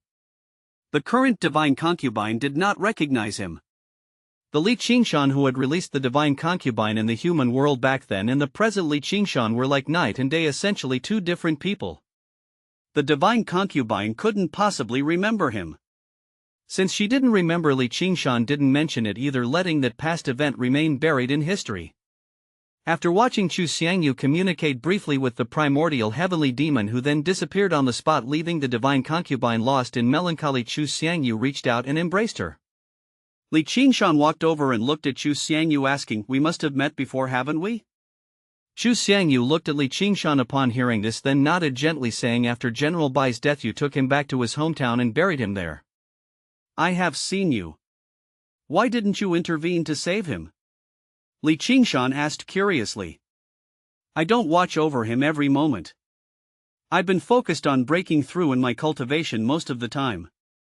By the time I realized something was wrong, it was already too late to intervene, sighed Chu Xiangyu. Does the fourth world have a spring of life? Li Qingshan asked. I've heard of it, Chu Xiangyu pondered. Suddenly Huayan spoke up, the fourth world should have a spring of life. It was brought back from the supreme path by Shi Tian. It has allowed him to maintain his peak state for so long. The spring of life is crucial. Then let's search carefully. I also want to resurrect someone, Li Qingshan immediately declared. He was determined to bring back General Bai and Taoist Dragon. If Taoist Dragon could see the current state of the celestial court, he would surely smile happily. His lifelong dream had been fulfilled by Li Qingshan after his death. Let's split up and search. The spring of life should be relatively easy to find, Chu Xiangyu said, taking the divine concubine with him as they entered the fourth world.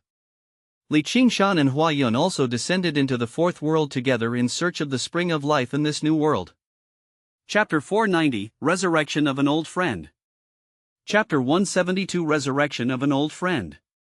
Li Qingshan entered the fourth world with Huayan earnestly searching for the spring of life. The fourth world was vast and expansive, appearing as a colossal plane that stretched far beyond the scope of the immortal plane in the universe. Li Qingshan took charge of half of the search while Chu Xiangyu and the divine concubine handled the other half. With his current venerable realm cultivation, Li Qingshan's primordial spirit effortlessly scanned the fourth world. Additionally, with Huayan by his side, they easily discovered hidden microworlds and folded realms within the fourth world. After exploring each of these worlds, Li Qingshan eventually found the spring of life. The spring of life was an unrooted spiritual spring hidden within an isolated world. The entire world was devoid of anything else except the wandering presence of the spring of life. Li Qingshan and Huayan beheld the spring of life shimmering in a serene blue-green hue, emanating a refreshing fragrance that invigorated the senses. It exuded a faint glow within this folded realm, creating a mesmerizing and ethereal sight. Is this the spring of life? Li Qingshan exclaimed in astonishment. Huayan nodded and said, this is indeed the spring of life. Such things are not found within this universe alone. Only by transcending this universe and venturing into broader worlds, perhaps even the legendary realm of chaos, can one find treasures like the spring of life. This spring of life was brought out by Shi Tian from the supreme path. He abandoned everything to escape but hid the spring of life. It has sustained his peak state all these years. Fortunately, there are still some left here, enough to resurrect two people, Huayan explained. How do we store it away? Li Qingshan asked. Why do you want to store it away? Huayan countered. You and Chu Xiangyu intend to resurrect someone, right? It can be done right here, Huayan suggested. Li Qingshan considered her words and agreed. There was no need to put away the spring of life unnecessarily. Since it wasn't abundant, he immediately called Chu Xiangyu and informed him that he had found the spring of life. In the next moment, Chu Xiangyu and the divine concubine tore through space and descended. This is the spring of life. It's truly magnificent, Chu Xiangyu exclaimed in admiration upon seeing the spring of life. The refreshing fragrance indeed has the power to reverse life and death, exclaimed the divine concubine in awe. The rebirth spring in the fourth world was modified by Shi Tian based on the properties of the spring of life. Every person born in the fourth world has their soul imprinted in the rebirth spring. So even after death, one can be retrieved from the rebirth spring. Of course, to resurrect someone, the cultivator needs to reach the immortal king realm. In a sense, the rebirth spring is an evolution of the spring of life, having its significance in this universe, explained Huayan to Li Qingshan. How can we use the spring of life to resurrect someone? Li Qingshan asked. Before your life can be split in two, each of you will hold one half. Then deep in your heart call out to that person. Trace their traces in the river of time and guide them to the spring of life. The spring of life will pull them out from their past years and grant them a new life, Huayan explained carefully. Having ventured into the supreme path, she naturally understood how to use the spring of life. Li Qingshan and Chu Xiangyu obediently split the spring of life into two halves and held them in their palms. Li Qingshan began to reminisce about his past with Taoist Dragon. Since arriving in the immortal plane, especially after the defensive battle at Emperor's Pass where General Bai recommended Li Qingshan to enter the Celestial Court Academy, Li Qingshan encountered Taoist Dragon who guarded the time channel within the academy. From then on, Taoist Dragon recognized Li Qingshan's boundless potential and took it upon himself to mentor him, offering help wherever needed. With these thoughts in mind, Li Qingshan closed his eyes and gently stroked the spring of life in his palm. As he touched it, time began to ripple gently. Li Qingshan delicately began to rewind time. With his current power and understanding of the rules, rewinding time was effortless for him. Within the ancient and vast river of time lay countless pasts, some ordinary, some brilliant, some great, and some filled with sacrifice. Taoist Dragon belonged to the category of those who sacrificed. He sacrificed himself to prolong Li Qingshan's life. Li Qingshan rewound time to that particular day. It was the day when the Qingshan clan hosted a banquet. Taoist Dragon in his utmost glory ventured deep into the cosmos with an emperor, and from then on no news was heard from him. Ding! Time froze at that moment. Taoist Dragon and the emperor were engaged in a grand battle at the forefront of the universe. Li Qingshan locked this moment into eternity. Soon after, the spring of life began to gently move, slowly enveloping Taoist Dragon. Boom! Time suddenly ruptured and the eternity vanished abruptly. The rewound time swiftly returned to its normal course. Before Li Qingshan stood the familiar elderly figure. Taoist Dragon. Li Qingshan smiled as he saw Taoist Dragon, feeling a wave of guilt dissipate from his heart now that Taoist Dragon was resurrected. The deep remorse he had carried since Taoist Dragon's death years ago finally eased with this moment of resurrection. Long time no see. Li Qingshan greeted Taoist Dragon with a joyful smile. Taoist Dragon scratched his head, looking around. Although unsure of his current whereabouts, he remained composed. It feels like I've had a very long dream, Taoist Dragon recalled with emotion. What did you dream about? Li Qingshan asked. I dreamed that the Celestial Court underwent a complete transformation, and I dreamed of achieving something I've always yearned for, something you effortlessly made a success under your command, Taoist Dragon said softly. Li Qingshan chuckled in response to Taoist Dragon's words. Where exactly are we? I remember that I ascended to the peak and stepped into the Emperor realm. I gave it my all and then died sadly. How am I alive again? Taoist Dragon's memories began to slowly return, and he recalled everything that had happened before asking Li Qingshan in astonishment. Li Qingshan remained silent, raising his finger and gently touching Taoist Dragon's glabella. In an instant, everything that had occurred after his demise unfolded before Taoist Dragon's eyes. Taoist Dragon trembled slightly, staring wide-eyed at Li Qingshan. So many things had happened after his fall? You really revived the Celestial Court? Prevented the collapse of the Grand Hall and reversed the surging tide? Taoist Dragon looked at Li Qingshan with joy. To him, nothing was more important than the fate of the Celestial Court. Once you return to the Celestial Court and see for yourself, you'll know, Li Qingshan said gently. Thank you. Taoist Dragon's eyes welled up with gratitude towards Li Qingshan. Actually, I should be thanking you. Well, let's not dwell on that now. There's still work to be done to wrap up after the great battle. Could you please return to the Celestial Court now and have them send someone to take over the fourth world? This realm is teeming with endless energy that can nourish the immortal plane. Breaking through to Emperor and venerable realms will no longer be just a dream, Li Qingshan said. If I return to the immortal plane and inform the Celestial Court, what about you? Taoist Dragon inquired. All the troubles in the immortal plane have been resolved and the Celestial Court is back on track. I've also left some measures in place. That's sufficient for me. I intend to retire now, living a quiet life like a hermit, not bothering with worldly affairs, calmly awaiting the arrival of the supreme path. Li Qingshan revealed his plans. Having achieved the venerable realm, the Emperor's space no longer held any purpose for him, so Li Qingshan no longer needed it and quietly cultivate. Taoist Dragon nodded understandingly, didn't try to persuade him further, and said, Since you've made up your mind, I'll go back to the Celestial Court first. Li Qingshan nodded in return, watching Taoist Dragon depart.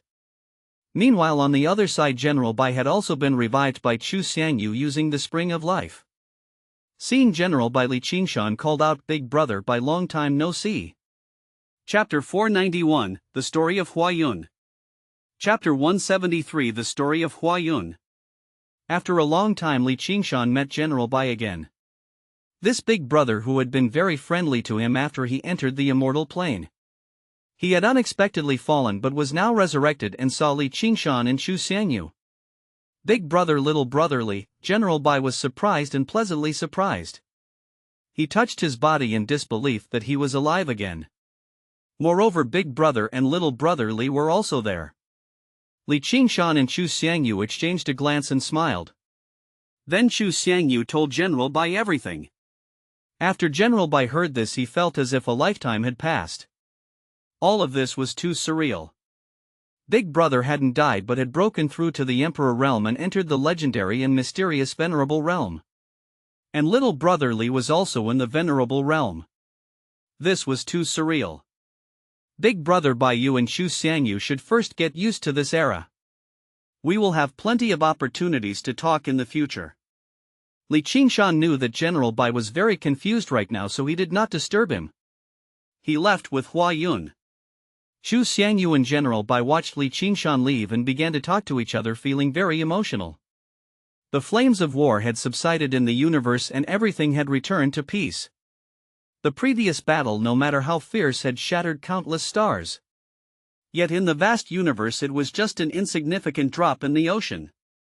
Qingshan, accompanied by Huayun, passed through the fourth world and saw the devastation left by the war. Suddenly Qingshan saw familiar figures. The Central Jade Emperor and the Ziwei Emperor. These two emperors in their ultimate sublimation had matched the Venerable in a brief moment, contributing their final strength. Now they had fallen to the fourth world, lying under a huge ancient tree, barely alive. Their time was running out.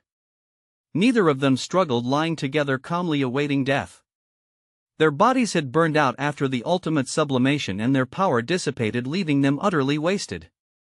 Only faint souls remained, communicating. The past is like smoke. Looking back now, we might have truly made mistakes, the Jade Emperor sighed. Yes, we won the war they had always longed for. But unfortunately they can't see it. The Ziwei Emperor regretted deeply. Once he had strongly opposed the new celestial court, following the old path of the ancient celestial court.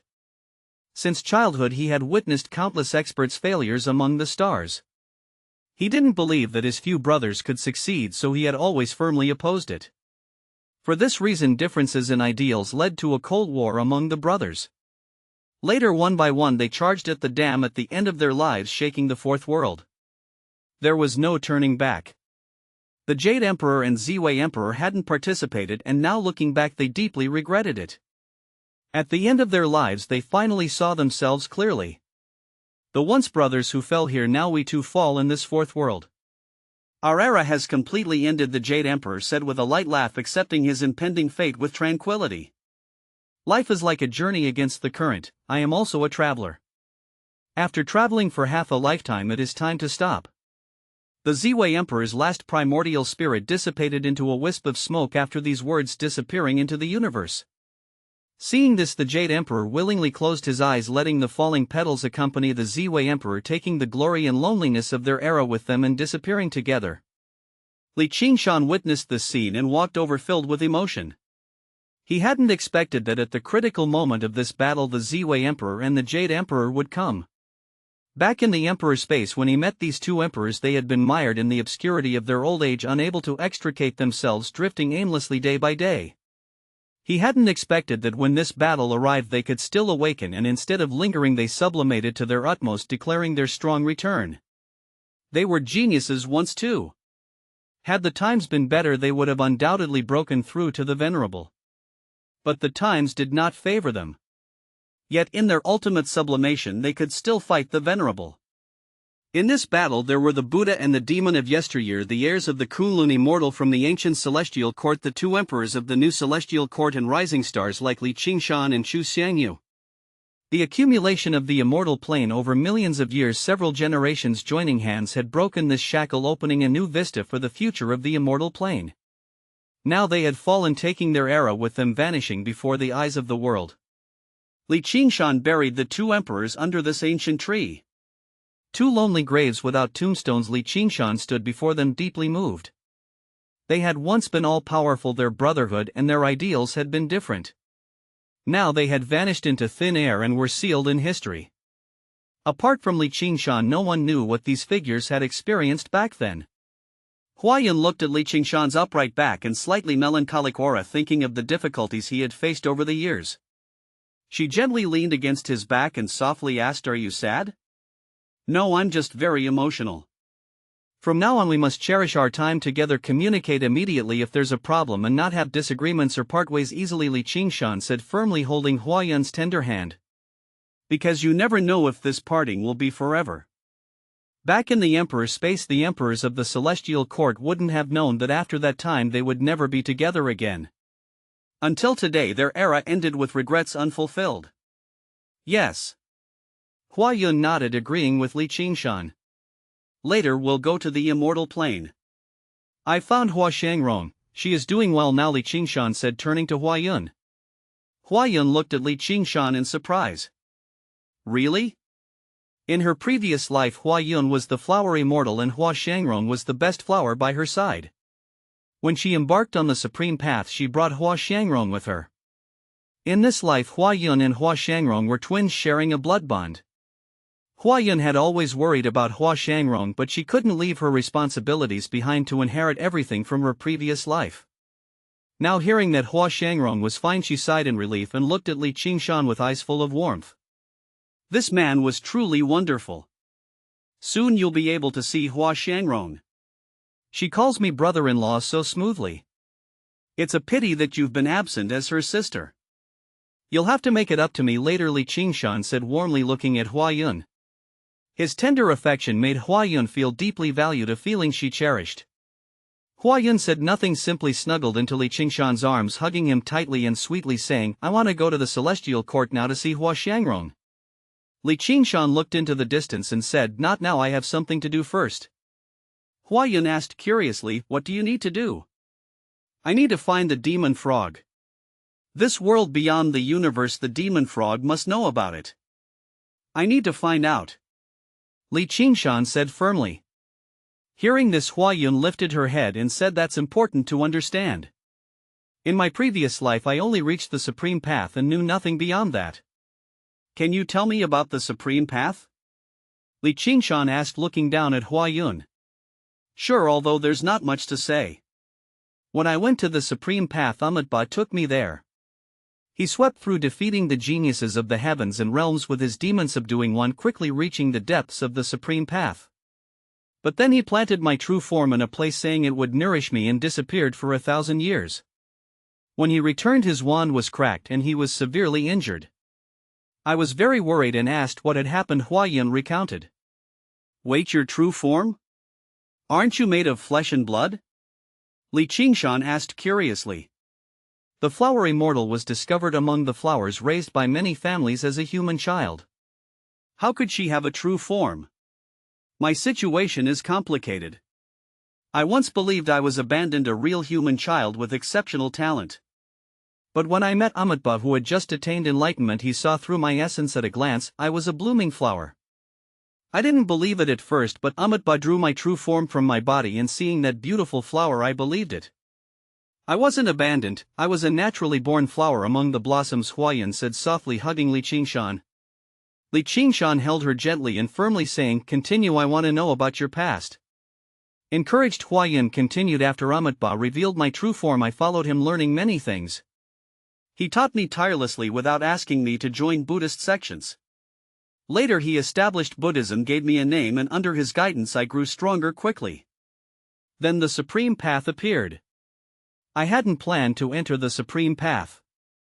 At that time I was only at the peak of the Emperor realm, far behind Amitabha. But he said I should go and took me to the supreme path. On the supreme path, Buddha always looked after me until one day we found a relic. There he saw a clear spring and placed my true form in it to take root. Then Amitabha asked me to guard the place while he went to confirm something. I waited for 1,000 years.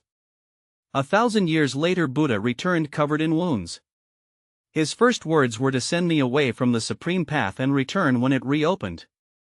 Thus I was sent out, but due to the haste Buddha separated me from my true form, causing my primordial spirit to wither quickly, forcing me to reincarnate. Hua Yun briefly shared her story with Li Qingshan. After listening, Li Qingshan's confusion cleared. He exclaimed, "So your true form is still on the Supreme Path?" "Yes, in that relic on the Supreme Path," Hua Yun nodded.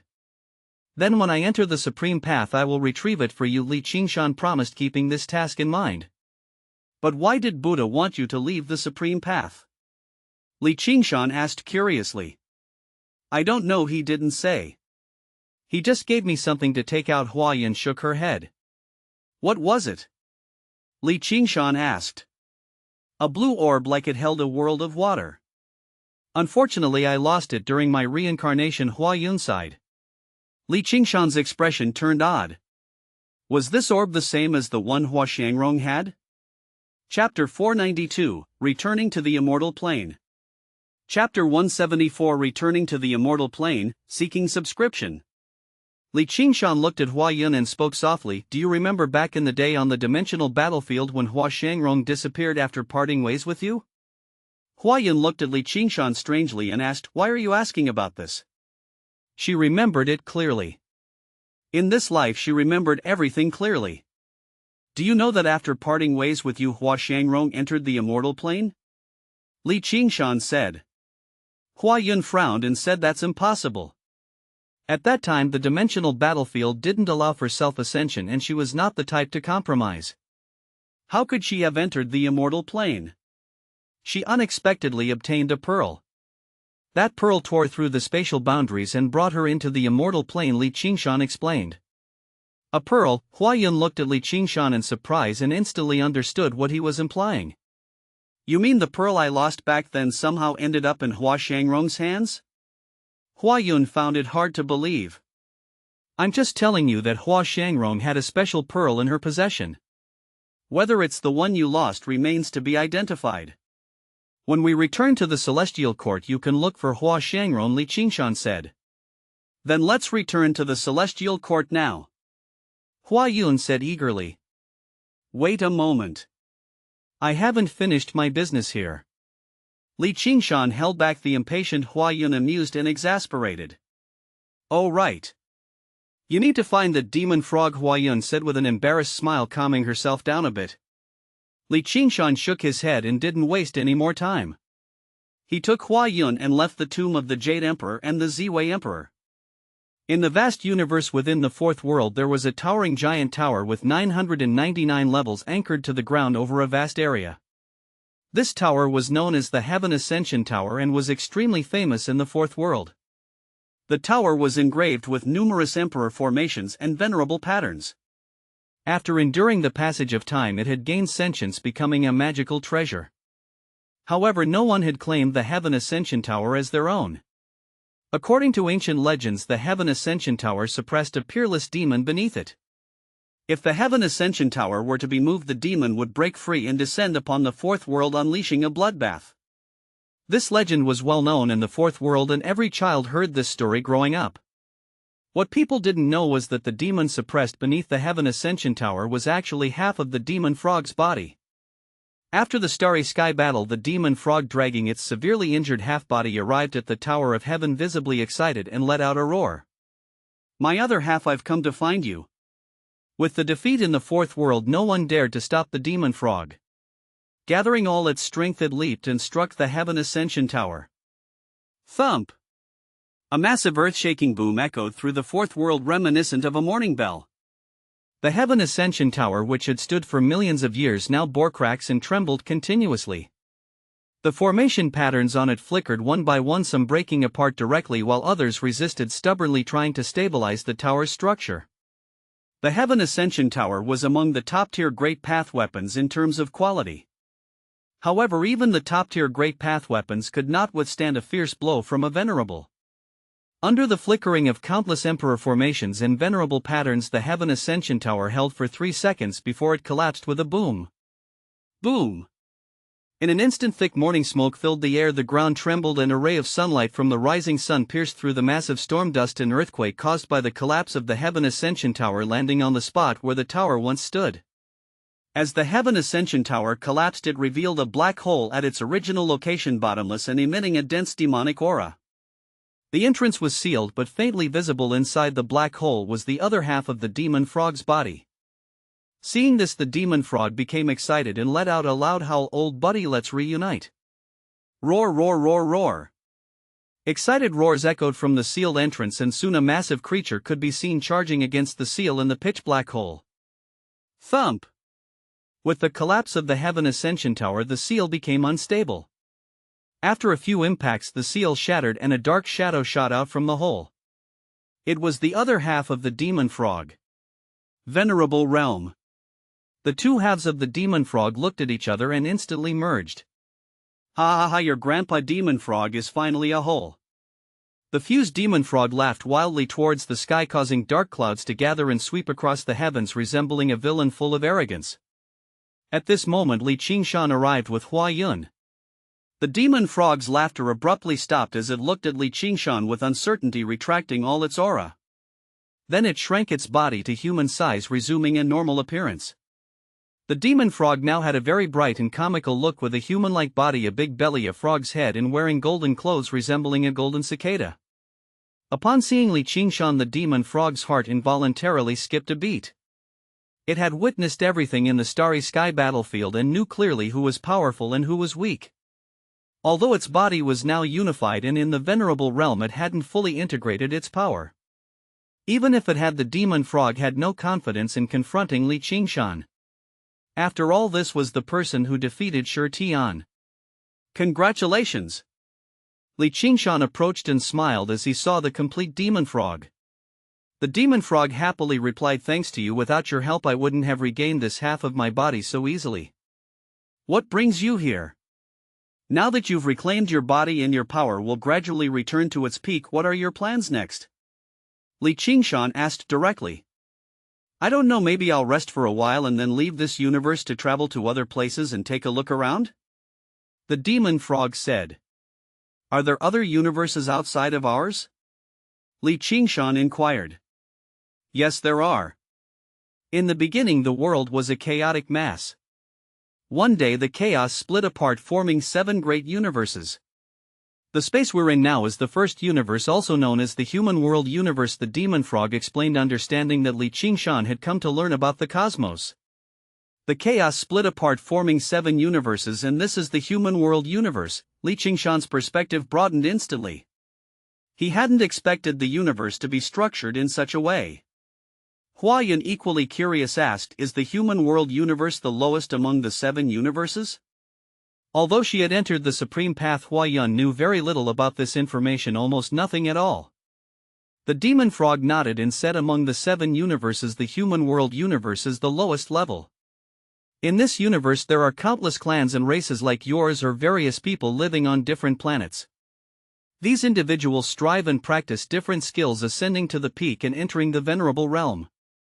Afterward they can enter higher level universes through several methods." "What methods?" Qingshan asked. "The first method, and the simplest, is to wait for the Supreme Path to descend," the demon frog said and spread his hands. "The second method is to have an elder in another universe who has established a foothold and is willing to spend a huge amount to create a universe-level teleportation formation to bring you over. The third method is to break the shackles between the 2 universes yourself and delve into the next level of the universe. But no one has succeeded in this way, so you all should wait for the Supreme Path to descend and enter other universes through it," the demon frog said as he rubbed his fat belly.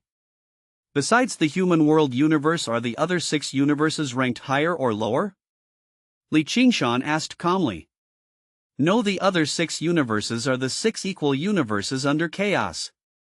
They are 1 level higher than the human world universe and can accommodate more powerful beings, innate divine spirits, and so on." The demon frog shook his head and said. "The 6 equal universes," Hua Yun murmured in surprise. "What method do you plan to use to enter other universes?" Qingshan asked the demon frog. "Like you, I was also waiting for the Supreme Path to descend. Otherwise, even for a rare demon frog like me in this universe, it's impossible to break the barriers between the edges alone," the demon frog said regretfully. "Since you are waiting for the Supreme Path to descend like us, why not visit the immortal plane?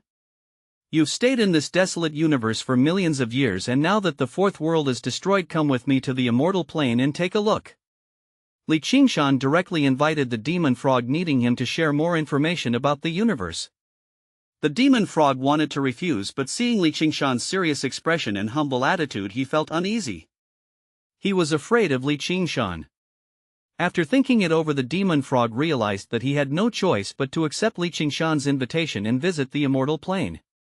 Alright, I've been stuck in this small place on the dam for millions of years, unable to move. It's been suffocating. I'll go with you to the immortal plane. The demon frog seriously considered and then nodded, agreeing to Qingshan's invitation. The three of them swiftly flew from the fourth world to the immortal plane. All three were in the venerable realm, so the journey from the fourth world to the immortal plane took them only a moment. Crossing the vast universe cold and dark, they entered the immortal plane and were greeted by mountains, rivers, trees, clear skies, and the gentle caress of the breeze brightening their eyes and opening their minds. Although the energy in this world was a bit thin and the world rules and the great path were not apparent, the scenery was indeed beautiful. The demon frog remarked seriously, visiting the immortal plane for the first time. If the scenery is good, please enjoy it, Lord Demon Frog. We will first go to the celestial court and take a rest. Qingshan invited the demon frog with a smile, heading to the celestial court. They didn't linger long outside the celestial court and headed straight to its core, the Emperor space. Now in the celestial court, experts above the immortal king level had their own houses in the Emperor space. During their leisure time, they would come to absorb the energy of the Emperor space.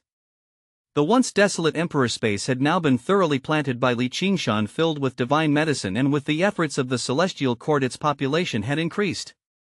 The Emperor space had become somewhat lively.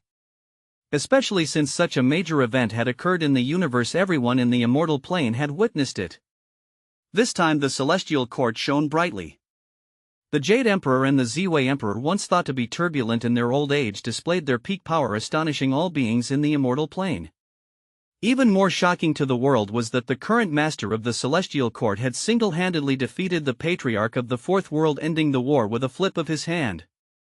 The celestial court suddenly gained three venerables, drawing all the attention and becoming unmatched for a while. Of course, they didn't know that the Jade Emperor and the Ziwei Emperor had fallen. Nor did they know that Qingshan had developed a desire to retire. They only knew that the celestial court was very powerful, planting a seed in everyone's hearts. Upon arriving at the celestial court, Huayan eagerly asked Qingshan, "Where is my sister?" Qingshan had no choice but to use telepathy to summon Hua Xiangron. This pair of sisters had been separated from each other for hundreds of years and finally met again. Chapter 493, Understanding the Universe. Chapter 175, Understanding the Universe, Seeking Subscription. The two sisters had been separated for hundreds of years. When they reunited, they surely had much to say to each other. Qingshan did not disturb them and allowed them to be alone. He took the demon frog and went to a secluded place. This secluded place was where Qingshan had previously secluded himself. Everything was there. Qingshan brewed a pot of tea and sat under the bamboo grove with the demon frog, enjoying the breeze, sipping tea and chatting. "Are you used to drinking tea?" Qingshan asked with a smile. The demon frog picked up the teacup and drank it in one gulp. The teacup looked delicate compared to his mouth. The demon frog said, "When I first came to this universe, I tasted it. Although I don't particularly like it, I don't dislike it either." Qingshan raised an eyebrow and asked, "Where did you come from?" Qingshan was very curious about the universe beyond this one and wanted to know more. Especially now, having unified his 9 lives, he had become the strongest being in this universe, achieving the status of venerable, and had no further goals. The higher you go, the lonelier it gets. In this universe his path forward was cut off, so he naturally needed to find a new way. The demon frog was a direction. He knew a lot, and Qingshan had brought him to the immortal plane to explore more information. "I come from the 6 equal universes," the demon frog said comfortably with his hands resting on his abdomen. "You mentioned before that there are 3 paths from the human world universe to the 6 equal universes, but no one has successfully taken the path through their own efforts. So how did you come to the human world?" Qingshan asked with a frown. The demon frog replied, I came by chance. I have been here for so many years and have not returned. Like you, I am waiting for the supreme path to appear. If there were another way, I would try it now, the demon frog sighed. Qingshan pondered for a moment and asked, what kind of path is the supreme path? Speaking of the supreme path, I have to mention the 6 equal universes, the demon frog said seriously, looking at Qingshan. Having followed Qingshan to the emperor's space, the demon frog did not hide anything. After all, what he knew was common information in the 6 equal universes. Qingshan was energized and looked at the demon frog with bright eyes, saying, I'm all ears. The 6 equal universes are higher than the human world universe. I mentioned before that the human world universe is the first universe. The 6 equal universes are the second universe.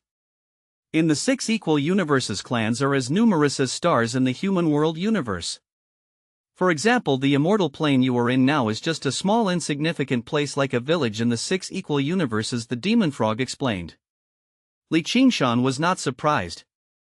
When he came to the immortal plane from the human world, it was somewhat similar. In the human world, looking up at the immortal plane, it seemed vast and boundless, making the human world feel small. Now, looking at the universe from the immortal plane, he marveled at its vastness. These feelings were normal. Is there a world even more vast than the 6 equal universes? Qingshan suddenly asked out of curiosity.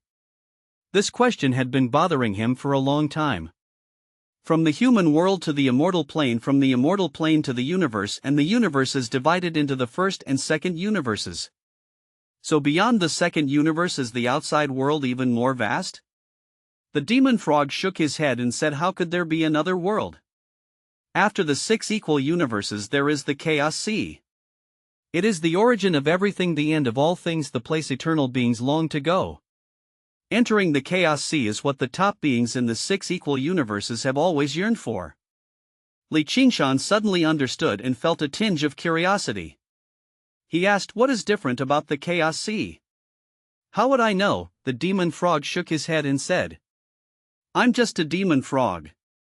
When I came here from the 6 equal universes, I was still very young and not powerful. Otherwise, how could I have been imprisoned on the dam of the 4th world for millions of years? Qingshan understood and motioned for the demon frog to continue talking about the 6 equal universes and the supreme path. He was very curious. The 6 equal universes are composed of 6 factions that can't stand each other but can't annihilate each other either. They've been in constant conflict and battles for countless years. I don't remember exactly, but a long time ago a great war swept through the 6 equal universes, causing a massive catastrophe.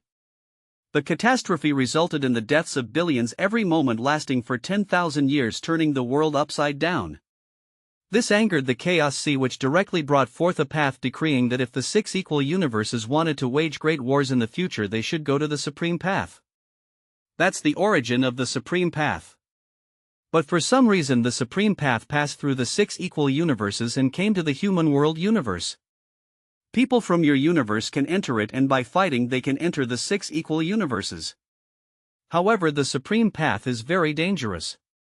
Although you seem invincible in the human world universe, I can clearly tell you that in the supreme path the top experts from the human world are nothing. When you meet people from the 6 equal universes, only if you can defeat them can you be considered powerful.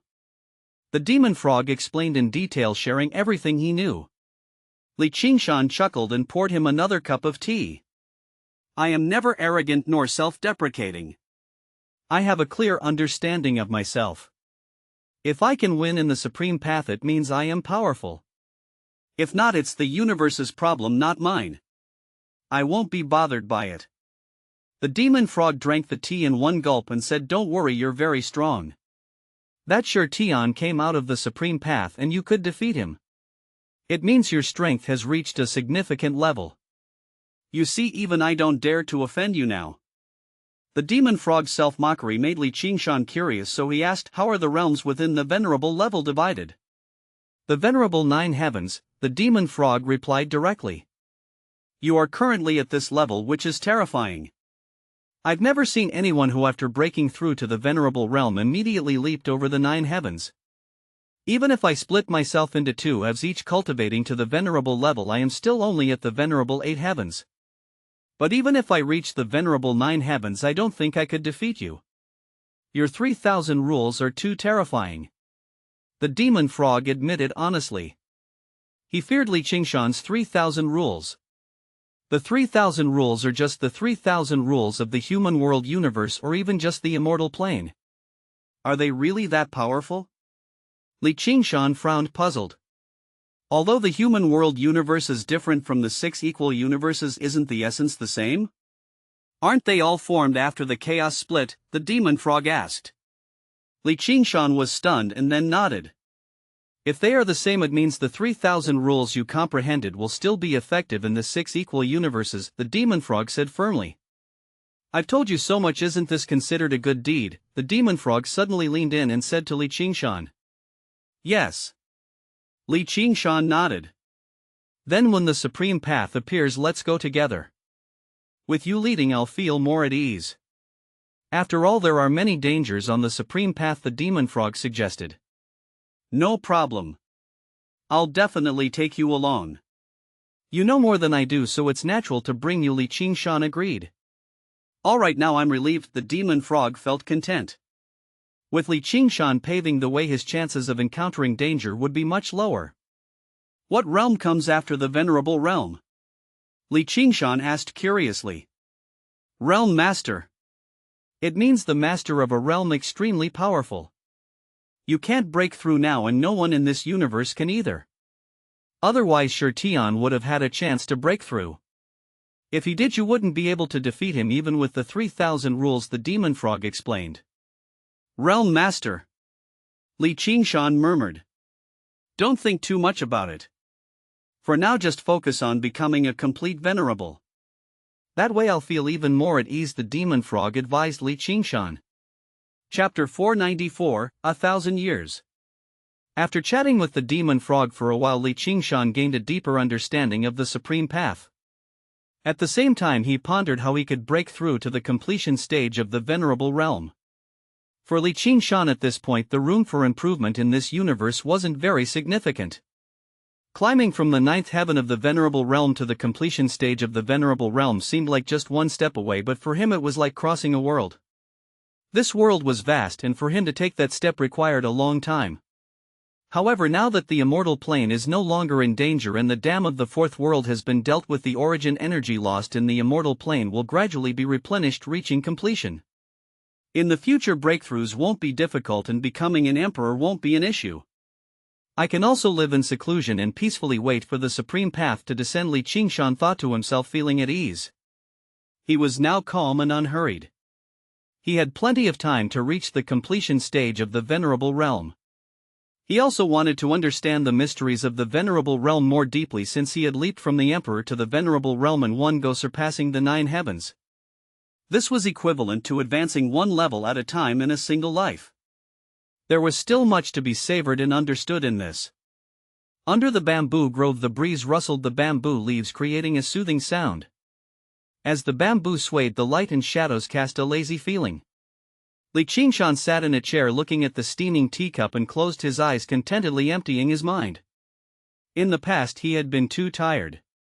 In the extended time, tens of millions of years had passed silently, and he had been striving without rest. Until now, this effort, accompanied by the collapse of the 4th world, had finally ended. He could rest in peace. Gradually, Qingshan fell into a deep sleep. This was very rare. Since breaking through to the Emperor realm, he had never slept. Not to mention falling asleep so naturally and relaxedly. The demon frog had long disappeared, wandering in the Emperor's space, sighing at the sight of the various divine medicines planted by Qingshan. None of them had matured yet, making him drool with envy but helpless. It was unclear how long he slept, but the sound of female laughter woke him. Qingshan opened his eyes to see Hua Yun and Hua Shangrong walking towards him from afar. The two sisters, hand in hand, were each beautiful and celestial, bringing a joyful smile as they came to see Qingshan. After catching up with each other and ensuring they were both doing well, the sisters came to see Qingshan. "Brother-in-law, we saw you sleeping from afar. Are you very tired?" Hua Shangrong asked with concern. Qingshan invited them to sit down and smiled. "Not very tired, just fell asleep without realizing it while alone." Huayun looked at Li Qingshan with concern. Hua Shangrong teased brother-in-law, you and my sister have finally reunited. Li Qingshan glanced at Huayun smiling and nodding, yes, finally reunited. It's been a long time. Huayun rolled her eyes at Li Qingshan and said, it's only been a few decades. Li Qingshan smiled without responding. The few decades she mentioned were tens of millions of years for him. Brother-in-law, now that my sister is back, what are your plans? Hua Shangrong asked, winking at Li Qingshan. Huayun glared at Hua Shangrong, scolding her for asking this. After thinking for a moment, Li Qingshan said, next I want to live in seclusion with your sister. Live in seclusion? Huayun and Hua Shangrong looked at Li Qingshan in surprise. Brother-in-law, you want to live in seclusion? Hua Shangrong confirmed again. Yes, the issues that needed resolving have been dealt with. The conflicts of the world have nothing to do with us anymore. The celestial court is also on track and doesn't need our worry. Retiring to the mountains and rivers, enjoying the scenery with your sister, isn't that wonderful? Li Qingshan nodded. Then you'll hand over the celestial court you established to someone else? Hua Shangrong asked. The celestial court is still the celestial court. Why should I take it for myself? Li Qingshan replied. Hua Shangrong opened her red lips but had nothing to say. Huayun sat beside Li Qingshan and said softly, living in seclusion is good. I also want to live a quiet life away from the world, living peacefully in the days to come. Li Qingshan took Huayun's delicate hand, feeling her warmth. He gently clasped her fingers, saying, before the supreme path descends we can enjoy a period of calm days. Huayun smiled sweetly, looking at Li Qingshan with affection, and nodded. She had always been the most delicate flower among the 100 flowers, preferring simplicity and tranquility. Then take me with you when you live in seclusion, Hua Shangrong said, seeing Li Qingshan and Huayun so affectionate, feeling very envious. Sure, as long as you want to, no problem, Huayun immediately nodded. I'll find a place with beautiful mountains and rivers, birds singing and flowers fragrant, and build a village. By then you little 9 little fox away and the 5 ghosts can live there if you want. We'll live a simple life and your sister and I can guide your cultivation, Li Qingshan envisioned. A village with friends and loved ones, watching the sunset and sunrise, working at dawn and resting at dusk. When in the mood, singing and dancing under the moonlight, enjoying fine wine and good company. When not, fishing alone in the mountains, watching the clouds rise and fall, savoring a cup of good tea, free from worldly disputes. Just thinking about it made Li Qingshan feel wonderful.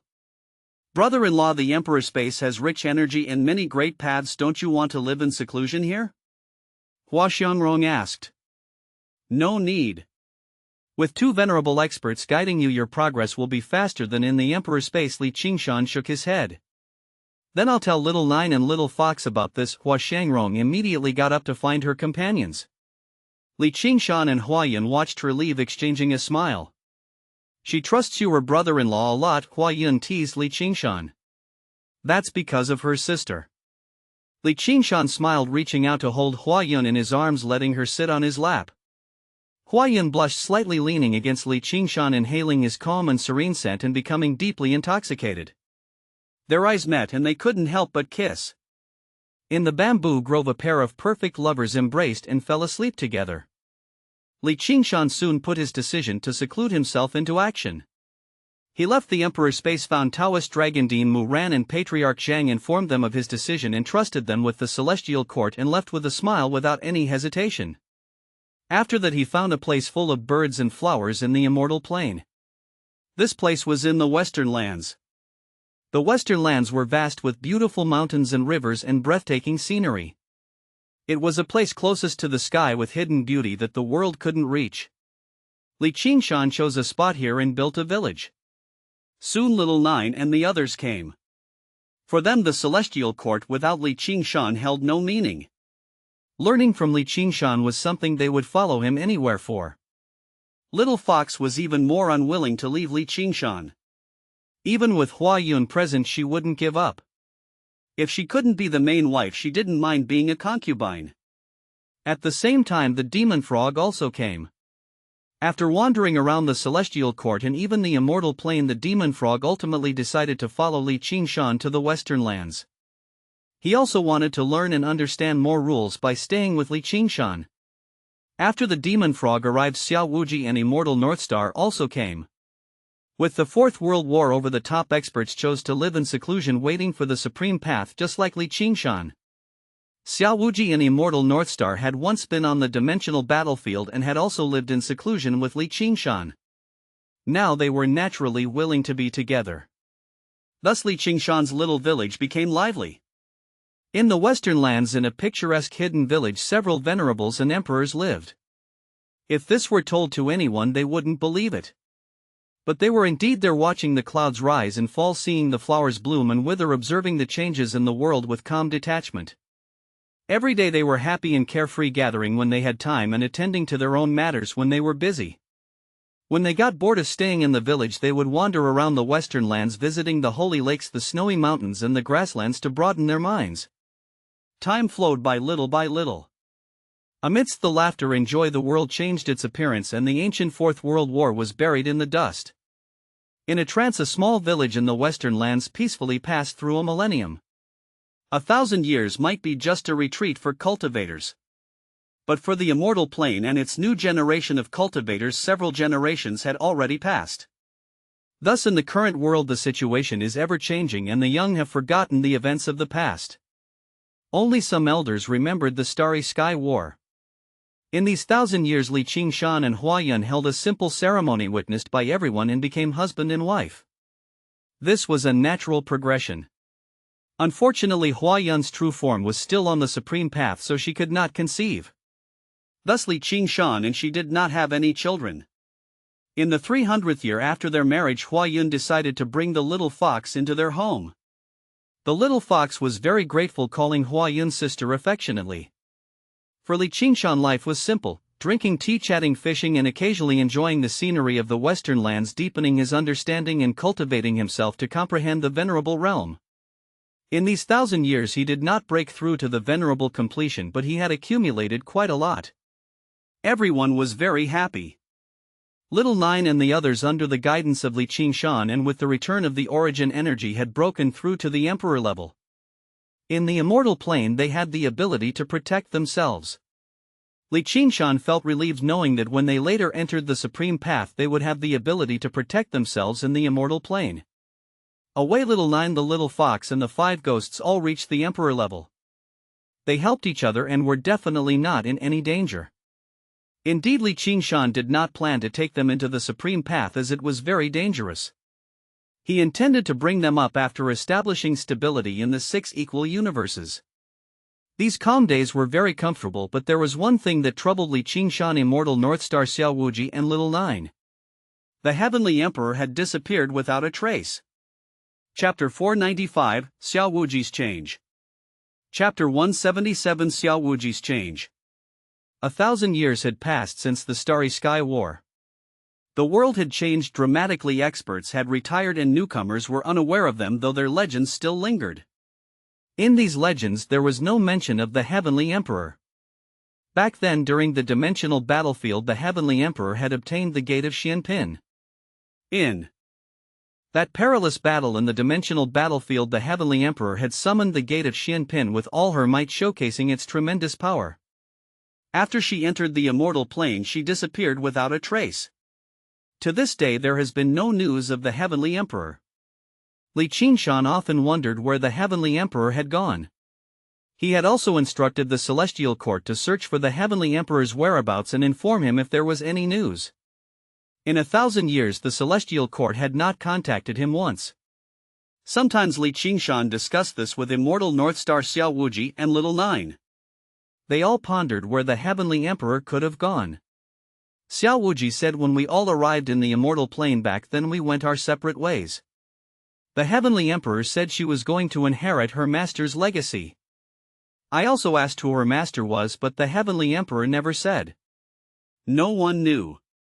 Since that parting, 1,000 years have passed and she has never reappeared, as if she vanished into thin air, sighed Immortal Northstar, who missed the Heavenly Emperor greatly. She was one of the few friends he had known in the human world. Where did Heavenly Emperor's sister go? Little Nine pouted, looking into the distance, but saw nothing. Qingshan remained silent. He cherished each of his few friends dearly. He found Demon Frog and asked, "Do you know about the Gate of Qianpin?" Demon Frog replied in surprise, "The Valley Spirit never dies, it is called the Qianpin." The Gate of Qianpin is the root of heaven and earth, inexhaustible and ever-present? That's from the Tao scripture. I'm asking about the Gate of Qianpin. Qingshan shook his head. Then I don't know. Don't think I know everything. There are too many magic treasures and weapons in this universe. Just the Great Path weapons alone are countless. How could I know them all? Said Demon Frog. Qingshan extinguished his thoughts and stopped asking. In fact, aside from the Heavenly Emperor, no one else had ever mentioned the Gate of Qianpin, so no one knew about it. The Heavenly Emperor's whereabouts remained unknown, and Qingshan felt melancholy. He chose to travel and see the scenery. The western lands were beautiful, with picturesque sacred lakes, pristine snow-capped mountains, clear skies and white clouds, as well as the sacred piles representing good fortune. The sacred lake's water was clear. Qingshan washed his hands in it while the people of the western lands revered this place. Often devotees would take 3 steps and 9 bows circling mountains, lakes and Buddha towers, cleansing their hearts of troubles and unnecessary desires. Qingshan did not disturb them. As usual, he walked to the foot of Mount Sumeru, where he unexpectedly found a pregnant woman whose water had broken, screaming as she fell. No one around knew what to do, and since this was a Buddhist sanctuary, many were worried that childbirth might bring bad luck. But the next moment a group of monks rushed out from Mount Sumeru. The leading old monk immediately began helping the woman give birth, disregarding any taboos, and soon saved both mother and child. The surrounding people cheered and applauded the monk's actions. Qingshan did the same, witnessing this scene and the birth of a new life. He prepared to leave. But the next moment the monk announced loudly, "This child is the reincarnation of the world-honored one, destined to be a living Buddha." Qingshan watched curiously. The devotees around also watched curiously. A newborn already, the world-honored one? In Buddhist traditions, especially in the Western lands, which had the oldest and most orthodox Buddhist heritage, the world-honored one referred to one person. Amitabha. Outsiders called him Emperor Amitabha Buddha, Amitabha Patriarch of Buddhist sects. But within the Western lands, all monks referred to him as the world-honored one. Now the old monk said this newborn was the reincarnation of the world-honored one, immediately drawing many doubts. But the old monk did not explain, placing the child on the ground and quickly retreating. The newborn did not cry or fuss, instead pointing one hand to the sky and the other to the earth, declaring, "Above the heavens and below the earth I alone am honored." This statement shocked many, and the devotees knelt and worshipped without doubt. Qingshan watched in surprise. Was this child really the reincarnation of the world-honored one? According to Buddhist legends, when Amitabha was born in his first life, he made the same gesture. He pointed one hand to the sky and the other to the earth, saying, "Above the heavens and below the earth I alone am honored." This phrase meant that everyone is the master of their own world. In other words, besides oneself, specifically besides the consciousness of I, everything else seen, including the self we see, is an illusion. It did not mean I am the number one under heaven. Now this newborn made the same gesture, naturally drawing immense attention. Qingshan saw clearly that this baby was not being manipulated, and the monk who delivered the baby was not a conspirator. This baby was truly the reincarnation of the world-honored one. Wait, I recognize this baby. Qingshan observed closely and suddenly realized the truth. This baby was Monk Wuo. Qingshan was shocked. Observing carefully, he finally saw Monk Wuo's shadow deep in the baby's soul. Since the starry sky war 1,000 years ago, when Monk Wuo had descended with Amitabha's previous life body and brought the departed Buddha back to the human world, displaying supreme power, Monk Wuo had disappeared. Qingshan had thought he had found a place to quietly retire, but now he discovered that Monk Wuo had reincarnated and was now a baby. The baby, revered by the devotees, drew the attention of many monks from Mount Sumeru. They all came down to welcome the reincarnation of the world-honored one. Qingshan watched as they respectfully took the baby and the mother into Mount Sumeru, their attitudes fervent, eyes fixed on the baby without blinking. The revered world-honored one had truly been reborn. Qingshan did not disturb this scene as a figure appeared beside him. It was Monk Wuo's primordial spirit. He still looked like a handsome Buddhist monk, his primordial spirit floating, feet not touching the ground, smiling at Li Qingshan. Benefactor Li Qingshan, I did not expect to see you here, Monk Wuo said kindly. Li Qingshan asked curiously, what are you doing? Reincarnating to cultivate anew. Monk Wuo replied. For the past 1,000 years I have reincarnated every century, experiencing the same processes as the world-honored one in his various lives.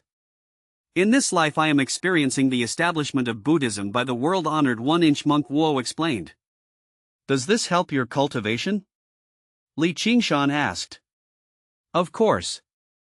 I am a disciple of Amitbot in his previous life stream. He passed his previous life on to me. During the Starry Sky War I fused with the world-honored one's previous life, unleashing immense power. Though we won the battle, I could not inherit the world-honored one's vast venerable cultivation. So I chose to reincarnate and cultivate anew, experiencing all of the world-honored one's identities. This is my final life, Monk Wuo explained in detail. Li Qingshan nodded, hands behind his back, watching the baby being carried up, and asked, after this life you will have inherited all of the world-honored one's power? Yes, after experiencing this life there will be no need to experience it anymore. The supreme path is about to descend, Monk Wuo said seriously. Li Qingshan frowned, looking at the primordial spirit of Monk Wuo, and asked in surprise, you know when the supreme path will descend? He didn't even know. Demon Frog didn't know. Hua Yun did not know either. The primordial heavenly demon did not know either. How did Monk Wuo know? Li Qingshan looked at him curiously. Monk Wuo smiled slightly, a hint of pride on his fair face. My master is a Buddha. Li Qingshan frowned and then fell silent. Monk Wuo's master was the Buddha who had entered the supreme path and stirred up a great commotion. Are you sure the supreme path is going to descend? Li Qingshan asked seriously. Since Monk Wuo's master was the Buddha, he was willing to believe it. In this very lifetime. Monk Wuo said firmly. Li Qingshan nodded gently and said to Monk Wuo, thank you. Monk Wuo also smiled lightly, his primordial spirit like smoke flying into Mount Sumeru, entering the sea of consciousness of the reincarnated living Buddha, continuing to lie dormant, waiting for this lifetime to end. Li Qingshan witnessed all this, then turned and left Mount Sumeru, continuing to watch the scenery of the western lands. Knowing that the supreme path was going to descend, he was not in a hurry. After all, there was still one lifetime and he could continue to live an ordinary life. Along the way, Li Qingshan saw the sacred lake, crossed the snowy mountains, touched the sky, raised prayer flags, scattered wind horses, and finally passed through the human world, returning to the village. After this journey, Li Qingshan felt much more at ease. Knowing that the disappearance of the heavenly emperor was an irresistible force, having no news was sometimes good news. Li Qingshan believed, no, he was convinced.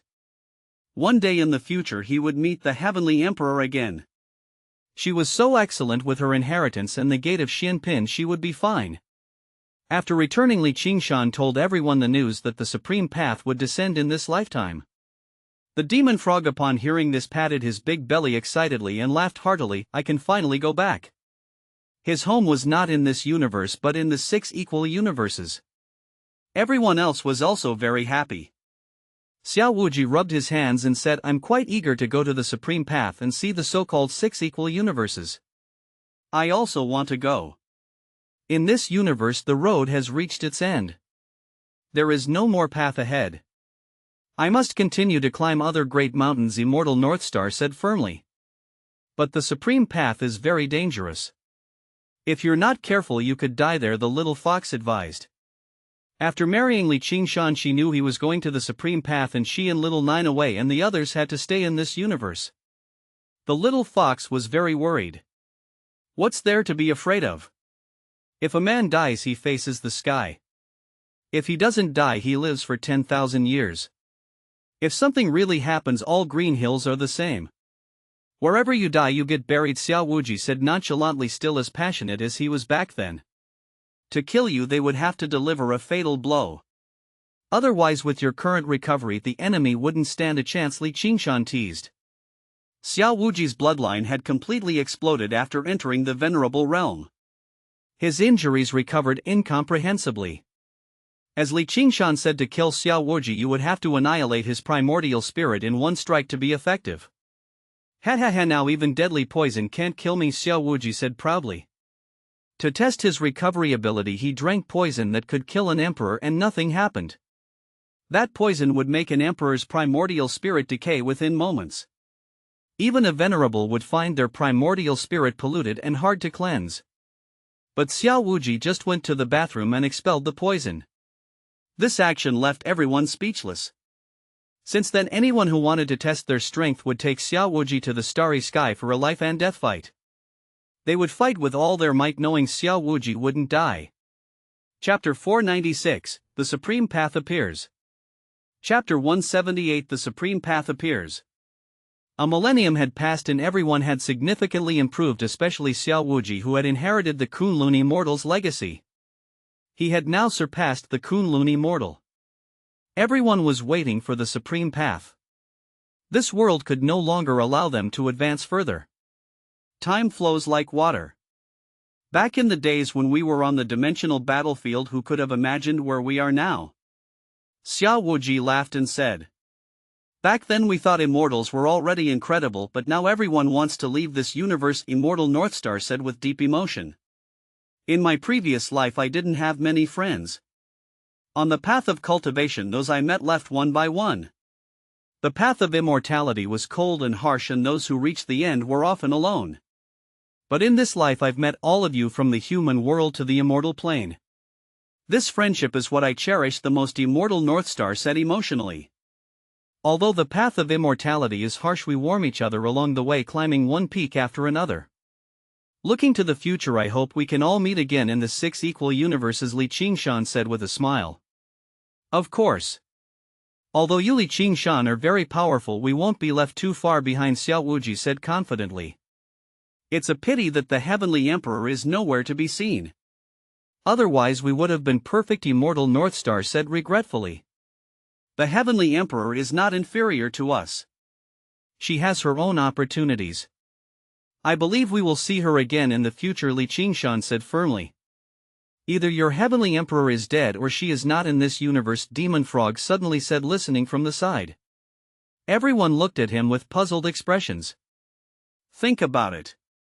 In the previous Starry Sky War, such a huge event involved both the immortal plane and the fourth world.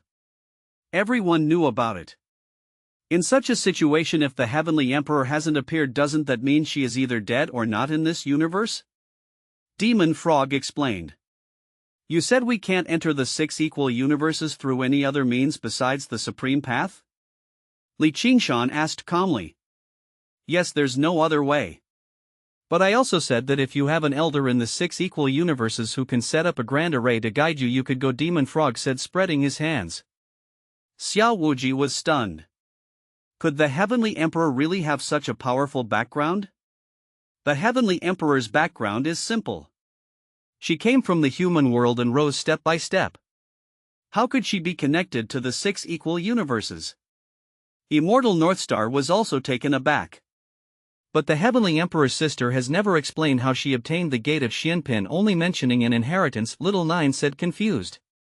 Li Qingshan pondered. He didn't believe the Heavenly Emperor was dead. He knew the Heavenly Emperor's character well. She was always strategic and rarely impulsive. With the Gate of Xuanpin's help she wouldn't fall so easily. He believed Demon Frog's words.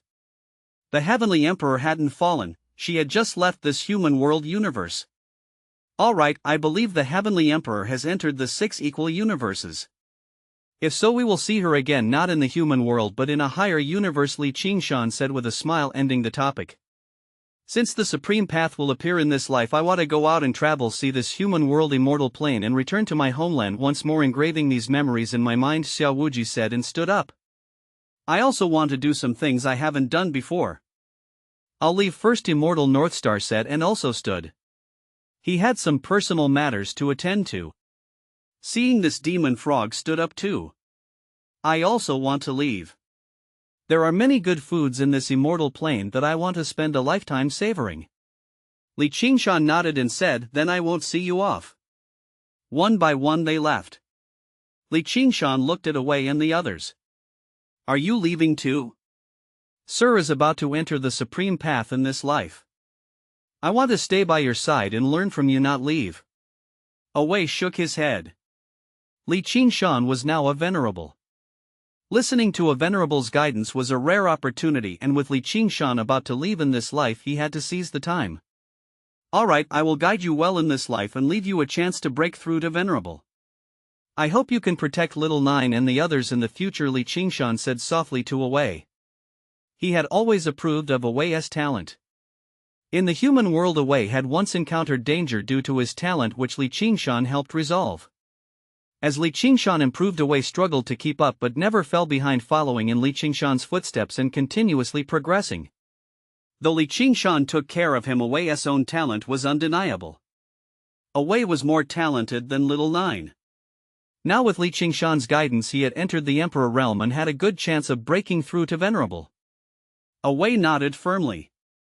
Rest assured, sir. As long as I am alive, little Nine and the others will not be in any danger. Qingshan patted his shoulder, very satisfied. With Xiao Wuji, Immortal Northstar and Demon Frog leaving, the village became much quieter. Usually Qingshan guided Awei and the 5 ghosts in their cultivation.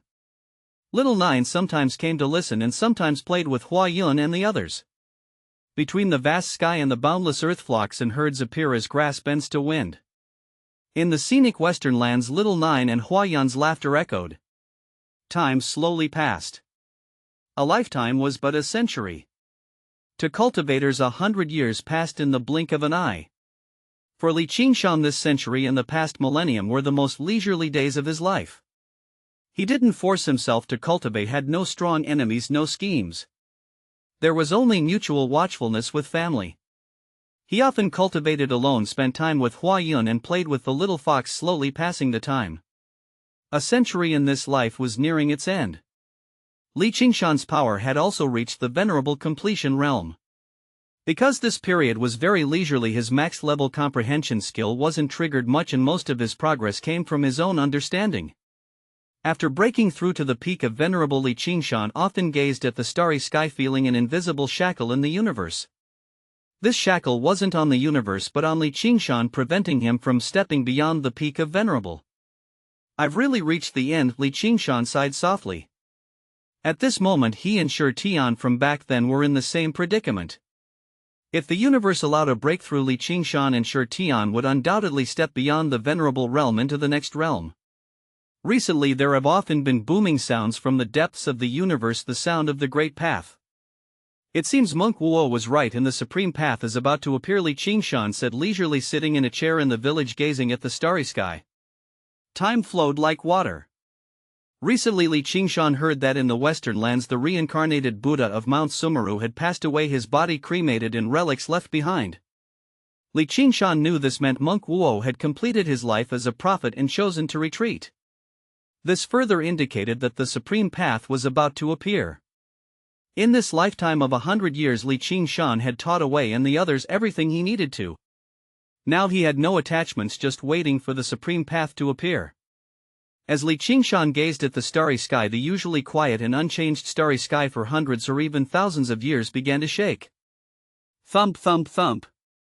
The vibrations destroyed countless stars like the sound of an intense drumbeat striking everyone's hearts, making those above the Emperor realm's hearts tremble and beat violently.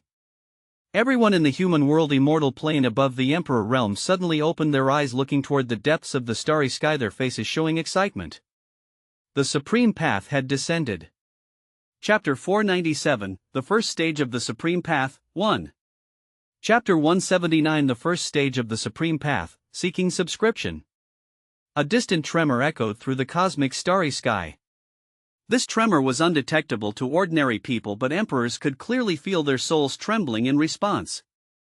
At that moment, countless emperors in the immortal plane felt a surge of joy in their hearts, knowing that the Supreme Path had appeared. This long-awaited path had finally descended. Many emperors were overwhelmed with excitement, some even shedding tears of joy, expressing their feelings with a simple exclamation, "It's finally here." Years ago, many emperors had sealed themselves in forbidden lands, locking away their lives and freezing time, all in anticipation of this path that held infinite possibilities. 1,000 years ago, during the Starry Sky War, many emperors unsealed themselves to join the fight in a critical moment. After winning that battle, they could no longer continue their dormant state and had to find a way to break through to the venerable realm in their remaining lifetimes. However, breaking through to the venerable realm was no easy task. If the supreme path did not appear in their lifetime, these unsealed emperors would perish in despair. Despite willingly unsealing themselves, the thought of not seeing the supreme path after millions of years of waiting was unbearable. Fortunately, the supreme path had now appeared. In this lifetime they could see the dawn of a new era. Even if this dawn was faint, they could still grasp it. Thus some emperors wept, some sighed, and some prepared themselves for the ultimate challenge. Dying in the mundane world seemed meaningless compared to dying on the supreme path with a glimmer of hope in sight. For these emperors, the supreme path had become a deep-seated obsession etched into their very souls over millions of years. Boom! Boom! Boom! In that instant, the forbidden lands of the immortal plane erupted with powerful auras as emperors awakened, their presence spreading like waves over the seas, astonishing the world. 1, 2, 3. One after another, emperors revived, stepping into the world from ancient times. The Western spiritual emperor who once contended with the Jade Emperor is still alive, sealed in a forbidden land. That's the Northern River Emperor who once unified the seas and established an unrivaled maritime empire. He too has awakened. The ancient war god, once a ruler and king, is also returning. What is happening? The elders of the immortal plane were shocked, witnessing the revival of emperors who were only known through historical records, shedding their dust and soaring into the vast cosmos. On this day, hundreds of emperors emerged from forbidden lands and soared into the sky. The world did not fully understand what was happening. But they knew that from this day forward the immortal plane would no longer have forbidden lands. Western lands. Qingshan watched as the emperor's auras ascended urgently into the cosmos, pursuing the newly appeared supreme path. He observed calmly, his hands behind his back without any rush. Behind him, Little Nine and others stood by. Is this the supreme path? Little Nine murmured. Yes, this is the supreme path that countless people have awaited, leading to the 6 equal universes. Qingshan nodded. Sir, when will you enter? Away asked. Little Nine and Little Fox looked at Qingshan nervously. Qingshan looked at them and replied, tomorrow. Can't you take me with you? Little Fox asked pitifully. No, the situation on the supreme path is uncertain. I can't risk taking you. Wait for me, and when the time comes I'll bring you to the 6 equal universes, Qingshan said gently. Little Fox bit her lip, hugging Qingshan tightly, unwilling to part. Elsewhere, Hua Yun and Hua Shangrong were also saying their goodbyes. Sister, be careful on your journey, Hua Shangrong said, reluctant to part with Hua Yun. Qingshan only planned to take Hua Yun with him into the supreme path, leaving everyone else behind. Hua Yun agreed with Qingshan's decision, not wanting Hua Shangrong to risk the dangers of the supreme path. Give me the blue pearl. Your brother-in-law and I will do our best to come back for you. Stay in the immortal plane and take care of everyone, Hua Yun gently instructed.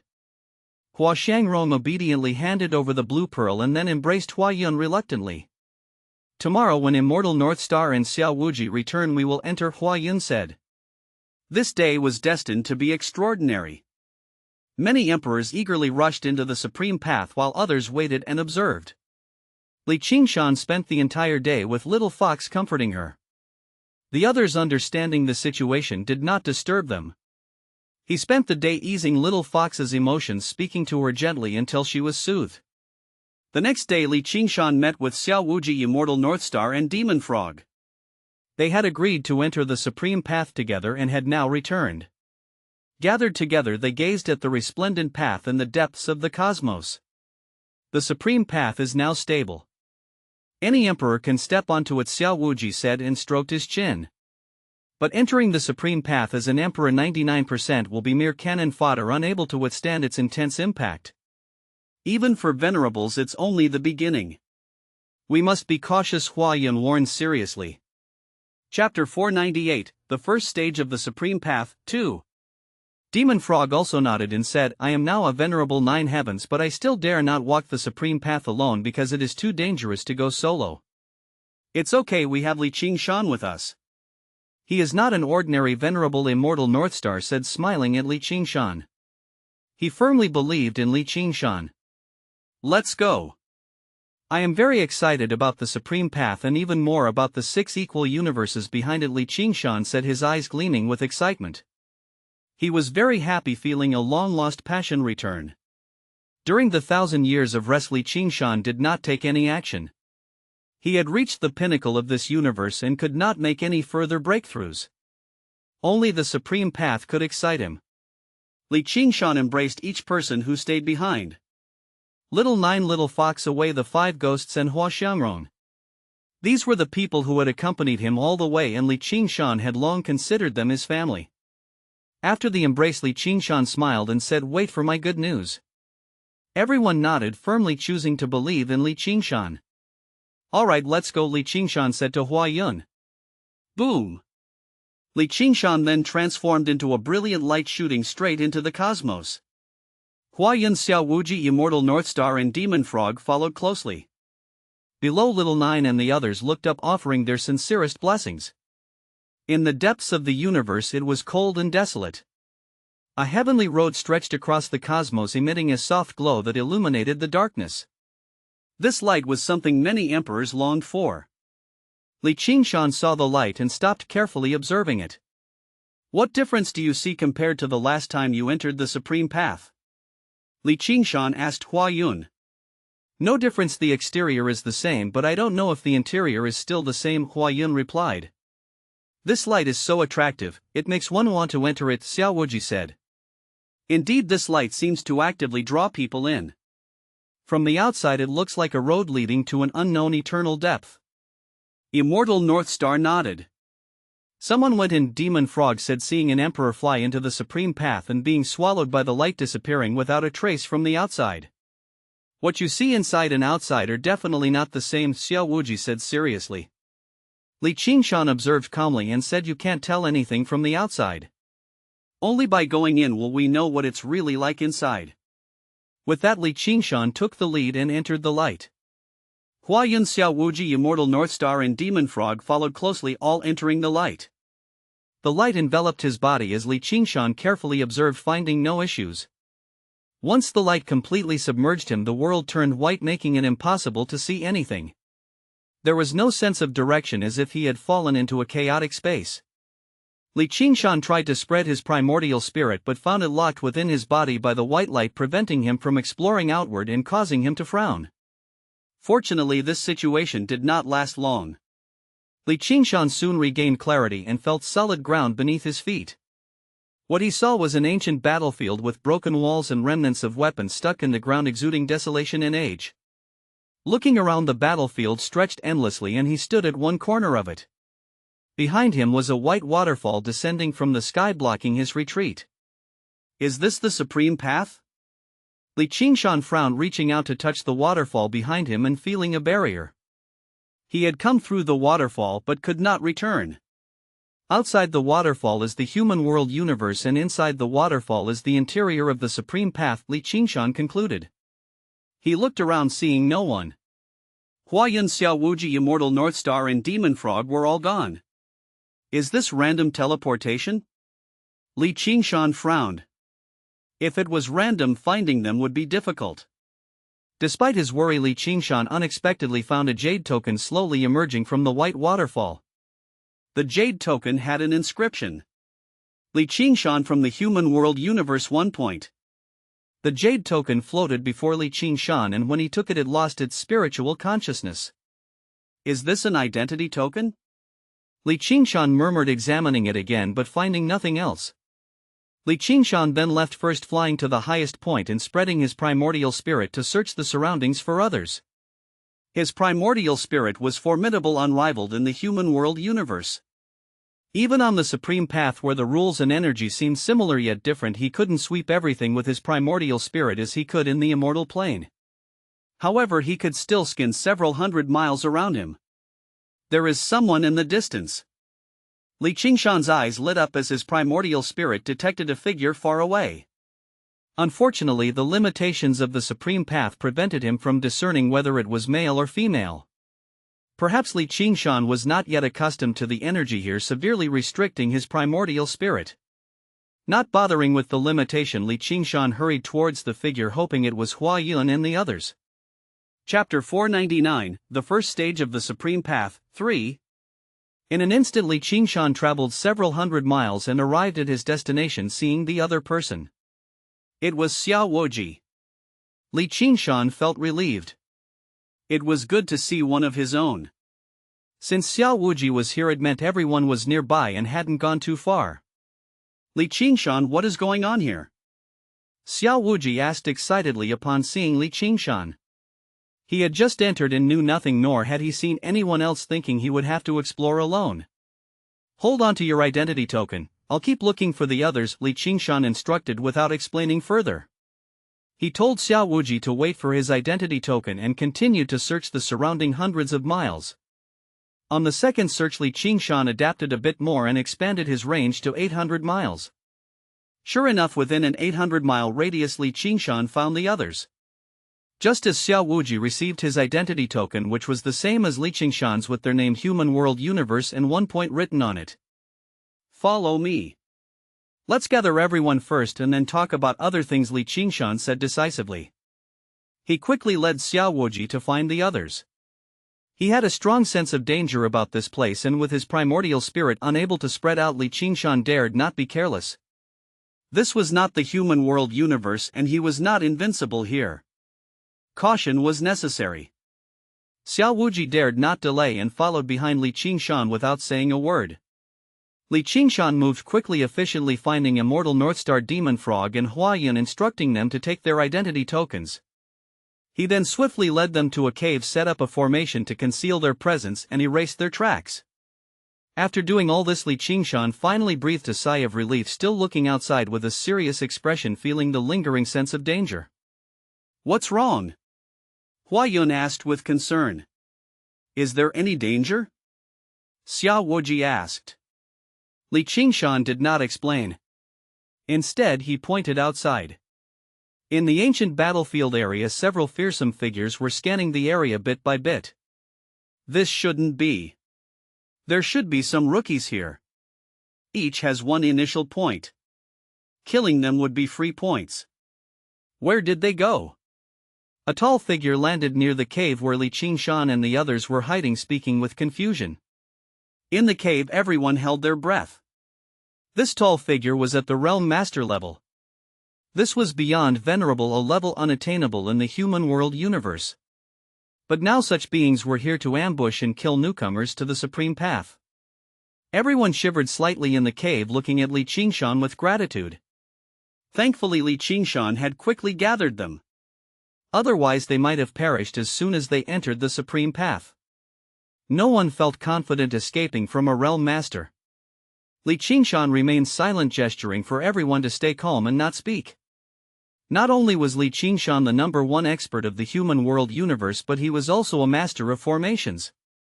With his control over the 3,000 rules, he could set up a formation that could deceive a Realm Master. Indeed, after a thorough search, the tall Realm Master found no clues and left, thinking Li Qingshan and the others had escaped. He chose a direction and hurried off in pursuit. Everyone finally let out a sigh of relief. So this is the Supreme Path? Xiao Wuji exhaled deeply, wiping the cold sweat from his brow. They had just entered and already faced a life and death crisis. The Supreme Path is different from last time, Hua Yun said softly. After millions of years, it's bound to be different. We newcomers to the Supreme Path each have a jade token with 1 point. From what that Realm Master said, points are crucial and can be taken from others. So they wait here specifically, hunting us rookies. Although the points are few, it's safe since we definitely can't beat them, Immortal Northstar calmly analyzed. Thankfully we have Li Qingshan. Otherwise we would have been in trouble, Demon Frog said with lingering fear. The Supreme Path is harsh. It's a good thing we didn't let Little Nine and the others come, Li Qingshan said calmly. Any additional person would have made it impossible to hide. What do we do now? Xiao Wuji asked. Find a safe place, focus on cultivation and adapt to this place. We come from the Human World Universe and the energy here is incompatible with ours. We need to adjust our energy, otherwise our primordial spirits are suppressed, making us like blind men, Li Qingshan said calmly. They needed to adapt first before discussing anything else. At least they had passed the first test. Li Qingshan's cautious nature, or perhaps his reclusive tendencies, kicked in once again. Chapter 500, Capturing a Realm Master. The people who narrowly escaped the disaster led by Li Qingshan quickly left the vicinity, escaping the ancient battlefield and entering an endless primordial forest. The forest was lush with huge vines, ferocious beasts, carnivorous plants, and some poisonous insects. For example, Xiao Wuji in a moment of carelessness was bitten by a poisonous insect. His entire body turned dark on the spot, and even his primordial spirit was poisoned. Ultimately, it was thanks to his strong recovery ability that he managed to expel the poison from his body. Damn, that was close. This poison could instantly kill an emperor. Xiao Wuji said with lingering fear. This place is very dangerous, it's no longer the human world universe. We must be extremely cautious, Li Qingshan said seriously. Let's first find a place to convert our internal energy before discussing anything else, Immortal Northstar immediately suggested. Li Qingshan began searching for a hidden mountain nook, ensuring there were no dangers around to help everyone transition from the human world universe to this new world. After searching for a while, he indeed found a hidden valley surrounded by natural barriers. After checking to ensure there was no danger, Li Qingshan meticulously inscribed formations around the area, integrating them with the mountains and earth veins to ensure no one could discover them. Only then did he feel at ease. Having done all this, Li Qingshan looked at the few people in the valley and said, now no one should be able to find us unless they come close. But this place is very secluded. Everyone rest assured and convert your energy. Then we can start exploring this newborn world. All right. Everyone nodded in agreement. Following Li Qingshan, they inexplicably felt at ease. His composure and meticulousness gave everyone a sense of security. In the valley, they quickly built a few wooden huts and began converting their internal energy. In the human world universe, the energy everyone absorbed was clearly a level lower compared to here and needed to be completely converted. Not only that, but they also had to adapt to the rules they had comprehended and the cultivation techniques they practiced. Li Qingshan silently converted his energy as well. While comparing the energies of the two universes, he found that although they were fundamentally the same, there were significant differences in density and quality. No wonder they say the supreme path is dangerous. For newcomers, it's fraught with crises.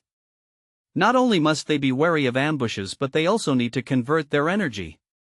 It's like a house sparrow being thrown into a predatory forest with slim chances of survival, Li Qingshan pondered. Clearly, the supreme path was not as ideal as people thought.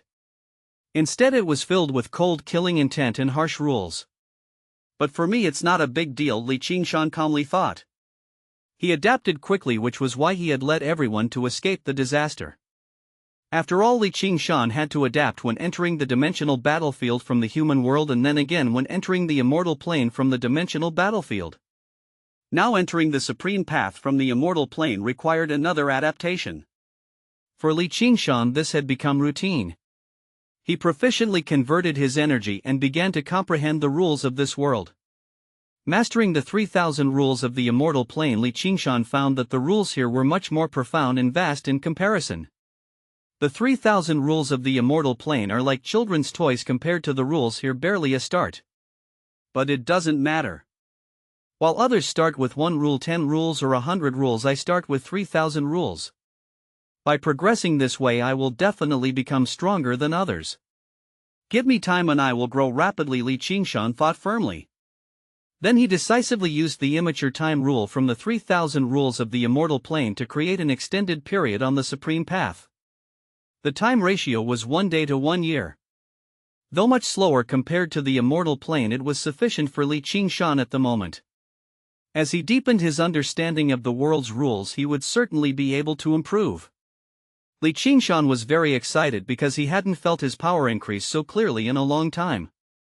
In the extended time, Li Qingshan quickly converted his energy. For now, he didn't concern himself with anything else, as nothing was more important than enhancing his strength.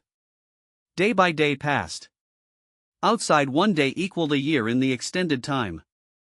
Qingshan had already completed his energy conversion in the first year, turning his vast internal energy into the higher-level energy of this world.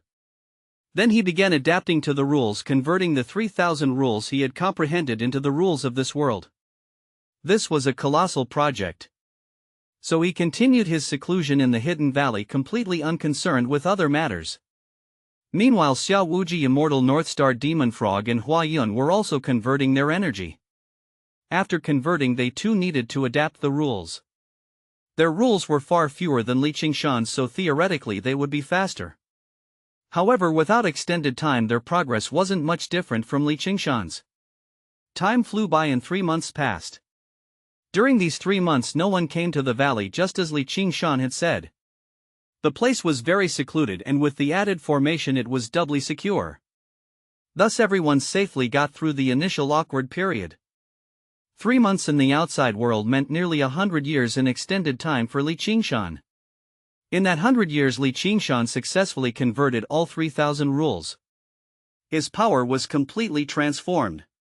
His cultivation plane remained the same. He was still at the venerable completion realm. But now defeating his former self would be very easy. This was the disparity between the two universes. The human world universe ultimately could not compare with the 6 equal universes, which was why so many people wanted to enter the supreme path. Despite the numerous dangers, they were determined to venture through it at least once. 100 years passed quietly. Qingshan dissipated the extended time and walked out of the wooden hut. Everyone was outside. Each person appeared unchanged on the surface, yet they had undergone significant inner transformations. Qingshan, what should we do next? Immortal Northstar immediately asked upon seeing Qingshan come out. In this group Qingshan was the core and everyone had gotten used to following his lead. Qingshan did not answer immediately. He walked over to sit next to Hua Yun and then looked at Demon Frog, asking, "You previously told me that the Supreme Path originated from the chaos world created for people from the 6 equal universes to enter and kill each other?" Demon Frog nodded and said, "That's what I heard at the time. I'm not sure if it still holds true." After all, so much time has passed and anything could have changed, Demon Frog added. "To find out the exact details we can simply ask someone from here," Qingshan said after a moment of contemplation. "Everyone here wants to kill us and steal points," Xiao Wuji said. "Right, if we ask someone at the venerable level they might not know anything. If we seek out a realm master level expert they'll just try to kill us." Immortal Northstar sighed, finding it too difficult. "You all stay here, I'm going out for a bit." Qingshan suddenly stood up. "What are you going to do?" Hua Yun looked at her husband with concern. "I'll capture a realm master and question them thoroughly," Qingshan said calmly. "Can you defeat one?" Demon Frog asked in surprise, as realm masters were incredibly powerful. "I've always been able to fight enemies above my level." Qingshan replied with a confident smile, then turned and left the valley. "Wait for me, I'll be back soon." Chapter 501, Killing on the Supreme Path. Chapter 181, Killing on the Supreme Path, Seeking Subscription. After fully converting his internal energy and rules, Qingshan's cultivation plane remained at venerable completion realm, but it was entirely different from before. He was confident in facing a realm master. So in the unfamiliar supreme path, with everyone knowing nothing, Qingshan decided to capture a realm master to thoroughly inquire about the matters on the supreme path. He left the valley and returned to the ancient battlefield where they first entered the supreme path. The supreme path is full of experts with many powerful beings. Even among realm masters their strengths vary greatly. I should seek out the weaker realm masters to be safe. Qingshan's cautious nature resurfaced.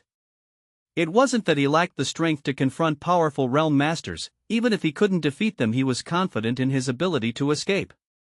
But the risk was too great. If he encountered multiple realm masters he would be in danger and risk exposing himself. So Qingshan went back to the starting point where there were realm masters. On the fringes of the supreme path some realm masters specifically hunted newcomers. They saw this as the safest strategy with no danger, and while the gains weren't substantial there was no risk. For new entrants to the supreme path the strongest among them was at the venerable completion realm, and realm masters could easily overpower them. Thus the first challenge on the supreme path was these hunters. And the reason these realm masters chose to stay at the edge, not venturing deeper to fight others, might be due to a lack of confidence in themselves, not believing they could make a mark on the supreme path. These realm masters were Qingshan's targets.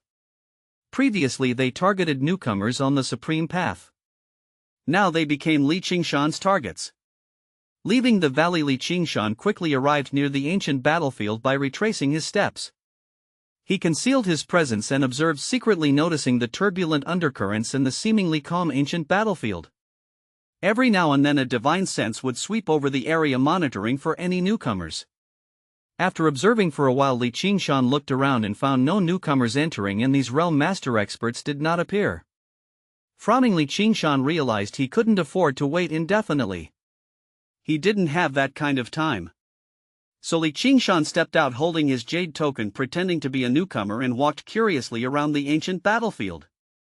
The ancient battlefield was a scene of desolation, with remnants of long swords, decayed weapons, stiff corpses, broken mountains, and severed rivers, all telling of the fierce battles that had once occurred here. As he walked, Qingshan felt a divine sense scan over him, lingering for a moment before quickly withdrawing. Then an overwhelming aura approached him. A realm master, a ruler of a realm. Surpassing the venerable realm, reaching a profound cultivation plane. Shortly after the divine sense disappeared, a realm master descended in front of Qingshan, their gaze cold and emotionless, looking at Qingshan as if seeing a point. In reality, Qingshan was worth a point. This realm master was very aloof, wasting no words. With a glance at the jade token in Qingshan's hand, they immediately released a sword chi, a cascade of light and shadow, the sword chi like a long river descending and covering Qingshan. A direct attack, and a lethal one at that. Qingshan narrowed his eyes. The strength of this realm master indeed far exceeded that of a venerable. This sword chi was already much stronger than Shi Tian's attacks in the Starry Sky battle. However, the current Qingshan was not the same as before. As the sword chi descended like a rain of petals, each wisp deadly, Qingshan recalled a move he had learned many years ago in the human world, the Great River Sword Chi. The Great River Sword Chi had fallen out of step with Qingshan's advancements. But now, with Qingshan mastering 3,000 rules, wielding techniques was as easy as breathing. As the sword chi fell, he pointed with a finger. Great River Sword Chi descends from the heavens. The once outdated Great River Sword Chi now found new life in Qingshan's hands. With his point, it erupted like a brilliant starlight in the night, gathering into a river and unfolding a galaxy. In the splendor of the star river, the galaxy enveloped the rain of petals, sweeping over the opponent. The robust sword chi surged skyward, rolling back the heavens, pushing the realm master back in shock, staring at Qingshan in disbelief. How can a venerable completion be so powerful? The realm master exclaimed, finding it hard to believe, eyes wide, losing all previous aloofness and coldness. Qingshan mimicked the realm master's earlier cold demeanor, saying nothing, and leaped forward, drawing his giant sword to strike. A venerable trying to overturn the sky, the realm master roared, infuriated by Qingshan's attitude. From his primordial spirit, a long sword emerged, emerald green, exuding a chilling aura, extremely powerful. This emerald longsword far surpassed a great path weapon, much more potent than Qingshan's giant sword. But Qingshan, enveloping his giant sword in energy, did not fear the clash. The giant sword descended with a boom, striking the emerald longsword, producing a tremendous sound, energy rippling in all directions.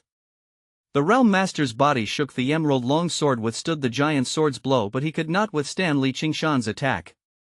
His body softened, succumbing to an irresistible force, spitting blood, and was sent flying back. Chapter 502, Killing on the Supreme Path, 2. Qingshan remained silent, his eyes gleaming with the brilliance of 3,000 rules. Though he hadn't broken through to realm master, his power was already unfathomable. Seeing his opponent knocked back, Qingshan made a grasping motion with his hand, unleashing the Buddha kingdom in the palm, trapping his opponent within his palm.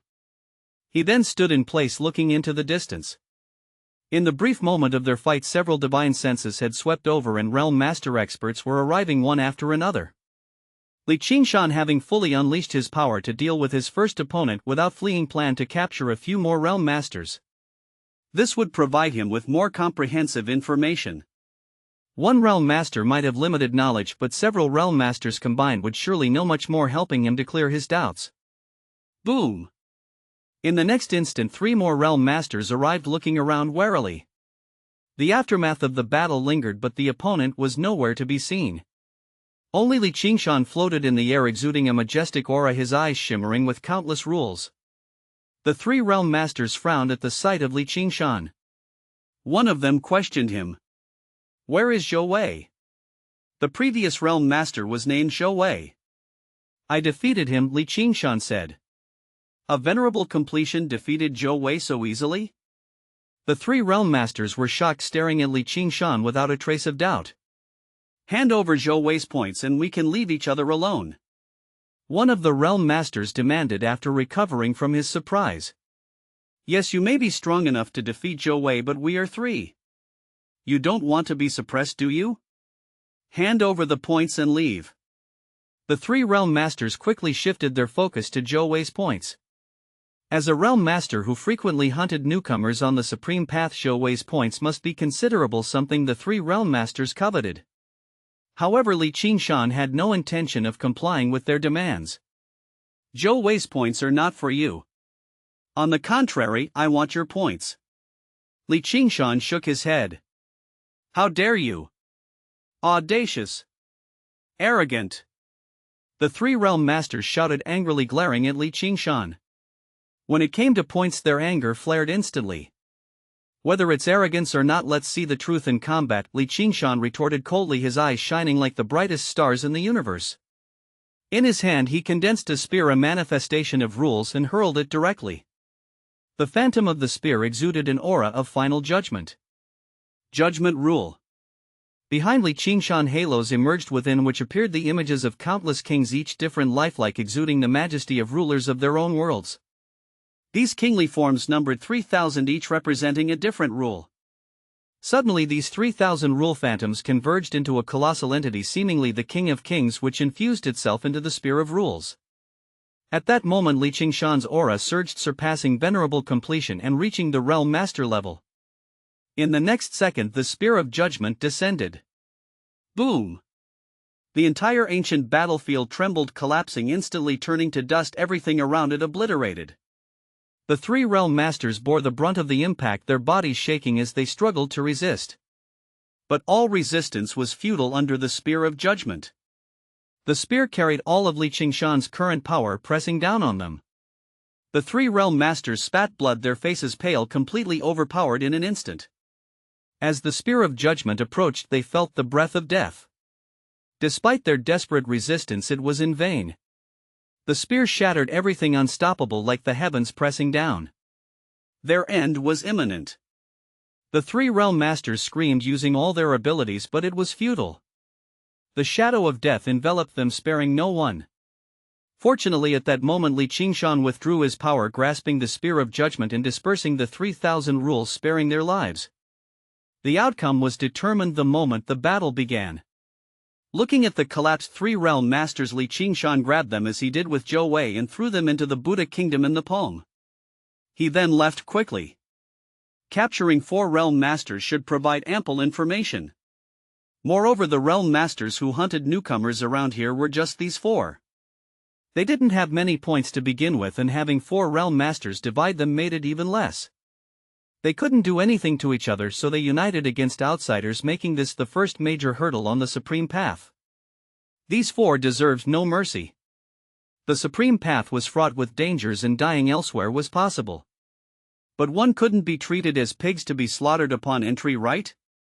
At least let newcomers have some adaptation time. These 4 had killed countless newcomers. The vast human world universe saw many entering the supreme path only to die at the entrance, provoking anger. So Qingshan wouldn't spare them. Qingshan returned to the valley with the 4 captured realm masters. With a wave of his hand he threw them down. Demon Frog, Xiao Wuji, Immortal Northstar and Hua Yun all looked over. "You dealt with 4 realm masters on your own?" Demon Frog asked in surprise. He had thought capturing 1 would be sufficient, but Qingshan had brought back 4. "Their power isn't that strong.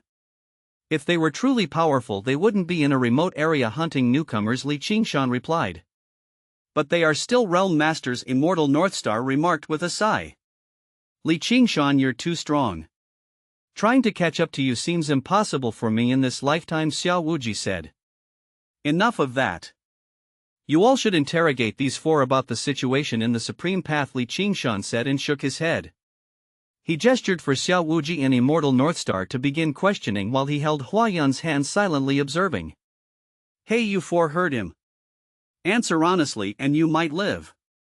If not, don't blame me for being ruthless, Xiao Wuji threatened with a grin. The four realm masters, pale and heavily injured, nodded hastily.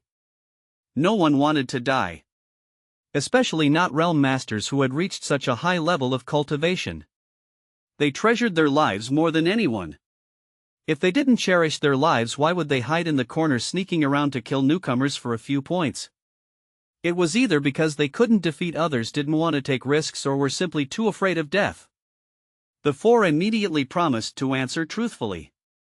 Just as Xiao Wuji was about to ask, Li Qingshan stopped him and suggested separate one of them seal his senses and question the other three first. Then cross-check the answers. If there are discrepancies, let them deal with it themselves. Xiao Wuji's eyes lit up at this idea.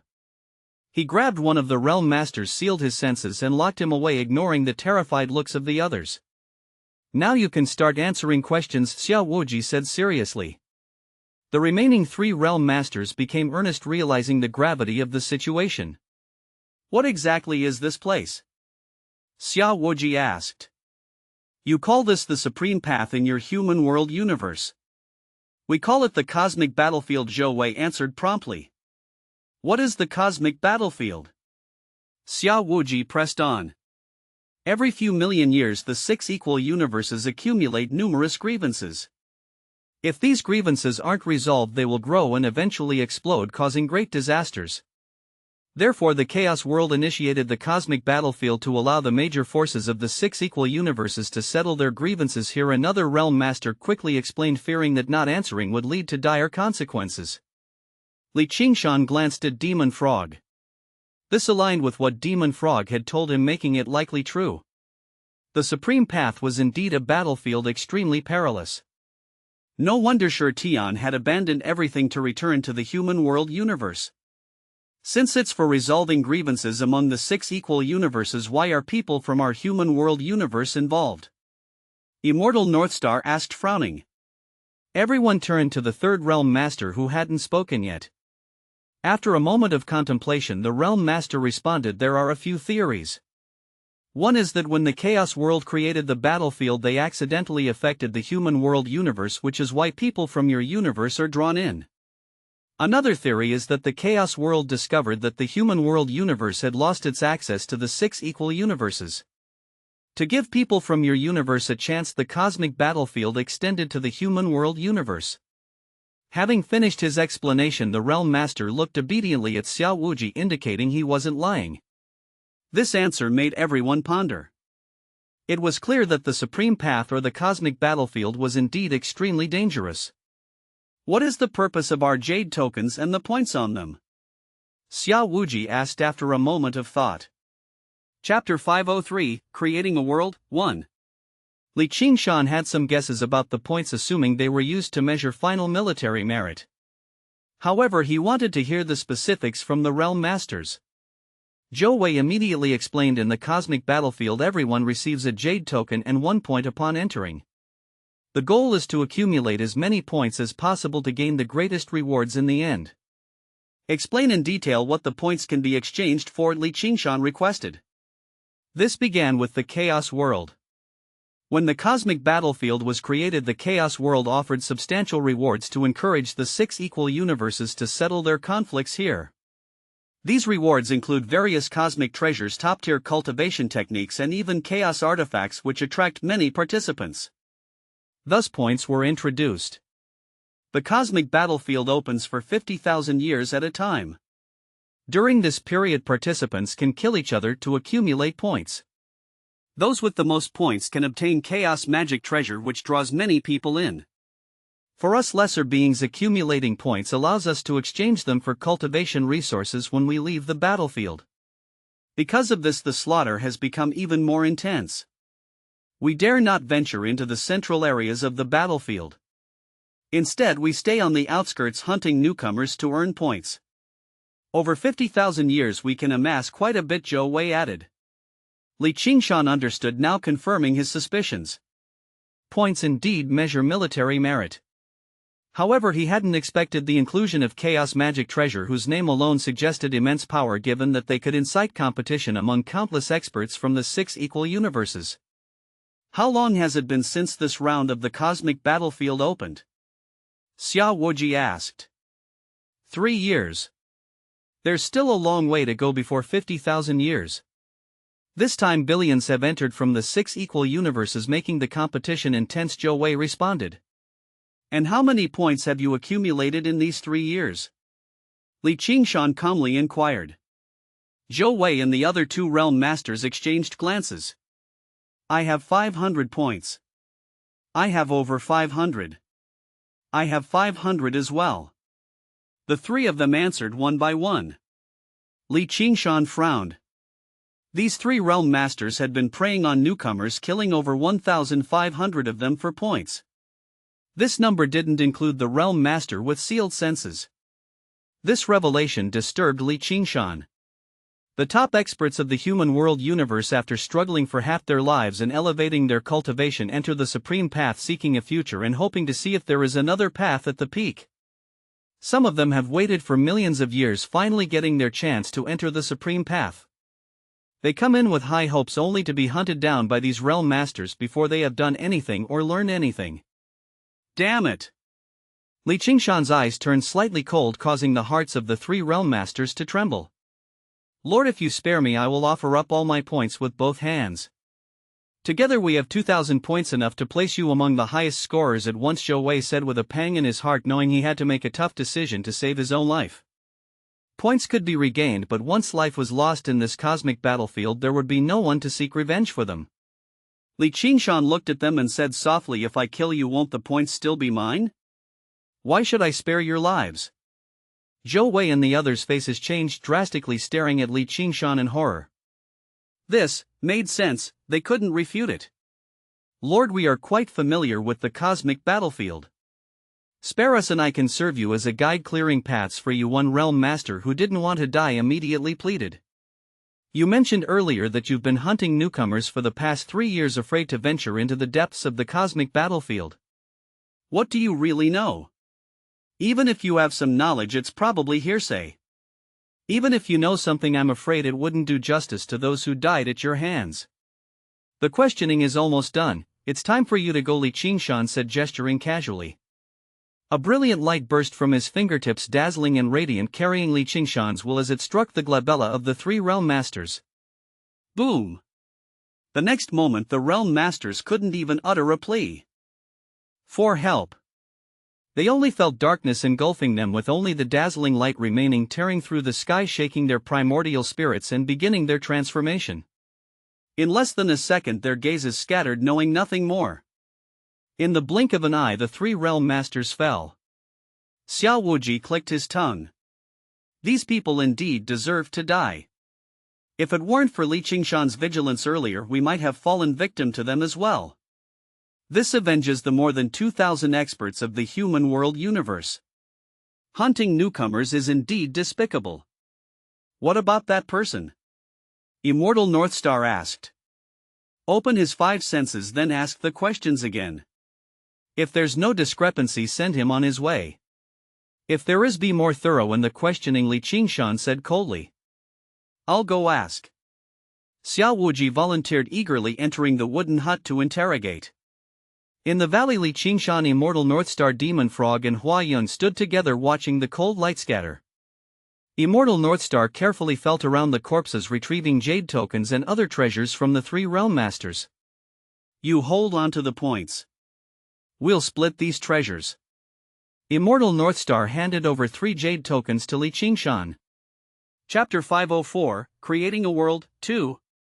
Li Qingshan nodded and used his own jade token to absorb these points. As for the treasures, everyone got one. Huayun received a defensive magic treasure which could protect herself, making Li Qingshan feel more at ease. These treasures were not particularly good, at least not in the 6 equal universes where they were nothing special. But even so, they were much better than the magic treasures Li Qingshan had. The great path weapon he possessed was already outdated and could not compare to these. However, Qingshan did not plan to give it up. The giant's sword had its own soul and it was a gift from Qingshan. Qingshan would never abandon it in his lifetime.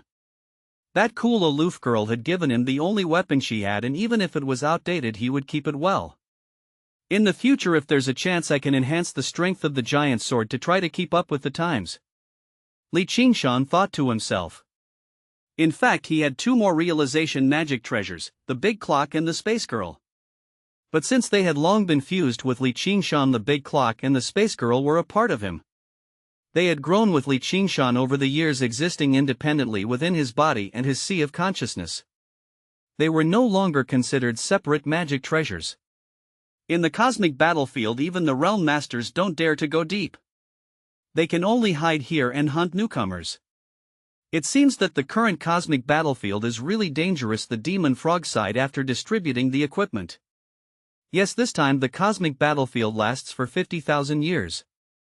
It feels like a long, brutal environment. What should we do next? Immortal Northstar looked at Qingshan and asked. Huayun and the demon frog also looked at Qingshan. We will stay here and continue to cultivate. Once we break through to the realm master level, we will go deeper, Qingshan said calmly after a moment of thought. That's right, I think so too. If it's really that dangerous, I can hide here for 50,000 years.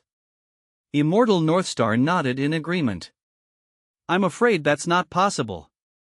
Xiao Wuji's voice rang out as he walked out of the wooden hut and looked at Immortal Northstar. Why not? Immortal Northstar asked, puzzled. I just asked the last realm master. He told me that in the last 100 years of the cosmic battlefield the area will shrink, forcing all the experts and hidden individuals to be exposed for a final showdown. So staying here for 50,000 years is not an option, Xiao Wuji explained. Immortal Northstar frowned. The demon frog frowned too. Huayun also furrowed her brow. This was not good news. Especially for Huayun, who bit her lip and said, last time I came and I left halfway, so I didn't know about this rule. This forces us to work hard to improve ourselves in 50,000 years, or we'll become cannon fodder in the last 100 years. Immortal Northstar analyzed calmly. Not only that, but it's also very harsh for us. Because our starting point is different, the gap between us and the experts of the 6 equal universes is significant. Even if we improve quickly, it's hard to compete with them in the final showdown. Our only advantage here is Qingshan, the demon frog said, and pointed out the harsh reality. With different starting points, 50,000 years of hard work might only be equivalent to their starting point. It's not about not being diligent or hardworking, but about the natural disadvantages brought by the universe and one's birth. That's right.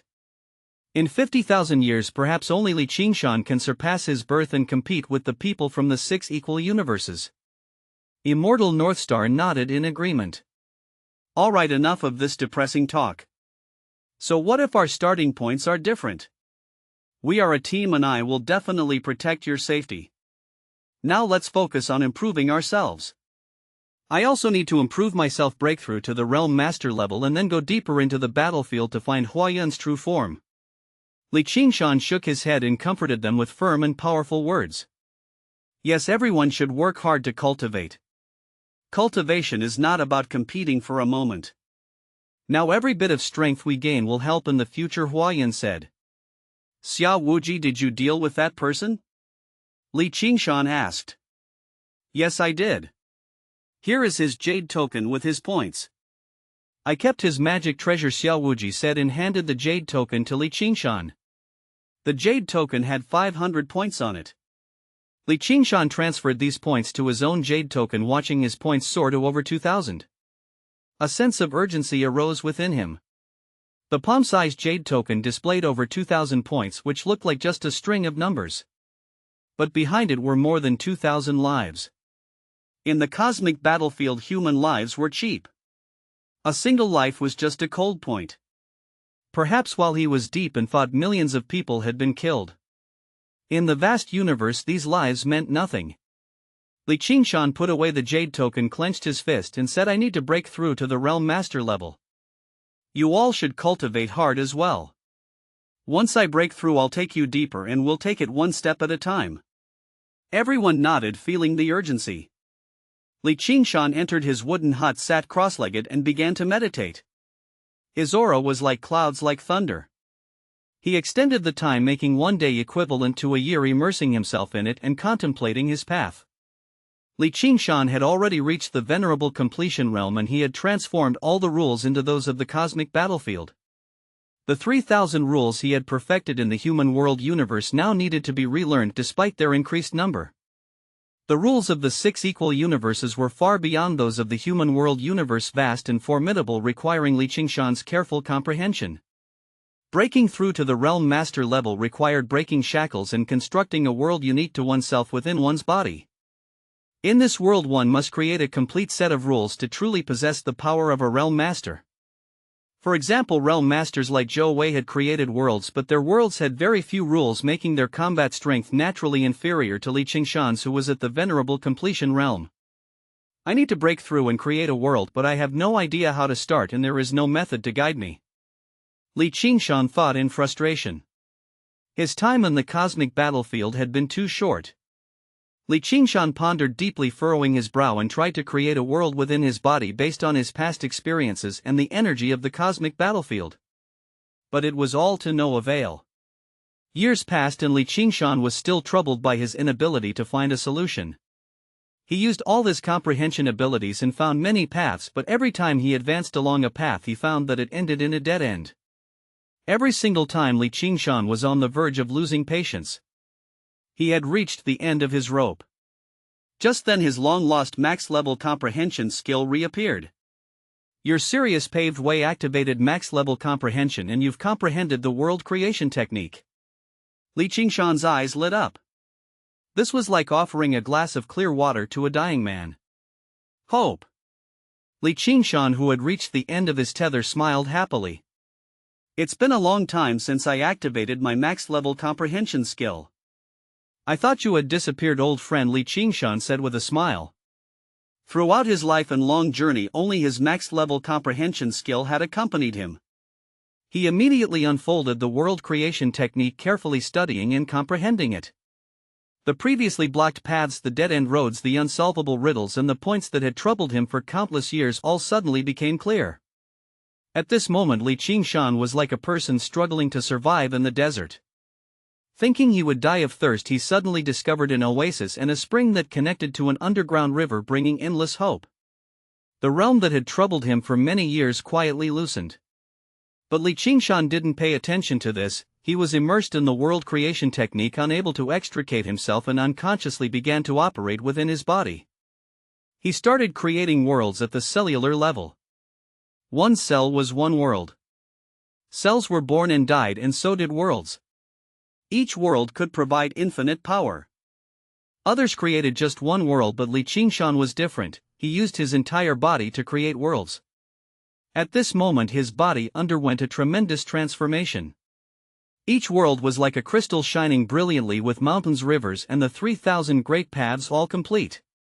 Qingshan officially entered the realm master level. Chapter 505, Floating City. Qingshan entered the realm master level, where it was basic to open up a world within oneself. However, he did it differently, by using his cells to open up a world, continuously evolving and strengthening himself. After a long time, Qingshan opened his eyes, feeling as if a lifetime had passed. This time in seclusion, he had no idea how long it had been. Calculating with his fingers, he accurately determined the time he had spent in seclusion. 30 years. 30 years in the outside world. In the elongated time, countless years had passed. Qingshan raised his eyes and sighed lightly. In cultivation, time is insignificant. To him, this time was nothing. Once to live through 9 lives, he had spent tens of millions of years in the elongated time.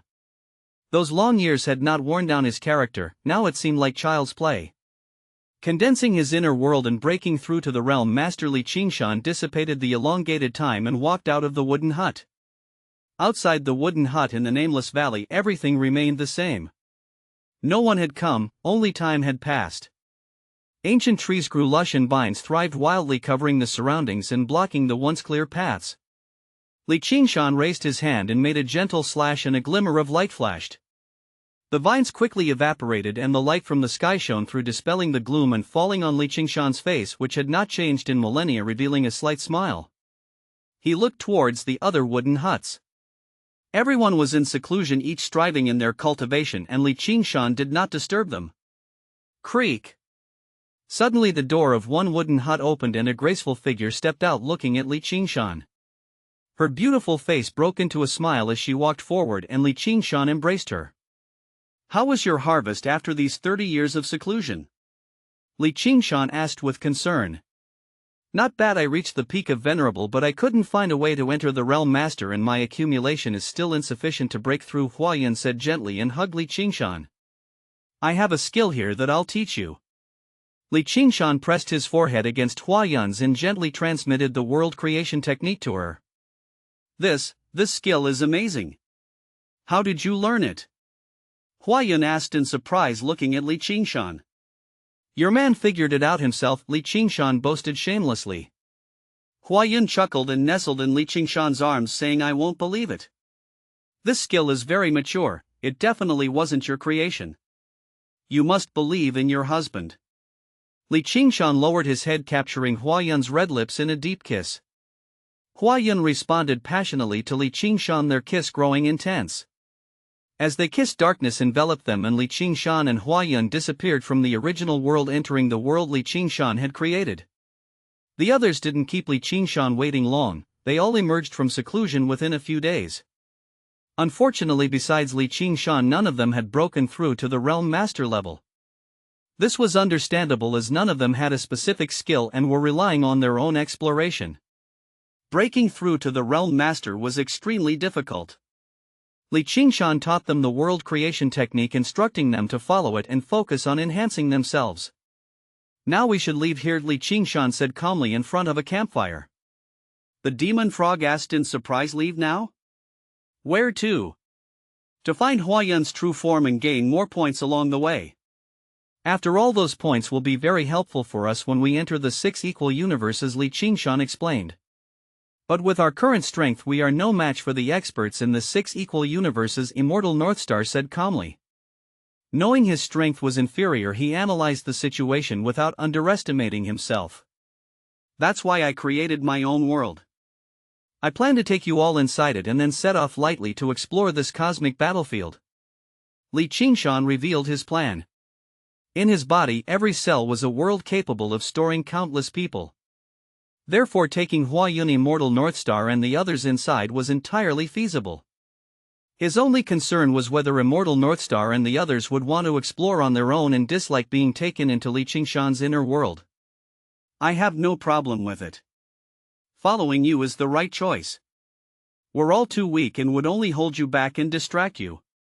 It's better to enter your realm master world and come out when things stabilize." Xiao Wuji was the first to express his support. "I also have no problem with it. You're protecting us and there's no reason to refuse. But it means you'll be taking on all the risks alone, so be careful," Immortal Northstar said. "I have no problem either. I was planning to have Li Qingshan protect me anyway. Now that you've thought it through so well, there's no reason for me to refuse." The demon frog grinned. "All right, it's settled then. You will all enter my inner world and I will set off alone. We'll keep in touch along the way if anything comes up," Li Qingshan said with satisfaction, full of ambition. He wanted to explore the cosmic battlefield thoroughly. He was eager to see the strength of the experts in the 6 equal universes. "But do you know where Huayan's true form is?" Immortal Northstar asked Li Qingshan. Li Qingshan looked at Huayan. "I have a vague impression," Huayan said softly. "Millions of years have passed. The landscapes have changed beyond recognition," Li Qingshan said. "But when I get close to my true form, I'll sense it within a 10,000-mile radius," Huayan confirmed. "That's more than enough. I'll continue forward along the cosmic battlefield. We're bound to find it." Li Qingshan nodded. "Then let's set off. We'll enter Li Qingshan's realm master world and explore this vast cosmic battlefield through his eyes," Xiao Wuji said eagerly, rubbing his hands in anticipation. Li Qingshan stood up and immediately brought them into the world he had created. He glanced around, memorizing the surroundings, and then soared into the sky, beginning his departure from the outermost area. Now alone, Li Qingshan concealed his aura, disguised himself, and advanced rapidly. Having broken through and entered the Realm Master Plane, Li Qingshan's power had become increasingly formidable. His unique Realm Master world gave him great confidence. However, his habitual low-key nature made him proceed cautiously. The cosmic battlefield was vast. The atmosphere was tense and filled with an air of killing intent. As Li Qingshan moved forward, he witnessed several fierce battles. Some combatants were Realm Masters while others had surpassed the Realm Master level. Li Qingshan did not recklessly reveal himself. He observed from the shadows and noticed that these battles were intense and ruthless. After observing, Li Qingshan frowned slightly. These Realm Masters are weak and no match for me. However, those who have surpassed the Realm Master level are a bit tricky. After several battles, Li Qingshan continued his journey. He did not deliberately stand out or seize points, knowing he had plenty of time. As he walked, Li Qingshan discovered a massive city floating in the sky. It was enormous, blocking out the sun with hundreds of giant chains of water anchoring it. Floating city. Li Qingshan was astonished inwardly. There's a city in this cosmic battlefield? He felt a sudden urge to go and take a look. Chapter 506, Centaur Orc. Chapter 184, Centaur Orc. A floating city, incredibly vast, hovered above like the firmament. White clouds drifted by the city's edge, a gentle breeze whispered by the ear, and the setting sun painted the earth below. At sunset, Li Qingshan ascended to the floating city. Witnessing this breathtaking scene, his emotions were deeply stirred. Is there really such a city in the cosmic battlefield? Li Qingshan wondered, immensely shaken. The cosmic battlefield has battles every 50,000 years. Countless people have come and gone, so it's natural for a city to exist here. But I never expected it to be such a colossal city, answered the demon frog from within Li Qingshan's inner universe. I'll take a look around, Li Qingshan said as he stood up and walked towards the city. He saw the city gate surrounded by rolling white clouds reminiscent of the legendary Heavenly Palace. Before the city gate stood guards, and everyone entering had to pay a fee in points. Li Qingshan observed carefully. There was no fighting here, everyone entered without disturbing one another. When there were many people, they lined up orderly. Li Qingshan queued behind a centaur, a being with a human upper body and a horse's lower body. The centaur's white fur gleamed like jade, and its upper body was bare and muscular, holding a long spear with an imposing presence. Li Qingshan observed carefully. This was the first time he had seen the centaur clan of the orc race. He was very curious. Perhaps sensing Li Qingshan's gaze, the centaur orc turned around and looked at Li Qingshan with a cold gaze. Li Qingshan smiled and averted his gaze to show his goodwill. Only then did the centaur orc turn around and walk forward. He paid his point and entered the floating city. Following closely, Li Qingshan walked up and saw two wooden men. They were human-like figures made of wood, sitting at the city gate with vivid expressions and clothing. Li Qingshan noticed formation patterns etched on their necks and wrists. These were wooden figures imbued with life. Entry requires 50 points, one of the wooden men said with a smile. Li Qingshan took out his jade token and handed it to the wooden man. It's my first time here and I don't know anything. Could you tell me what I can do inside the city? Li Qingshan asked. Paying another 50 points will earn you a guidebook, the wooden man said as he picked up a book. All right. Li Qingshan agreed with a nod, knowing the points weren't earned by him. He didn't care much about spending what wasn't his. Soon the wooden man deducted 100 points and handed the book to Li Qingshan, allowing him to enter the city. Li Qingshan turned and entered the city, seeing rows of houses, skyscrapers, pavilions, aerial bridges, well-planned streets, bustling shops, and a constant flow of people. The city was lively. It was a massive city. There were people of all races here in various forms. Most had transformed into human shapes, but some, like centaur orcs, retained some of their original features. The city was filled with noise. Li Qingshan observed the surroundings carefully, then moved aside to read the guidebook. The first page of the guidebook had only one sentence. Fighting is forbidden in Floating City. Violators will be executed. Qingshan murmured, no wonder it's so peaceful. It's obvious that only a peerless expert could establish the floating city in the cosmic battlefield and attract so many people here. Only such an expert could suppress threats and set the rules, Qingshan said. He turned to the second page, which detailed what people could do in Floating City. Mission Hall, Information Hall, Trading Hall, Cultivation Hall, various entertainment venues and more. In Floating City, as long as you had points and didn't cause trouble, you could live happily.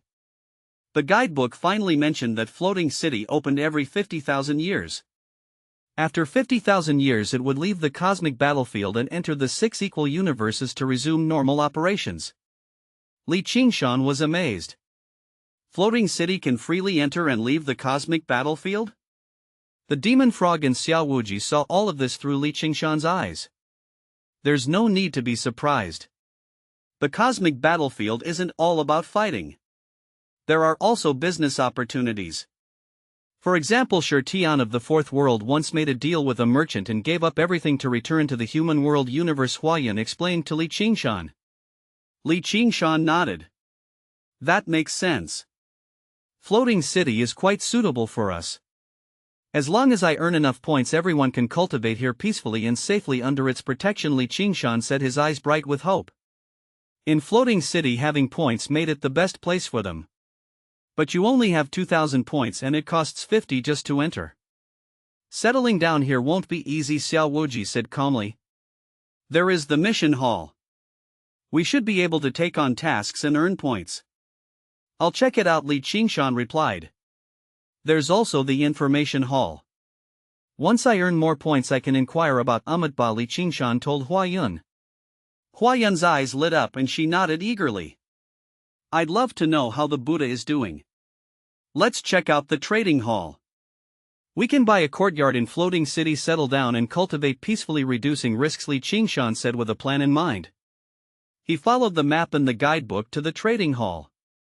The trading hall was prominent in Floating City, located in the southwest.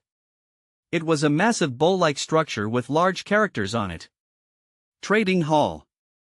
There was a sea of people in front of the trading hall, with everyone going in and out. Almost everyone who came to Floating City visited this place. Whether they were here to join the crowd or to take on tasks, there were always many people. Qingshan reached the trading hall and followed the crowd inside. The trading hall had 4 levels, each catering to different ranks. The first level was for the Venerable Realm and it was the most crowded. Various texts flashed on the walls of the trading hall. Qingshan didn't hurry to the second level, he carefully examined the tasks on the first level. Gather 3 black Lingji mushrooms from Black Lake.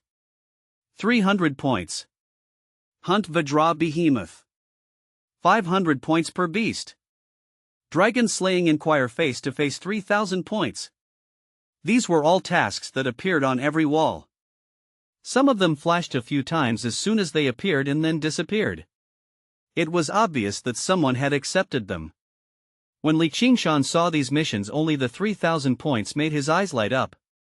Slaying a dragon requires a face-to-face discussion. It's worth 3,000 points.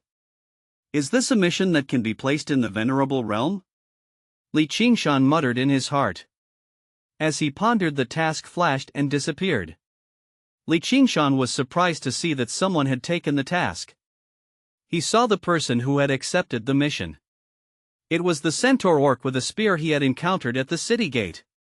Chapter 507, A Handsome Man. Chapter 185, A Handsome Man. The dragon-slaying task was taken. Curiously, Qingshan watched and saw the centaur orc walking in for the interview. Qingshan shook his head. 3,000 points were already a lot, the most he'd seen so far.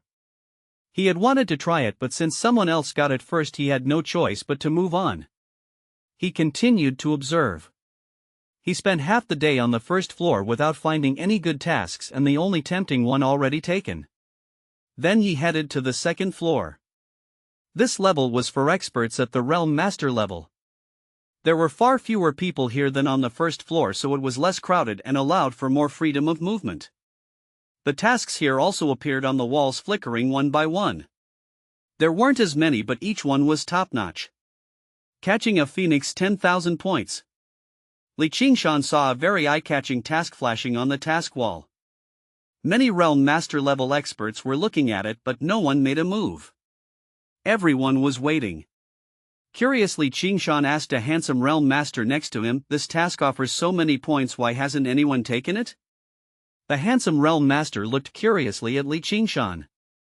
He didn't expect such a straightforward question from Qingshan, which made him slightly uncomfortable, but since Qingshan asked, he couldn't ignore it. The points are many, but the risk is high. Phoenixes are very violent and belong to the divine beast level, not just any low-level divine beast. Blood phoenixes have appeared on the cosmic battlefield before and no one has confidence against them, the handsome man answered. Blood phoenix?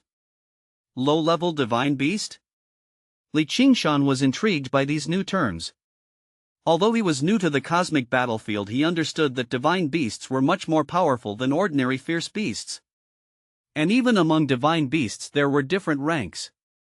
Lower divine beasts were probably the weakest of divine beasts. But even the weakest divine beasts weren't something ordinary people could contend with. Phoenixes are divine beasts, so does that mean the dragon-slaying task on the first floor is also related to a divine beast? Qingshan suddenly thought. These thoughts quickly passed and he looked back at the handsome man, continuing to ask, "Can this task be taken by several people together?" 10,000 points seem okay, but that's relative to one person. If 5 people share, that's only 2,000 points each, and with the risk of being devoured or killed by a phoenix, no one wants to do it. They'd rather take safer tasks for 2,000 points, the handsome man replied more fluently this time. For some reason, despite just meeting Qingshan, he felt a sense of closeness, and Qingshan's straightforward questions made him want to talk. Qingshan understood now. The task had high profits, but the risks were equally high. So everyone was just observing. "I'm Qingshan. How do I address you, handsome man?" Qingshan suddenly asked, planning to befriend this handsome man and learn more about the cosmic battlefield through him. "Handsome man." The handsome man looked at Qingshan oddly. "You look like a woman but are obviously a man." "Calling you handsome isn't wrong," Qingshan said and pointed at the man's delicate face. "You can keep calling me handsome man. I like it. As for my name, I'll keep it to myself for now." The man smiled and accepted the nickname. "Alright, have you been here long?" Qingshan asked curiously. "Sorry, I'm just like you, new to this floating city." The man shook his head. "How did you know I was new?" Qingshan asked, surprised. "It's obvious. If you were experienced, you wouldn't be asking me. From your questions I can tell you're not only new to floating city but also the cosmic battlefield. You have a lot to learn and want to ask me," the man analyzed with a smile. Smartly, Qingshan said, surprised, then put his arm around the man's shoulder and led him to a nearby table. "Come, since you've figured it out, I won't hide it. Sit down, have a drink and enlighten me," Qingshan said. The handsome man frowned slightly as Qingshan put his arm around his shoulder, but hearing his words he thought for a moment and decided to go along with it, sitting down as Qingshan pressed him. "What do you like to drink?" "My treat," Qingshan said generously. The mission hall not only offered tasks but also served drinks with staff ready to assist. "Are you sure you're treating?" the man asked calmly. "Yes, tell me, what do you want?" Qingshan insisted. The man waved lightly and immediately a bunny-eared girl came over. She had a graceful figure, snow-white skin, rosy cheeks, and a pair of pink bunny ears on her head. She asked softly, "What would you two like?" 2 cups of dragon blood tea," the man ordered. The bunny-eared girl nodded with a bright smile and said, "Sure, I'll bring it right away." After she left, Qingshan looked at the man in surprise. "Dragon blood?" "It's dragon's blood essence mixed with many other things brewed into tea. It tastes great and strengthens your body," the man explained. Qingshan was intrigued. It must be expensive and he only had 2,000 points. But seeing the man's expression, it didn't seem unaffordable. Qingshan didn't show his concern and continued chatting. "Your guess was right. This is my first time in the cosmic battlefield in Floating City. I don't know much. Since we met by chance, please guide me," Qingshan humbly asked. "What kind of guidance are you seeking?" the man asked. How can I earn more points in the cosmic battlefield and where can I train? I don't want to fight for dominance just to improve my strength, Qingshan said. He didn't care about the conflicts among the 6 equal universes or the rewards for top point earners. Those were too far off for him. He just wanted to improve in the cosmic battlefield, grow quickly in these 5,000 years, and then when the cosmic battlefield ended, bring Little Nine and others to the 6 equal universes. You want to improve your strength quickly? The man scrutinized Qingshan. Yes. Qingshan nodded. It's not hard. To earn many points, don't take tasks here. These tasks are set by the people behind Floating City. They're merchants who seek profit, so they won't give many points. For example, the phoenix hunting task sounds ridiculous, offering only 10,000 points. A phoenix could fetch hundreds of thousands of points if sold, the man said bluntly. Qingshan realized that if he caught a phoenix, why not sell it himself? Then they aren't afraid that task takers will sell the phoenix? Qingshan asked curiously. They think these people have no other channels and can only come to Floating City to trade, the handsome man explained. The novel will be updated first on this website. Come back and continue reading tomorrow, everyone.